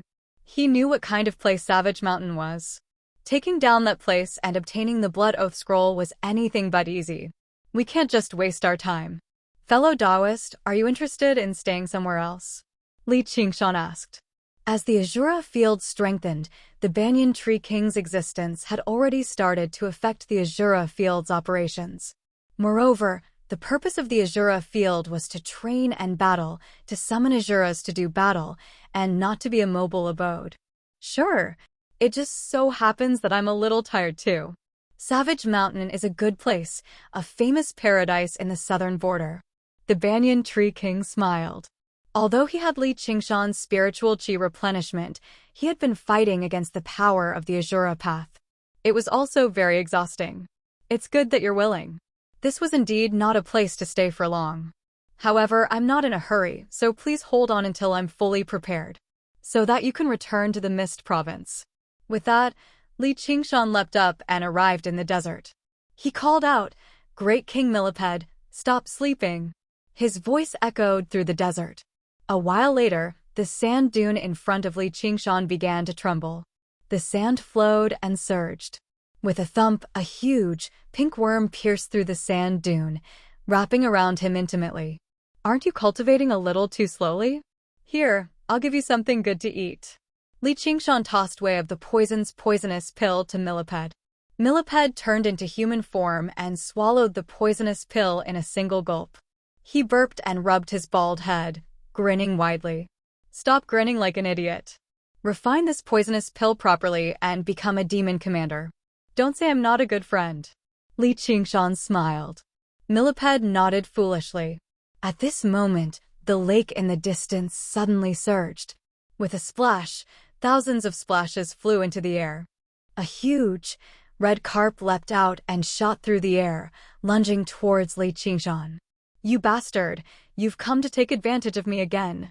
Li Qingshan extended his hand and grabbed a young man in red. He was the carp demon he had named Li Hong. Great King, I want it too.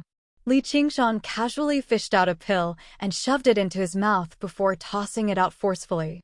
With a plop, it fell into the lake in the distance.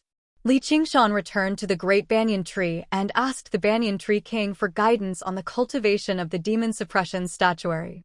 The banyan tree king was rather amazed by the wonders of this cultivation method, but he admired Li Qingshan's breadth of mind even more. This cultivation method could be described as one of the greatest cultivation methods in this world. Its value was immeasurable. In the hands of regular cultivators, all of them would view it as more important than their own lives, so why would they tell others so easily? However, he did not care at all. Sensing this trust, the banyan tree king also did his best to play the role of a teacher. Although he had never practiced this cultivation method, even the unraging monk paled in comparison to his 10 millennia of experience and knowledge, which allowed Li Qingshan to benefit tremendously. It was not that he did not know how to keep things to himself. For example, he would never tell anyone about the cultivation method of the 9 transformations of the demonic and divine, but a mere demon suppression statuary was not worth so much attention. This cultivation method would be replaced sooner or later anyway. Chatting with the banyan tree king was a great joy, and it was not just for cultivation. The banyan tree king's knowledge was vast and his experience was as vast as the sea. He knew the history of the past like the back of his hand. He had great foresight regarding the general situation of the world. It broadened Li Qingshan's horizons, allowing him to benefit tremendously. Just like that, time passed day by day. Suddenly, a bolt of lightning descended from the sky one day, producing a great rumble. Someone's undergoing a tribulation. Yi Liuxing. Li Qingshan stood up and gazed over. All he saw was an island in the center of a lake. The lightning illuminated the surroundings, but it was unable to illuminate Yi Liuxing's gloomy figure. She peered through the light, staring at the horizon coldly. I never thought she'd be the first to undergo the tribulation. Li Qingshan shook his head. Upon closer thought, it made sense. He could vaguely remember that Yi Liuxing's cultivation was higher than Yi Lusu's in the past. Since she could become the matriarch's daughter, her talent obviously went without saying. Moreover, her willpower was cold and determined. When Yi Lusu was distracted by the matters of the clan, she had never slacked off on her cultivation. Instead, she became even more focused due to the end of the civil war. With the development of the night roamers, she obtained quite a lot of resources. Afterwards, she received an origin spirit pill as a reward. After such a long period of accumulation, it was finally time for her to break through. Bolts of lightning struck down, and the entire Azura field shook. The sounds of her clashing with the lightning froze in everyone's vision. Although the second heavenly tribulation was much more dangerous than the first, it did not pose a life-threatening threat to her. The last bolt of lightning struck down, and Yi Liuxing descended from the sky. Her clothes were tattered, and her body was covered in scorch marks. Although she seemed in a horrible shape, her vitality had undergone a qualitative change. Her thin lips curled up, and a smile that came from the bottom of her heart appeared on her cold face. It was like a glacier had cracked. Of course, what flowed out was still the icy river water. Congratulations! Yi Liuxing raised her head and saw Li Qingshan. She smiled at her and said politely, Yi Liuxing greets master. The glacier froze up again. Li Qingshan waved his hand, and flames surged over with a whistle. He's going to kill me while I'm weak? Yi Liuxing's heart tightened, but she did not dodge. She allowed the flames to land on her. She felt warm, and her wounds rapidly healed. Only then did she relax. Aren't you afraid I'll kill you? Li Qingshan rubbed his chin as he considered whether he should make her the third in the blood oath scroll. If master wants to kill me, why go through all this trouble? Yi Liuxing said. It's for the best that you understand that. You can treat it as congratulations on your success in undergoing the tribulation. If you have any requests, I can grant them to you, said Li Qingshan. Then please allow me to marry Yi Liusu, master. Yi Liuxing's eyes flickered, filled with stubbornness. You won't. Li Qingshan turned her down flatly. You damned lesbian. How dare you set your sights on my woman? Yes. Yi Liuxing said nothing more. Her face was so cold that it seemed like it had frozen over. It was impossible to guess what she was thinking. Li Qingshan wondered, is she purposefully exposing her weakness to me? Iliusu viewed the revitalization of the night roamers as her duty. Just for the sake of her race, she would never betray him, let alone their relationship. Although they had not actually done anything yet, their relationship had basically been confirmed. The power of the night roamers was extremely special. They could produce wondrous effects in certain places. Afterwards, he would definitely attack everywhere and gather 10 people for the Blood Oath Scroll so that he could form a tremendous force. Through deterrence and trade, he could get the fire-devouring folk to lend him the divine Wudong tree for cultivation. Otherwise, why would a mere White Hawk commander like him make the fire-devouring king lend his clan's treasure to him? And, through the Banyan Tree King's warning, he discovered another hidden danger, which was the Lord of the Mist Province, the King of Southern Yu, and the Lord of the Green Province, Chulai King. Before the founding of the Great Xia Empire, these two clans had founded the Kingdom of Yu and the Kingdom of Chu respectively. The so-called Lord of the Province was the ruler of the country in the past. They attacked one another, and the grievances between the two countries stretched over who knew how many generations. Even their ancestral teachings were to destroy the other. They could be described as absolutely irreconcilable. Afterwards, the founding emperor enfeoffed the 8 vassal kings of the provinces and delineated the border between the Mist Province and the Green Province, which prevented the two clans from attacking one another. However, the grievances did not end there. Instead, it was buried until now. The Great Xia Empire's rule gradually weakened, and the smell of conflict between the two provinces grew heavier. In the past, perhaps Li Qingshan would have thought this had nothing to do with him. It was not like he was a member of the two clans, but only after talking with the Banyan Tree King did he realize this. Clans were different from sections. After several thousand years of peaceful development, the number of descendants in clans had swelled to a startling number. They joined the various large sects, and their organizations were intertwined. The children of great clans had an innate advantage, not just in terms of bloodline. They grew up drinking spirit spring water and eating medicinal pills. How could mortals who only ate grains and miscellaneous grains compare to them? The education they received from a young age was also like heaven and earth. After joining a sect, they would receive the support of resources from both sides, making it very easy for them to distinguish themselves and become a core figure in the sect. The two queens of Chulai King were elders of the Sword Collection Palace and the Umbral Een sect respectively, and this was not a coincidence. It was not even a political marriage like Li Qingshan had imagined in the beginning, where he would sacrifice himself. On the contrary, the three of them had known each other since they were young. Although they were separated by several generations by blood, they were truly members of the same clan. They were geniuses chosen from the thousands of descendants of the clan. They received guidance together and formed a friendship.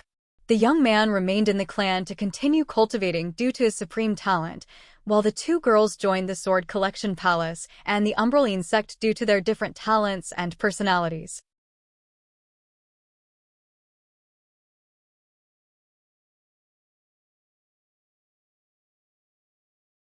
Chapter 785. In the past, I was wrong in my thinking. This is the only logical thing to do. The world of cultivation attaches great importance to a cultivator's independent will. How could two powerful and talented female cultivators go against their own will and marry a man, let alone serve the same man? If they were regular female cultivators, it might be possible, but they both have a chance at overcoming the third heavenly tribulation. At the end of the day, Little An's father's harem is really good. It's worth learning from. Though, it still fizzled out in the end. Even his own daughter died mysteriously.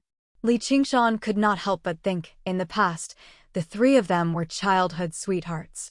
No, they were childhood sweethearts, so why did they turn against each other in the end? Probably the Sword Collection Palace and the Umbral Een sect were involved. When the clan influenced the sect, it was unavoidable for the clan to be influenced as well, even forming different factions within the clan. It sure was difficult for Little An's father to run a harem. Two women were easy to deal with, but how was he supposed to deal with two sects? Coupled with the conflict between forces within the clan, even a god would be helpless. In the end, it ended up harming Little An. In short, the Umbral Een sect, the Sword Collection Palace, and the King of Chu's clan were inseparable. They were in each other, completely entangled together. Back then, when he heard the great Banyan Tree King mention it, Li Qingshan even rejoiced that he did not belong to that category.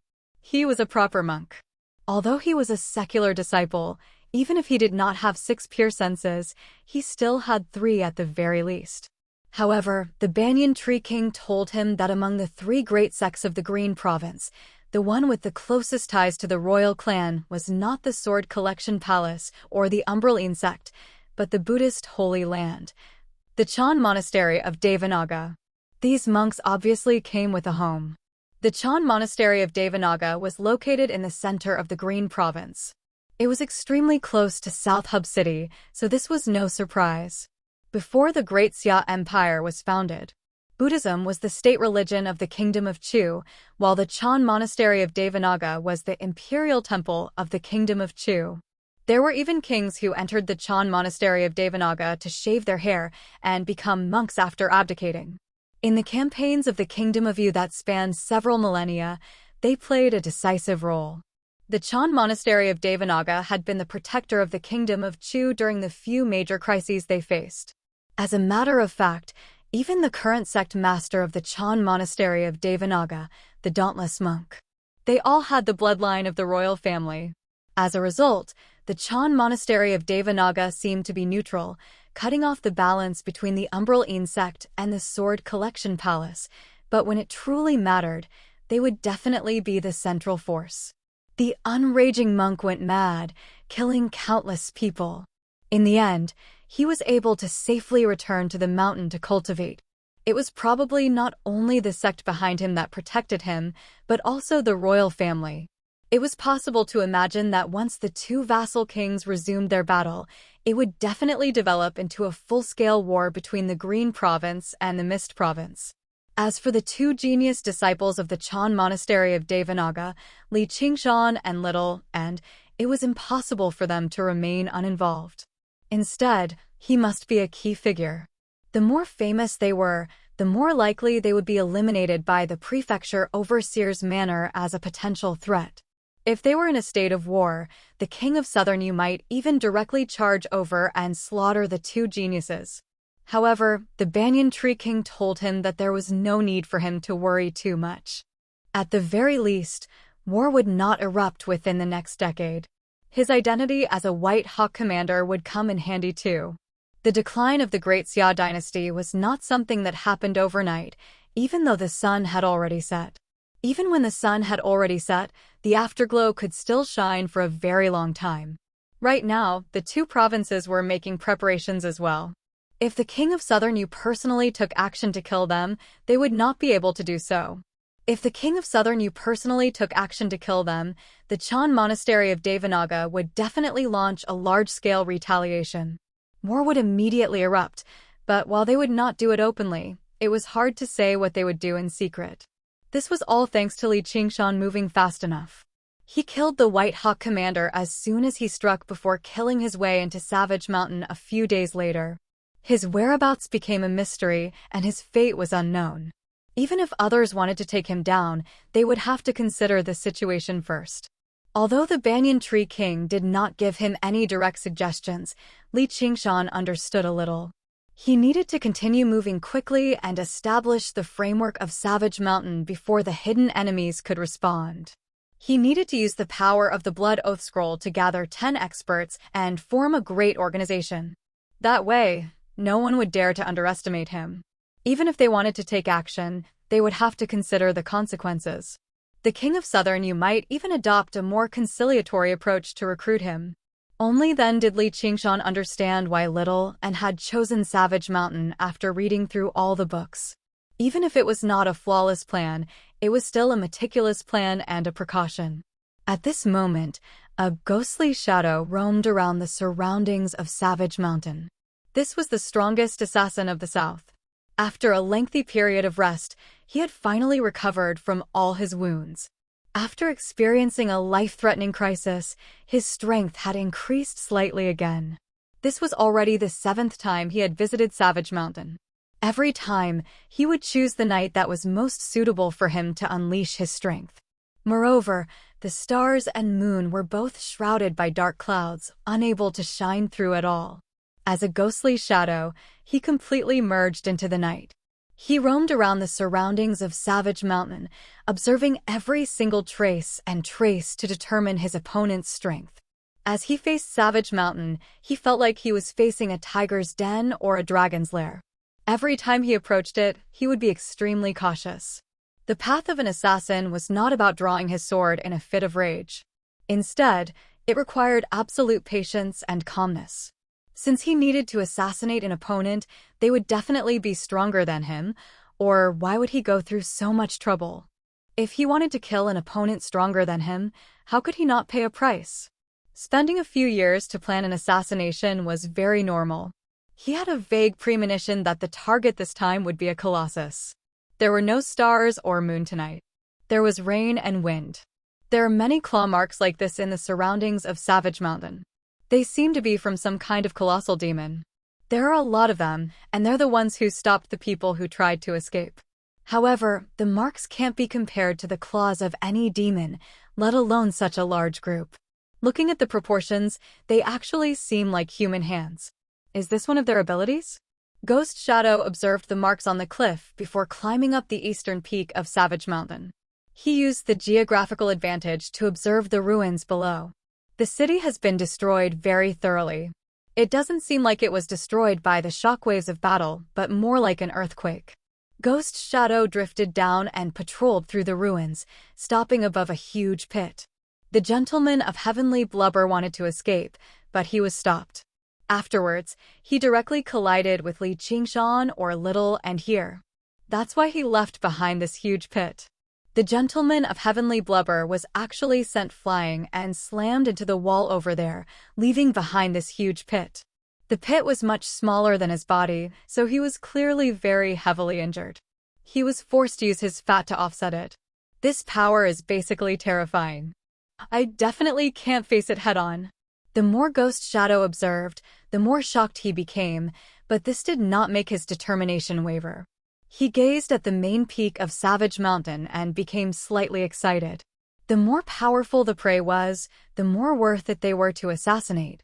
A gust of wind blew over, and he drifted up the mountain with the drizzle. Although Li Qingshan had taken control of the formations, how could it stop him who knew these formations like the back of his hand?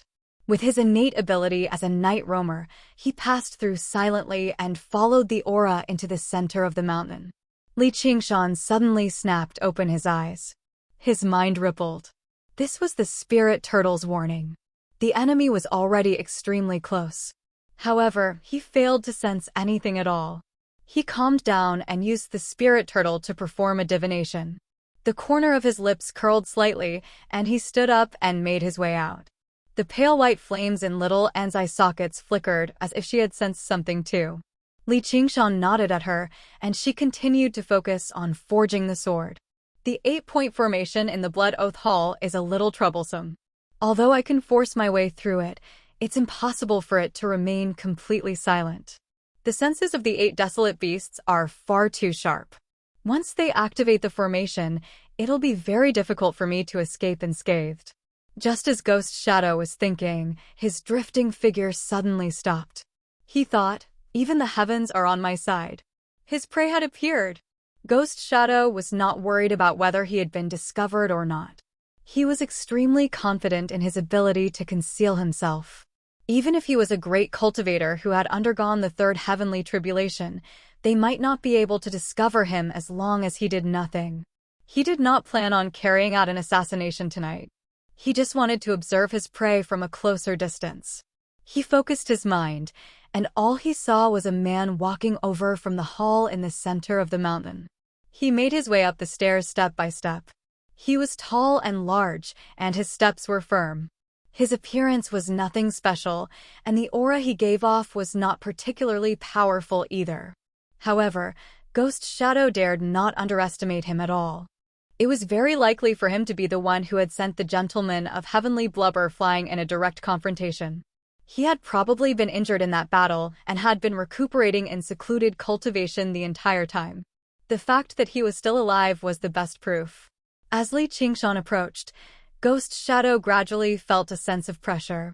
It was not from his aura or presence, but from an ability he had honed through countless life and death experiences, allowing him to understand which prey were extremely dangerous.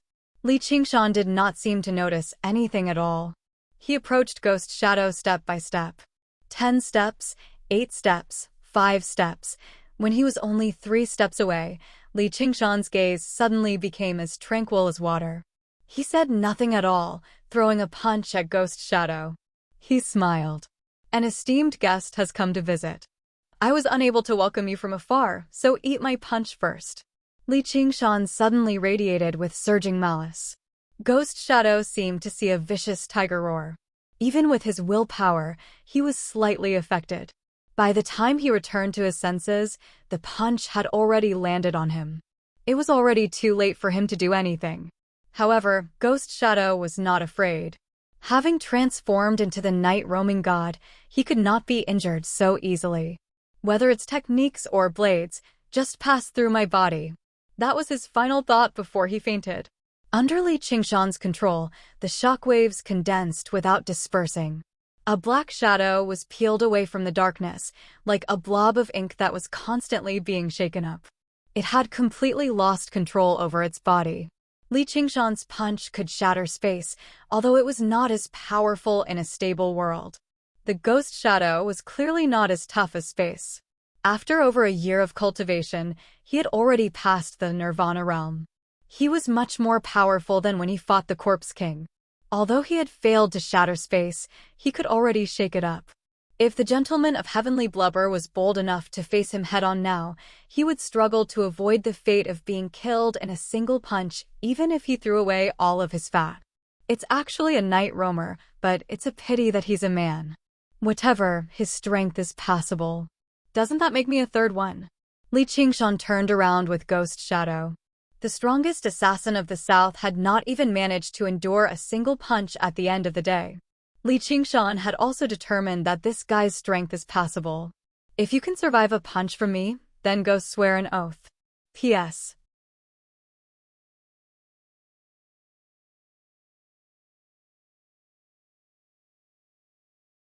Chapter 786. When Li Qingshan tossed the unconscious Ghost Shadow in front of Little and said, "Ghost Shadow." Li Qingshan asked in surprise, "You know him?" "The third cave master of the Lair of Demons." "I didn't think he'd still be alive." "Sure enough, those ranked at the top do have some strength." "Yeah, he actually survived a punch from me. Coming to Savage Mountain this time really was the right decision." Ghost Shadow remained unconscious for 3 whole days and nights before waking up. His breathing was feeble, and his face was pale white. When he recalled the punch, he still felt lingering fear. Did I still underestimate the terror of prey in the end? This isn't the strength a White Hawk commander should possess. Stop playing dead. Get up. A bellow shook up Ghost Shadow's mind. He dared not be careless, sitting up slowly. All he saw was Li Qingshan crouching in front of him. His face was vicious as he waved a sheepskin scroll in his hand, like a creditor who had come to collect a debt. The 2 people behind him were obviously his subordinates or bodyguards. They currently gazed at him with mixed emotions. There was some sorrow and pity, as well as some schadenfreude. Yu Wufeng, the Gentleman of Heavenly Blubber. Ghost Shadow blinked his eyes in surprise. "Third brother, you've come too." The Gentleman of Heavenly Blubber sighed. After over a year of recuperation, his body had already turned back into a mountain of flesh. Yu Wufeng just shut his eyes. A while later, Ghost Shadow understood everything. He could withstand the backlash of the blood oath without dying, so the 2 of them could do it even more. At the same time, he managed to make out what the sheepskin scroll in Li Qingshan's hand was.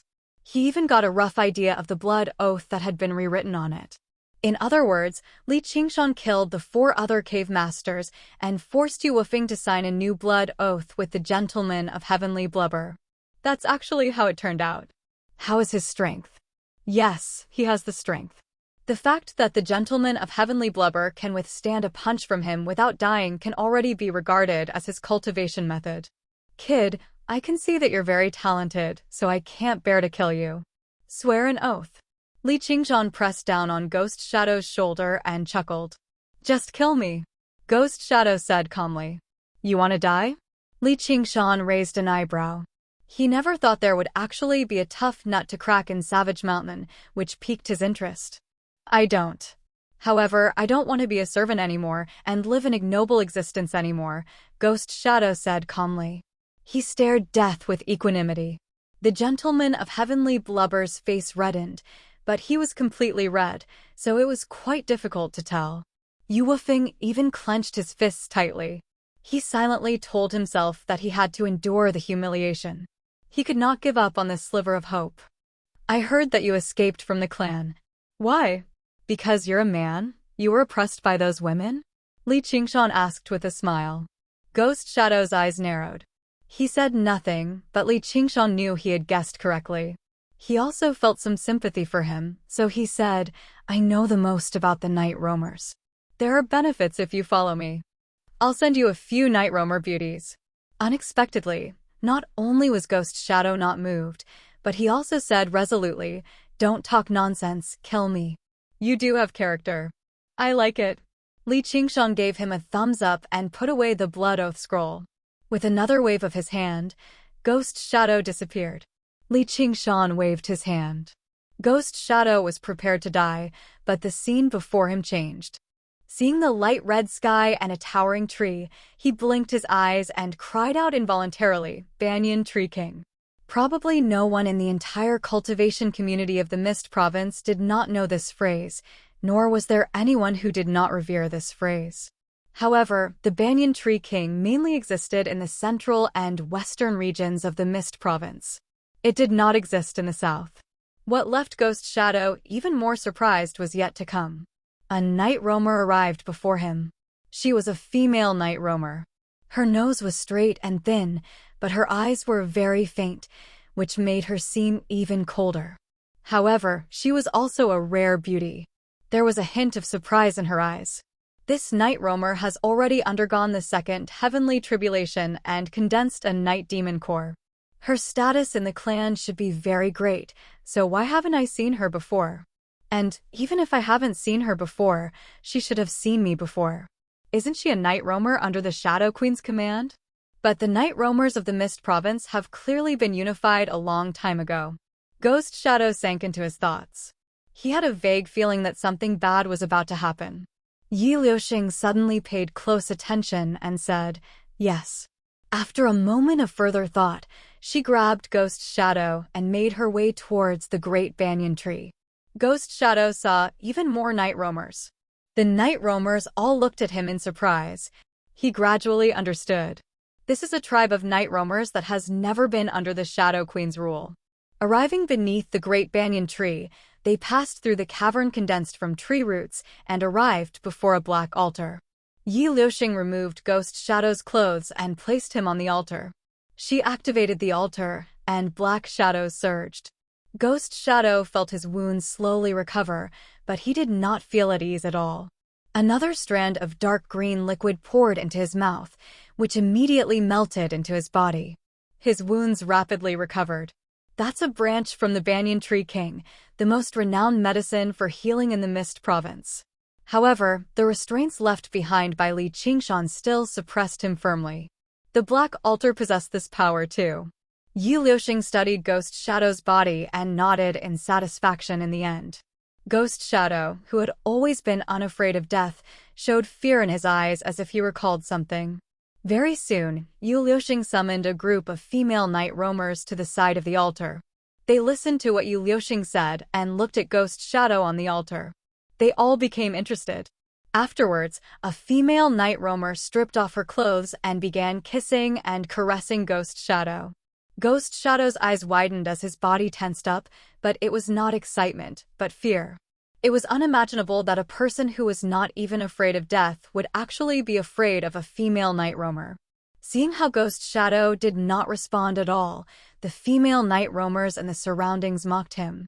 The female night roamer was furious too, slapping Ghost Shadow viciously and asking Yi Liuxing for help.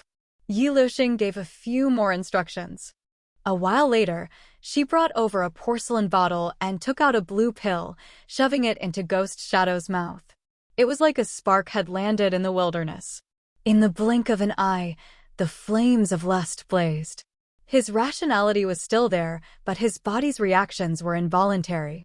The female night roamer on him became excited. A tear rolled down from the corner of Ghost Shadow's eye. Night roamers were a society where women were superior to men, as the talent of men was nowhere close to that of women. Undergoing the first heavenly tribulation was extremely difficult, and those who underwent the second heavenly tribulation were even rarer. All male night roamers who had undergone the second heavenly tribulation would immediately experience an overwhelming change in status. They no longer had to carry out any dangerous missions. They could remain in the safest main city the entire time. Ghost Shadow was one of those lucky dogs. Of course, this did not mean he did not have to do anything. At the very least, there was one job he had to do, which was reproduce with the female night roamers in his clan.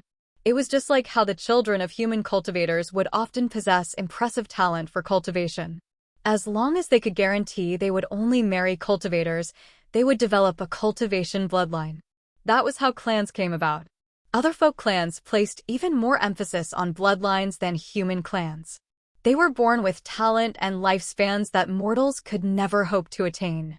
They basically possessed the advantages of both humans and demons, allowing them to achieve twice the results with half the effort. This was the importance of bloodlines. As a result, Ghost Shadow obtained a job that could drive all men mad with envy. Every day and night, different women would visit him and make love with him. For the sake of this opportunity, the various organizations in the clan even engaged in an open and covert struggle. In the end, the Shadow Queen mediated and set a timetable. As a result, there was a very long period of time when he could not even see a single repetitive face. Countless faces overlapped and became blurry. That was because the stronger the bloodline, the lower the chances of having children. As a result, day and night, it never ended. He felt like he had to face a blurry face like that every single time he was awake, and it became more and more terrifying. Actually, most of the women were beautiful, but they seemed to be deeply envious of him, a man who had actually undergone the second heavenly tribulation. As a result, the so-called making love with him was more like a form of revenge and humiliation most of the time. He didn't know why he had fallen to such a state, nor did he know what he was doing, let alone calming his heart to cultivate.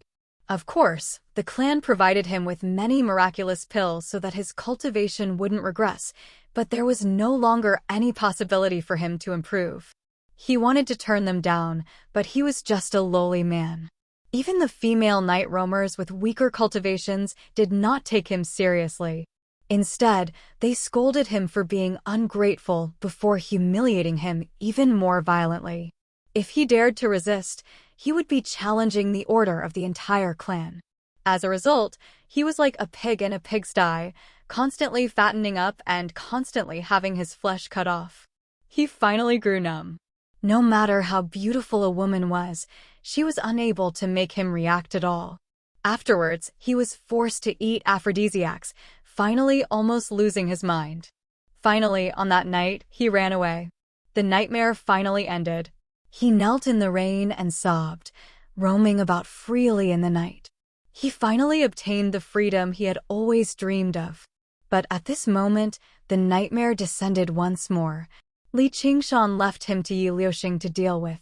He said this person was unwilling to submit to him and only wanted to die. She could do whatever she wanted with him. Even killing him and taking his Naiden was fine.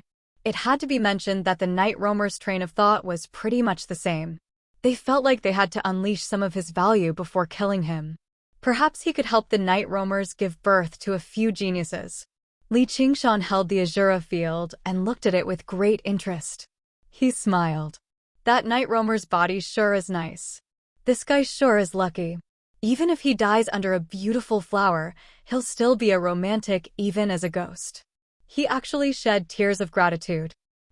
There's no need to thank me. Ghost Shadow was not afraid of death, but he was afraid of sinking into a nightmare like this. To him, this was basically crueler than any form of torture.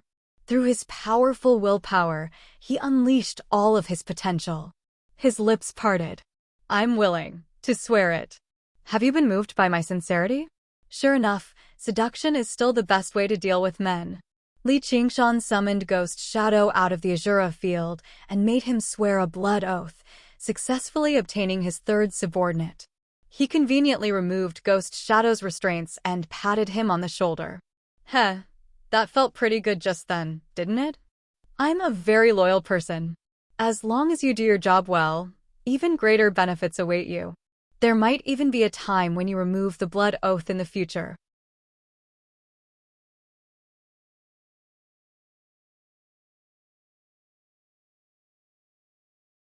Chapter 787. Are my words that disgusting? You're purposefully provoking me, aren't you? If you really want to die, I'll send you off right now. Li Qingshan was taken aback at first before becoming furious. Just what kind of physique did a second heavenly tribulation cultivator have? How could he vomit so easily? He was clearly purposefully trying to disgust him. Damn it. No. Ghost Shadow could not speak of his troubles. Surely he could not say it was all because of the female night roamers. Li Qingshan definitely would not believe him, and he was reluctant to mention the greatest humiliation of his life. Actually, he had planned on committing suicide as soon as he removed the blood oath. Even if the blood oath would bite him, he would not care. However, after going through another nightmare, he suddenly felt like he could endure any pain and hardship in life. Since he had already endured the most difficult period of his life, what was there to be afraid of?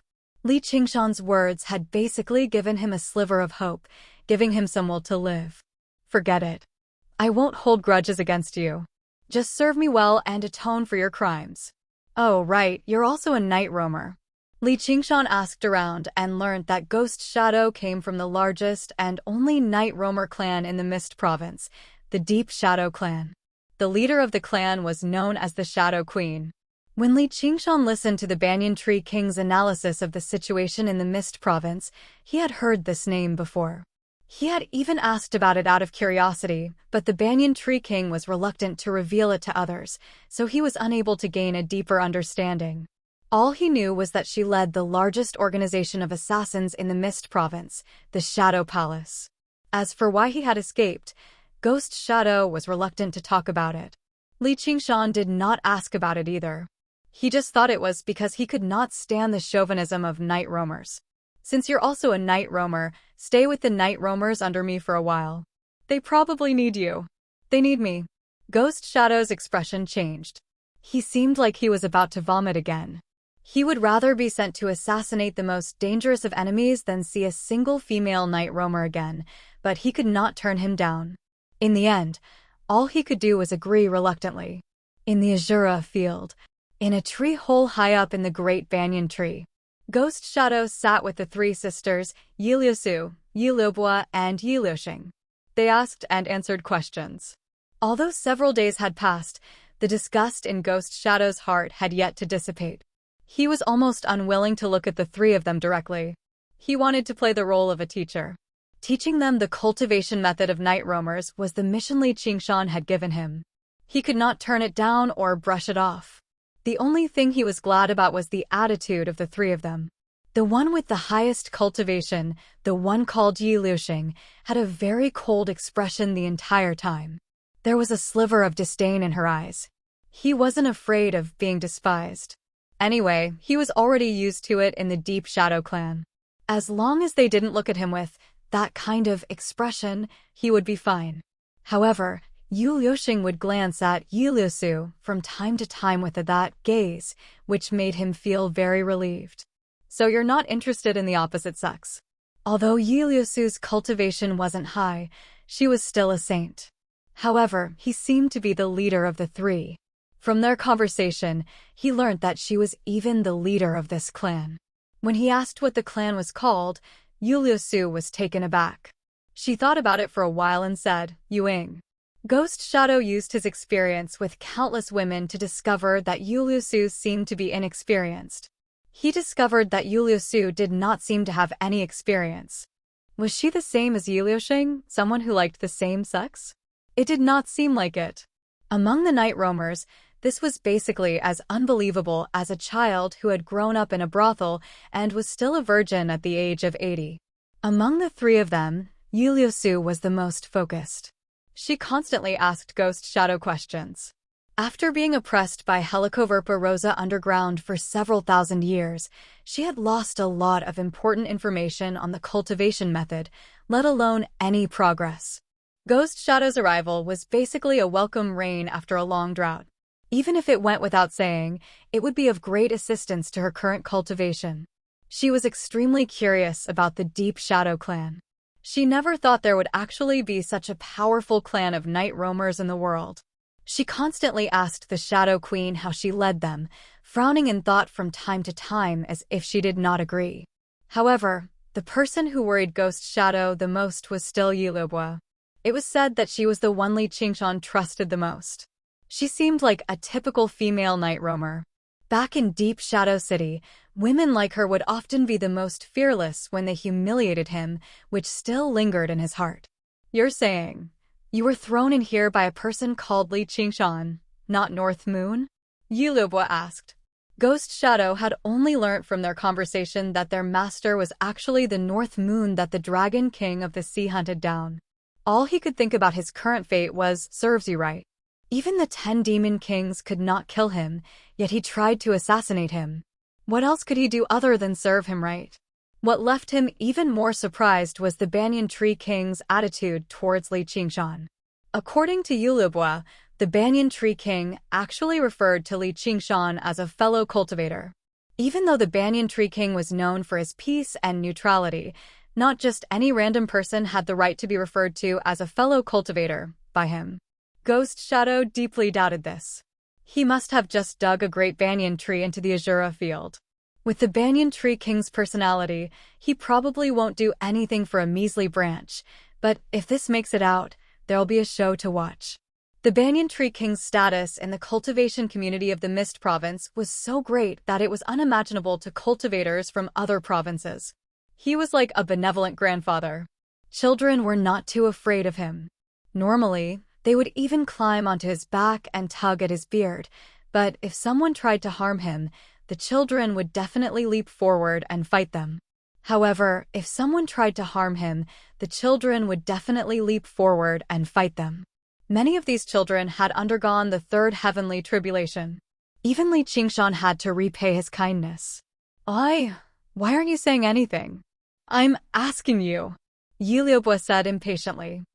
I can't answer that, said Ghost Shadow. This was the restriction of the blood oath. He could not purposefully expose Li Qingshan's secret. You idiot, don't you understand? This is his other identity. He uses it to move about in the human world, Yi Liuxing said coldly. Is that so? You're the idiot. Yi Liubwa bellowed furiously. Yi Liuxing smiled coldly. All right, stop arguing. Fellow ghost, please continue explaining the fifth transformation of the night roaming god. This was within Li Qingshan's expectations. Since even Yu Wufeng and the gentleman of heavenly blubber knew about his dual identity, there was nothing wrong with telling them. Moreover, this was different from exposing the North Moon's identity under Li Qingshan's name. He did not have that many qualms. Sure enough, since they had never had any contact with Li Qingshan before, they were not too surprised by this identity. The North Moon had done far too many shocking things. Disguising himself as a human and becoming a White Hawk commander really was nothing. In short, after spending some time with them, Ghost Shadow was convinced that the three women did not have any romantic thoughts towards him. The pressure he felt decreased drastically, and he definitely did not feel any sense of loss at all. He had already slept with all the women he should have slept with and should not have slept with in his 10 lifetimes. From today onwards, he would sever his emotions. There were only two things that could interest him, which were assassination and cultivation. At this moment, Li Qingshan appeared in the tree hole. Only then did Ghost Shadow see his other form. He had scarlet hair and eyes, and he was peerlessly handsome. Master, Yuliubwa immediately threw herself over. Looks like you're about to undergo the second heavenly tribulation.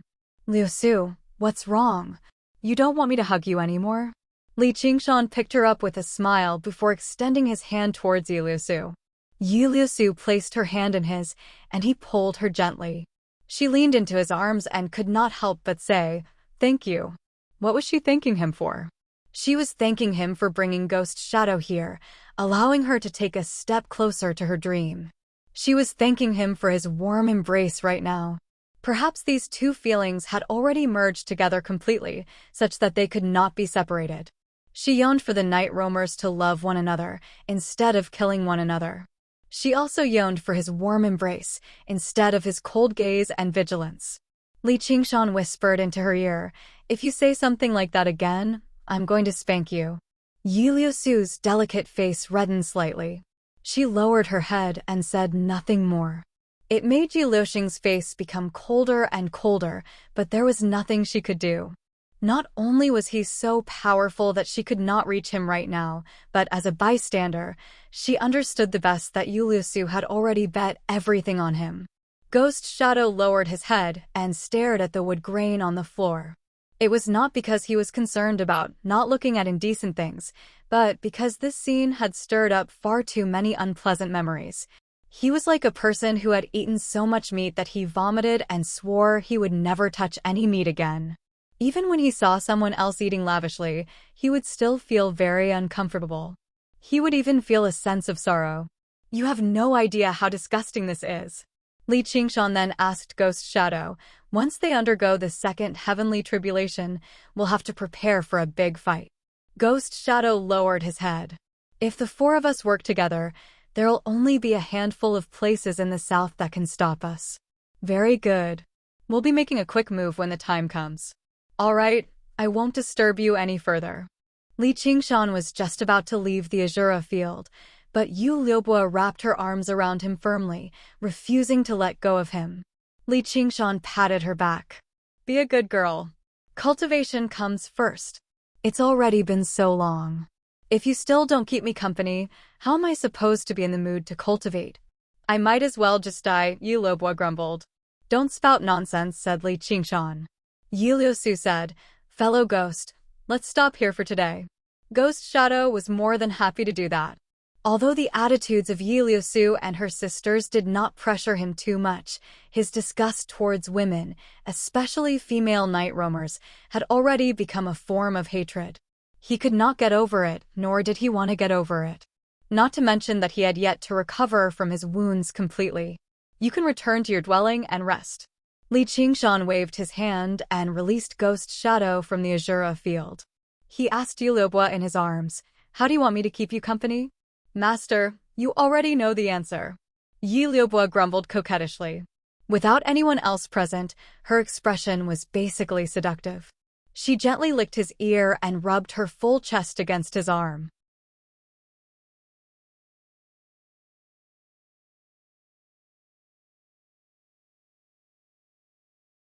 Chapter 788. Li Qingshan saw how flustered Yi Liusu was and asked with a smile, "What's wrong? You don't want to spend a little more time with me?" "I do." Yi Liusu lowered her head and said softly, but Li Qingshan was clearly going to do it with Yi Liubo. Was he going to do it with her too? She felt her body heat up. Yi Liubo said mischievously, "What do you want, big sister?" Yi Liusu shot a glance at her. "What do you think about this place?" Li Qingshan released them and pointed into the distance. They currently stood on the top of the main peak of Savage Mountain. They could see the entire valley from there. It had just rained today, so the thick mist merged with the clouds, basically burying the entire valley. A waterfall plunged 1,000 meters down like a white dragon, flickering in and out of the clouds. What dense spiritual chi and what beautiful scenery. This really is a rare blessed land. Yu Liubo gazed at the scenery in the distance and sighed in amazement. Yu Liusu temporarily forgot about her embarrassment and gazed over. This is the Mist Province. Before I knew it, I've already crossed over 50,000 kilometers with him, reaching a distance I've never imagined in the past. I've also seen scenery that has never been recorded in books. Once the time is ripe, I'll move the tree out and have it rooted in the valley. You can rebuild the territory of the night roamers here. As long as you cast down a powerful formation, it'll be enough to stop third heavenly tribulation enemies, and Li Qingshan stood on the top of the mountain and pointed out the environment in the valley, imagining how he should decorate the village of night roamers. Yu Lusu's gaze followed the tip of his finger. She was fascinated, but it gradually returned to his face and became fixated on it. Yu Liubua's gaze moved past their faces. She sighed with a smile inside. Is Master using his method to express his apologies? What a great gift. With how dreamy my sister is, she'll definitely be enchanted by it. Li Qingshan was rather delighted too. Compared to hard work and cultivation, defeating powerful enemies was another kind of happiness. He had used his own strength to help a race. Step by step, he was confident that he would not let Yu Liusu down. How is it? Facing Li Qingshan's question with a smile, Yu Liusu took a step forward, tiptoed, and kissed him on the cheek. She said seriously, "Thank you. I'm really going to spank you this time." Li Qingshan smiled and patted her perky butt. In Mate Sanying's cave, there was a faint fragrance in the air. The stone walls were covered with embroidered wallpaper, which looked like it was woven from silk. The decorations were very elegant. The most eye-catching place was the center of the cave. A huge white cocoon hung under the dome. It seemed to be where Mate Sanying rested and cultivated. Yu Liubua dived into the cocoon. He poked his head out and said, "You guys come in too. It's so comfortable in here. Hurry up and go in. I'll look around." Yu Liusu said to Li Qingshan, her eyes darting around, not daring to meet his eyes. Li Qingshan carried her up and jumped into the cocoon. The space inside was not small, but it was still a little cramped to accommodate 3 people. The pure white silk was smooth, cold, and soft, glowing faintly like a huge sleeping bag. "This cocoon is a treasure." Li Qingshan examined it. Before he finished speaking, Yu Liubua pounced on him and sealed his mouth with her plump lips. Her tongue slid in like a snake and she mumbled, "Master, love me. You're so horny. Can't you see your sister is still here?" Li Qingshan flipped her over and pressed her under him. With a light wave of his hand, her bra fell off and 2 voluptuous mounds jumped out. He held them in his hands and played with them, pinching the tips lightly. Yu Liubua moaned softly and said with a flirtatious look, "It's not like I can escape from your demonic claws anyway." Yu Liusu, who had always been composed and generous, was basically at a loss for what to do. Born as a night roamer, she had seen many things like this before. She was not as shy as mortals and treated it as a matter of course. She had been mentally prepared for this a long time ago. But only now did she realize she could not act as naturally as she imagined. Li Qingshan's hand caressing Yu Liubua basically felt like it was on her body. Even her breathing became labored. Li Qingshan glanced at Yu Liusu with a smile. He adjusted his posture and placed her beside Yu Liubua. 2 equally beautiful faces were currently looking at her with different expressions. Yu Liusu's body tensed up. She was like a small beast that had fallen into the hands of a hunter and was waiting to be dealt with. Meanwhile, Yu Liubua's eyes were already flirtatious, burning with admiration. Her upper body moved gently with Li Qingshan's caresses.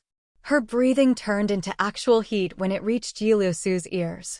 At this moment, Li Qingshan's hand landed on her cheek and caressed it gently. "Master, please wait until I undergo the heavenly tribulation, all right?" Yu Liusu pleaded. "Don't worry. I won't eat you up this time." Li Qingshan smiled. He also understood that Yu Liubua needed release to cultivate in peace, while it was best for Yu Liusu to maintain her original state. However, since she had come with him, he obviously had to bully her properly.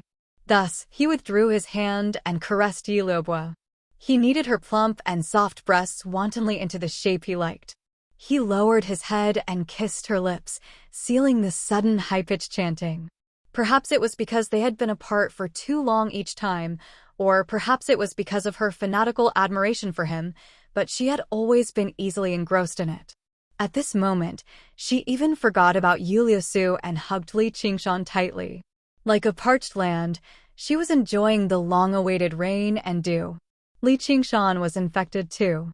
His lust began to blaze, but he broke free from her embrace and admired her again. Yu Liubua opened her eyes in a rather daze. Between the armor and the boots, a plump thigh rubbed against each other gently. Beside her, Yuliusu felt a little thirsty. She quietly swallowed her saliva. Li Qingshan's right hand reached under Yu Liubua's skirt armor. Yu Liubua suddenly opened her eyes wide and let out a long, high-pitched moan. Li Qingshan stuffed the index and middle fingers of his left hand into her mouth. Her fragrant tongue wrapped around it as if he was tasting a fine wine. His forefingers were tightly surrounded by scorching heat. Yu Liubua stretched out her arms, but she couldn't reach him. She felt empty. She couldn't get the caress she wanted, so she could only caress herself. This scene made Li Qingshan purse his lips and glance at Yuliusu again. Her armor was neat and tidy, but in that moment, she felt like she had been pierced. She did her best to act like she was unaffected, but her drifting gaze constantly landed on Yu Liubua beside her. She had never seen her younger sister show such deep love either. It was like she had been bewitched, yet also like she had lost her sense of self, becoming a puppet for him to toy with. However, it made her heart waver, and she felt a sense of desire.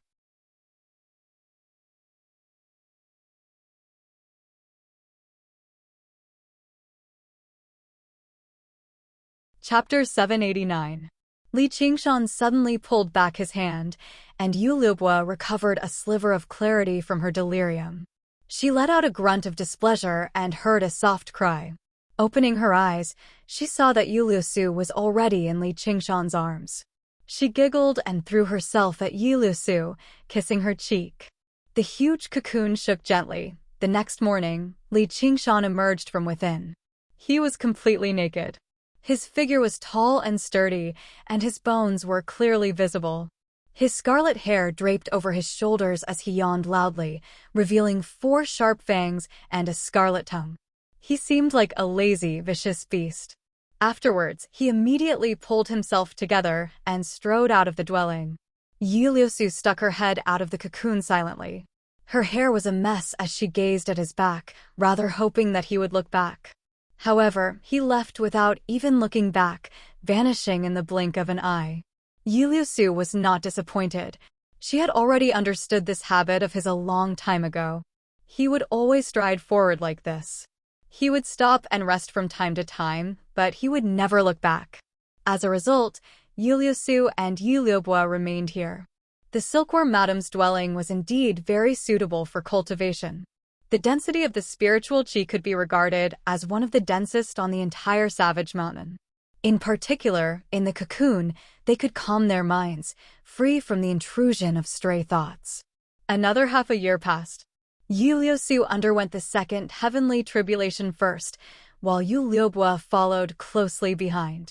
She also underwent the tribulation successfully. After another period of rest and recuperation, on Savage Mountain, Li Qingshan gazed at the sky and turned around. It's time. Yu Wufeng, the gentleman of heavenly blubber, and Ghost Shadow all stood with their hands by their sides, while the 3 sisters, Yuliusu, accepted the order sternly. The moon illuminated the sky.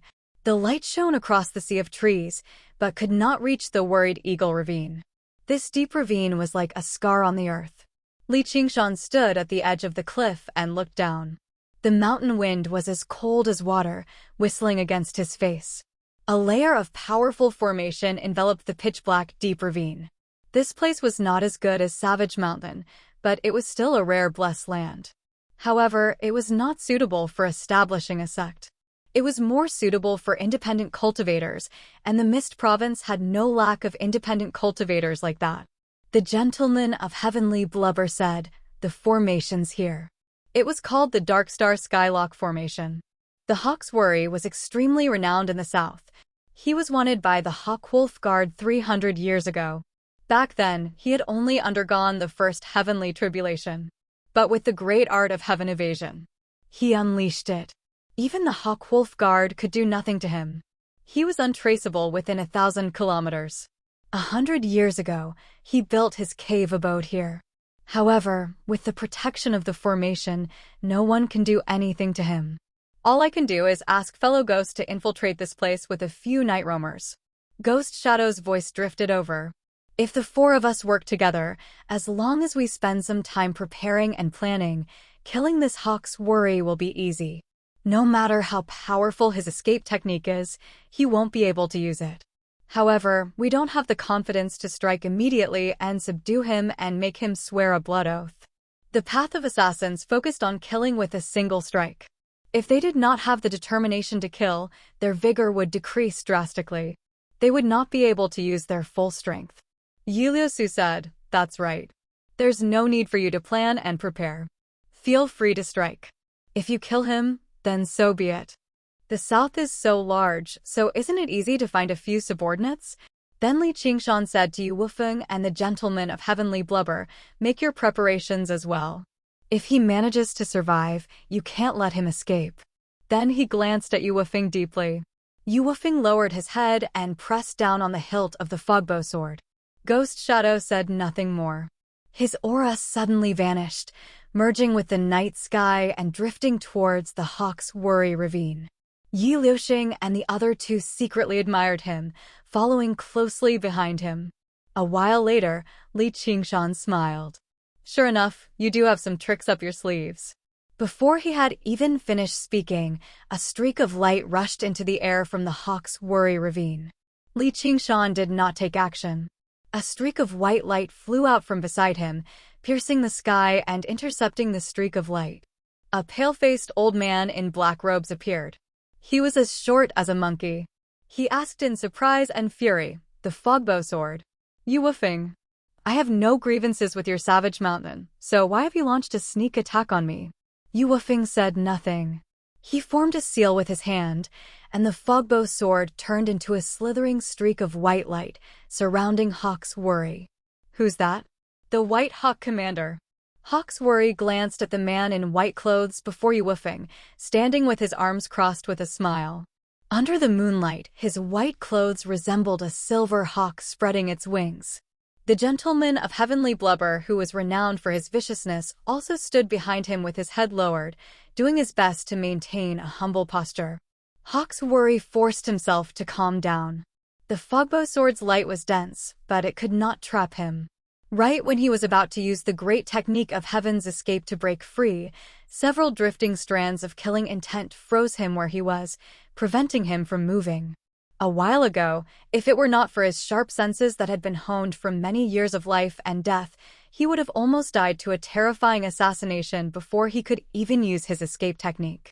Apart from Ghost Shadow, the other three were clearly peak assassins of the Shadow Palace, which scared him witless. Although he managed to escape by luck, he was heavily injured, even abandoning his dwelling. Yet, the first cave master of Savage Mountain intercepted him with his renowned fogbow sword. In an instant, killing intent filled the air from all directions, but it was like a bow that was ready to be drawn. Just as Hawk's Worry was thinking about a countermeasure, the Demon Suppression Tower descended from above. Demon Suppression. The four Night Roamer assassins worked together to assassinate him. The first cave master of Savage Mountain used his arcane treasure, the fogbow sword, to trap him, and Li Qingshan suppressed him in the end. No matter how powerful Hawk's Worry's escape technique was, all he could do was surrender. In the Demon Suppression Tower, Hawk's Worry turned into a streak of light, charging around, but it was obviously useless. The Demon Suppression Tower was rather clumsy in actual combat, but as long as it suppressed an enemy, they would struggle to break free. At this moment, a figure passed through the tower. Li Qingshan appeared and said, "Don't waste your energy. Let's talk about something useful." "You're Li Qingshan? How extravagant of you, sir." Hawk's Worry did his best to maintain his distance from Li Qingshan. His eyes were filled with caution. Just what was he capable of to actually order around the three cave masters of Savage Mountain and three peak assassins of the Shadow Palace? Li Qingshan took out the blood oath scroll and smiled. "Come, fellow, swear an oath." The blood oath scroll. "You've actually refined the blood oath scroll." Hawk's Worry's expression changed drastically. He finally understood why the three cave masters of Savage Mountain obeyed his orders. "I'll give you half a minute to think about it," Li Qingshan said. Half a minute later, the Demon Suppression Tower turned into demon chi and dispersed. Li Qingshan stowed the blood oath scroll away and patted Hawk's Worry's shoulder. He said in praise, fellow Hawk truly is a sensible person. Hawk's worry was dejected. He forced out a smile. Yes, yes, let's go to the next stop. Li Qingshan waved his hand in high spirits. 7 days later, in the Marquis of Serene Sea's estate. The Marquis of Serene Sea was currently meditating with his eyes closed when the caretaker reported, Marquis, that Li Qingshan is outside, requesting an audience. He's still alive. The Marquis of Serene Sea snapped open his eyes and received him at the entrance. He saw Li Qingshan's back to him, currently lecturing a group of people. From today onwards, you must turn over a new leaf and start anew. You'll definitely achieve great things in the future. The Marquis of Serene Sea counted a total of 8 people. They varied in height, weight, and weight. Every single one of them wore a black cloak with the hood covering their faces. Although they all lowered their heads like servants, the auras they gave off vaguely left the Marquis of Serene Sea alarmed. These people are so familiar. Who's that big fatty? The gentleman of heavenly blubber. And that shorty. The Marquis of Serene Sea was unable to identify them one by one, as Li Qingshan had already turned around.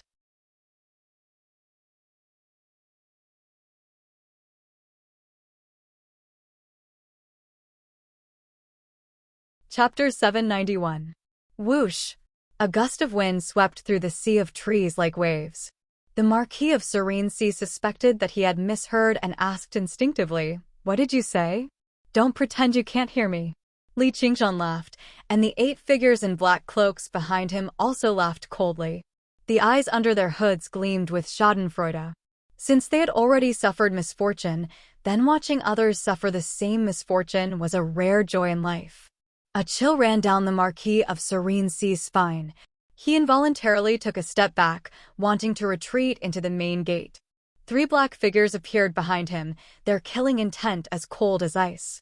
After continuous battles and Ghost Shadow's teachings, Yiliusu and her sister's teamwork had become more and more coordinated. Although others could not see it, the Marquis of Serene Sea could sense it. His heart trembled. Shadow Palace assassins. Only a top-notch assassin of the Shadow Palace would be able to sneak up on him without him noticing. He immediately did not dare to move recklessly. He shouted, "Li Qingshan, what do you think you're doing? I'm the Princess of South Sea Commandery, the Marquis of Serene Sea appointed by the Emperor." "All right, stop being so cocky. I'm looking for you," Li Qingshan said. The laughter behind him became even more unbridled, filled with malice. Li Qingshan was satisfied. The demonic cultivators of the South had one great advantage, which was that they were very adaptable to circumstances. He had attacked them for 7 consecutive days. As long as they managed to survive the combined attacks of Ghost Shadow and the others, none of them would rather die than submit. Moreover, once they swore a blood oath, they could quickly adjust their mentality and show sufficient obedience. There was a shameless person who said that he wanted to take Li Qingshan as his adoptive father. He said that he had cultivated for hundreds of years just for this day, which greatly shocked Li Qingshan. If it was a woman, then so be it. At least he could barely be an adoptive father, but it was clearly an old man. How shameless! This was the culture of Southern Border. There was no sense of propriety, justice, or honor. Only the strong were respected. As long as your fist was hard enough, no one would use their head to clash head-on. There was a commotion in the manor. A large number of cultivators rushed out.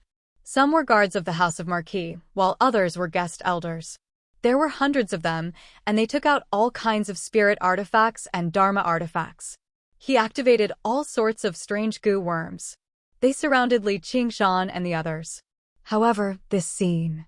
Not to mention that Li Qingshan didn't care. Even the 8 black cloaks behind him didn't care at all. Because among these hundreds of people, none of them had undergone the second heavenly tribulation. "Commander Li, you dare to be rude to my Marquis? Do you know that all the White Wolf Guards were killed while you were gone? Just you wait for the Hawk Wolf Guard to punish you. If you know what's good for you, I can let my Marquis put in a good word for you," Steward Zhou of the Hofu said. He saw that his family had the advantage in numbers and also had the geographical advantage. He believed that Li Qingshan would not dare to commit murder, so he jumped out to express his loyalty. As for the 8 black cloaks behind Li Qingshan, his cultivation was insufficient for him to make an accurate judgment. As for the 3 black shadows behind the Marquis of Serene Sea, he was completely unaware of them. Who did it? Li Qingshan really did not know about this. It's me. A reply rang out from space. The Marquis of Serene Sea's face lit up. It was Ghost Shadow's voice. As long as Ghost Shadow carried out the assassination, even if he failed, he would be able to divert some of Li Qingshan's attention. He could use this opportunity to retreat to the estate. He had specially prepared an escape route in the secret room of the estate. It was a formation that could teleport him 500 kilometers away. This was different from streaks of light. It was completely untraceable.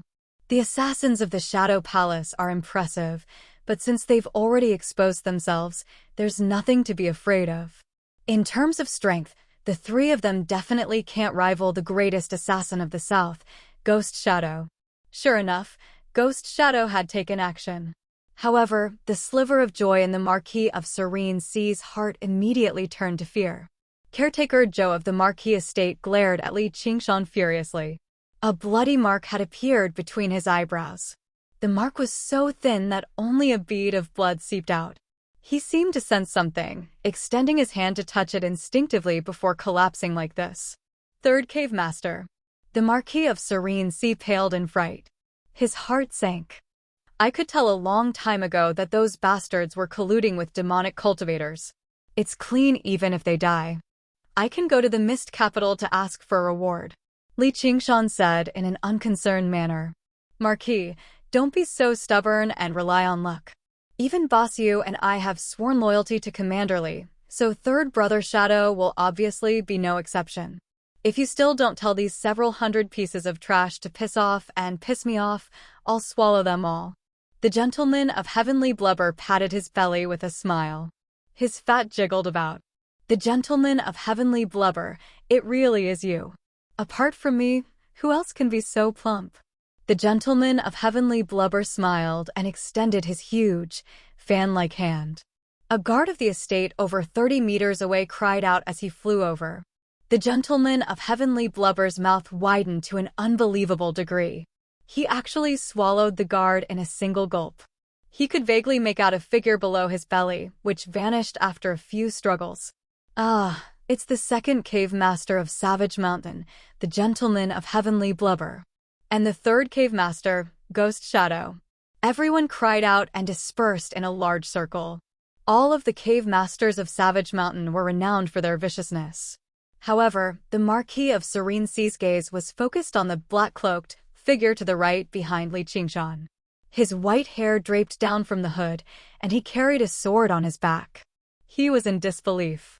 If it was anyone else, then so be it, but he was a sword cultivator wielding an arcane treasure. How proud and arrogant was he?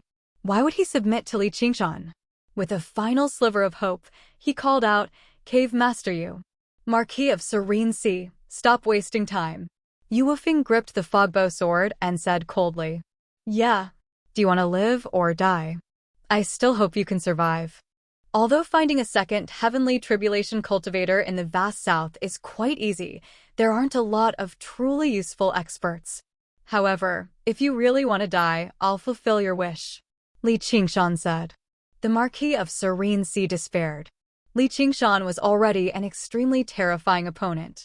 There were also the 3 peak assassins of the Shadow Palace, the first 3 cave masters of Savage Mountain, and the remaining 6 people. He had already recognized them all. Every single one of them was a renowned demonic cultivator of the South. Right now, they all stood behind Li Qingshan, listening to his orders. Even across the entire South, no one could underestimate a force like that. His voice trembled slightly. I'm a marquis. Are you bold enough to kill me? Li Qingshan smiled. Kill him. Before he had even finished speaking, the 3 black figures behind the Marquis of Serene Sea vanished. Ghost Shadow drifted over, locking onto him with killing intent. The fogbow sword left its sheath with a clang, and the Gentleman of Heavenly Blubber reached out with his hand. The remaining 6 black-cloaked figures struck out at the same time as well. It was a sure kill move, like a landslide or a tsunami. The Marquis of Serene was unable to dodge, flee, or block them. All he could do was yell out with all his strength, "I want to live." Li Qingshan raised his hand, and all of the attacks came to a halt.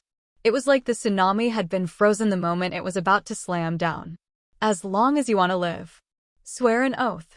If the Battle of Savage Mountain had only caused an uproar in the south due to the unknown outcome, then Li Qingshan's appearance in the commandery city of South Sea this time had answered all of their questions.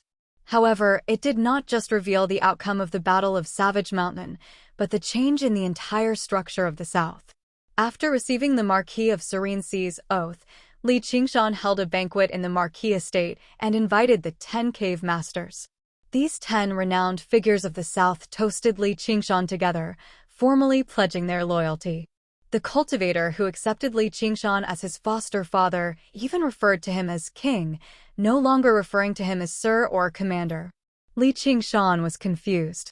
He asked for the reason, and the cultivator said, "Who in the South doesn't know that the one who unites Savage Mountain is the king of savages?" Li Qingshan laughed aloud, accepting the title happily. The Marquis of Serene cursed him for his shamelessness inside, but he forced a smile on his face and also called out, "My king." After the banquet, Li Qingshan gave the order to set off immediately and continue his campaign. He basically rounded up all the second heavenly tribulation cultivators in the south apart from the myriad poison cult, making the arrogant declaration he made when he first arrived in the South Sea Commandery a reality.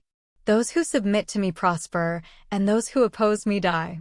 Savage Mountain basically rose up overnight, becoming a great organization in the south that was only second to the myriad poison cult. If it were not for the fact that Li Qingshan had not undergone the third heavenly tribulation, he would have been able to establish a large sect. The Mist Province was thrown into an uproar. When Li Qingshan received orders to come to the Mist Province and assume the position of White Wolf Commander, he attracted countless gazes. This was because of the dazzling glory of the two geniuses, but it was also because cultivators wanted to use this to predict the changes in the situation between the Mist Province and the Green Province. Some people guessed this was part of the Great Xia Empire's plan, purposefully sending them to the Mist Province as hostages to ease the situation between the two provinces. However, even more people believed the Great Xia Empire had no intention of mediating between the two provinces like in the past. Instead, they purposefully made the two provinces wear each other down so that the Dragon Province would remain absolutely powerful in the center. As for Li Qingshan and Little, they were just chess pieces to speed up the war between the two provinces, pitiful sacrifices. There were plenty of malicious speculations. How will the Chan Monastery of Devanaga react when they lose these two genius disciples? As soon as Li Qingshan arrived in the South Sea, he killed the White Hawk commander and successfully ascended to his position. He demonstrated viciousness that completely differed from his identity as a Buddhist disciple. However, across the entire Mist Province, it was only a small matter. Over 2 years had passed since then, and Li Qingshan's name gradually faded from everyone's sight. It was only mentioned from time to time and guessed at the outcome of the battle. Only when Li Qingshan used the Blood Oath Scroll to command the 10 cave masters and conquer the entire south did his name suddenly ring out again. However, the prefix of his name was no longer the position of White Hawk Commander, nor was it the identity of Unraging Monk's disciple. Instead, it was King of Savages. King was originally a title that only existences who had undergone the third heavenly tribulation had the right to use.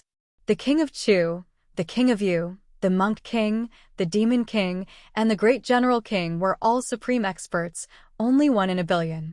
They were the absolute ruling class of the 9 provinces. With Li Qingshan's cultivation, he originally did not have the right to be referred to as king. However, the first cave master of Savage Mountain had once said that whoever underwent the third heavenly tribulation could refine the Blood Oath Scroll and rule over Savage Mountain. The other cave masters would refer to them as King of Savages, and they would receive the recognition of the other 7 cave masters.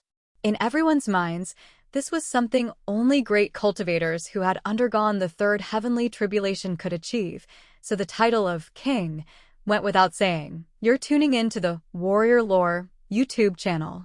Don't forget to subscribe and join us on this journey to catch the most captivating stories.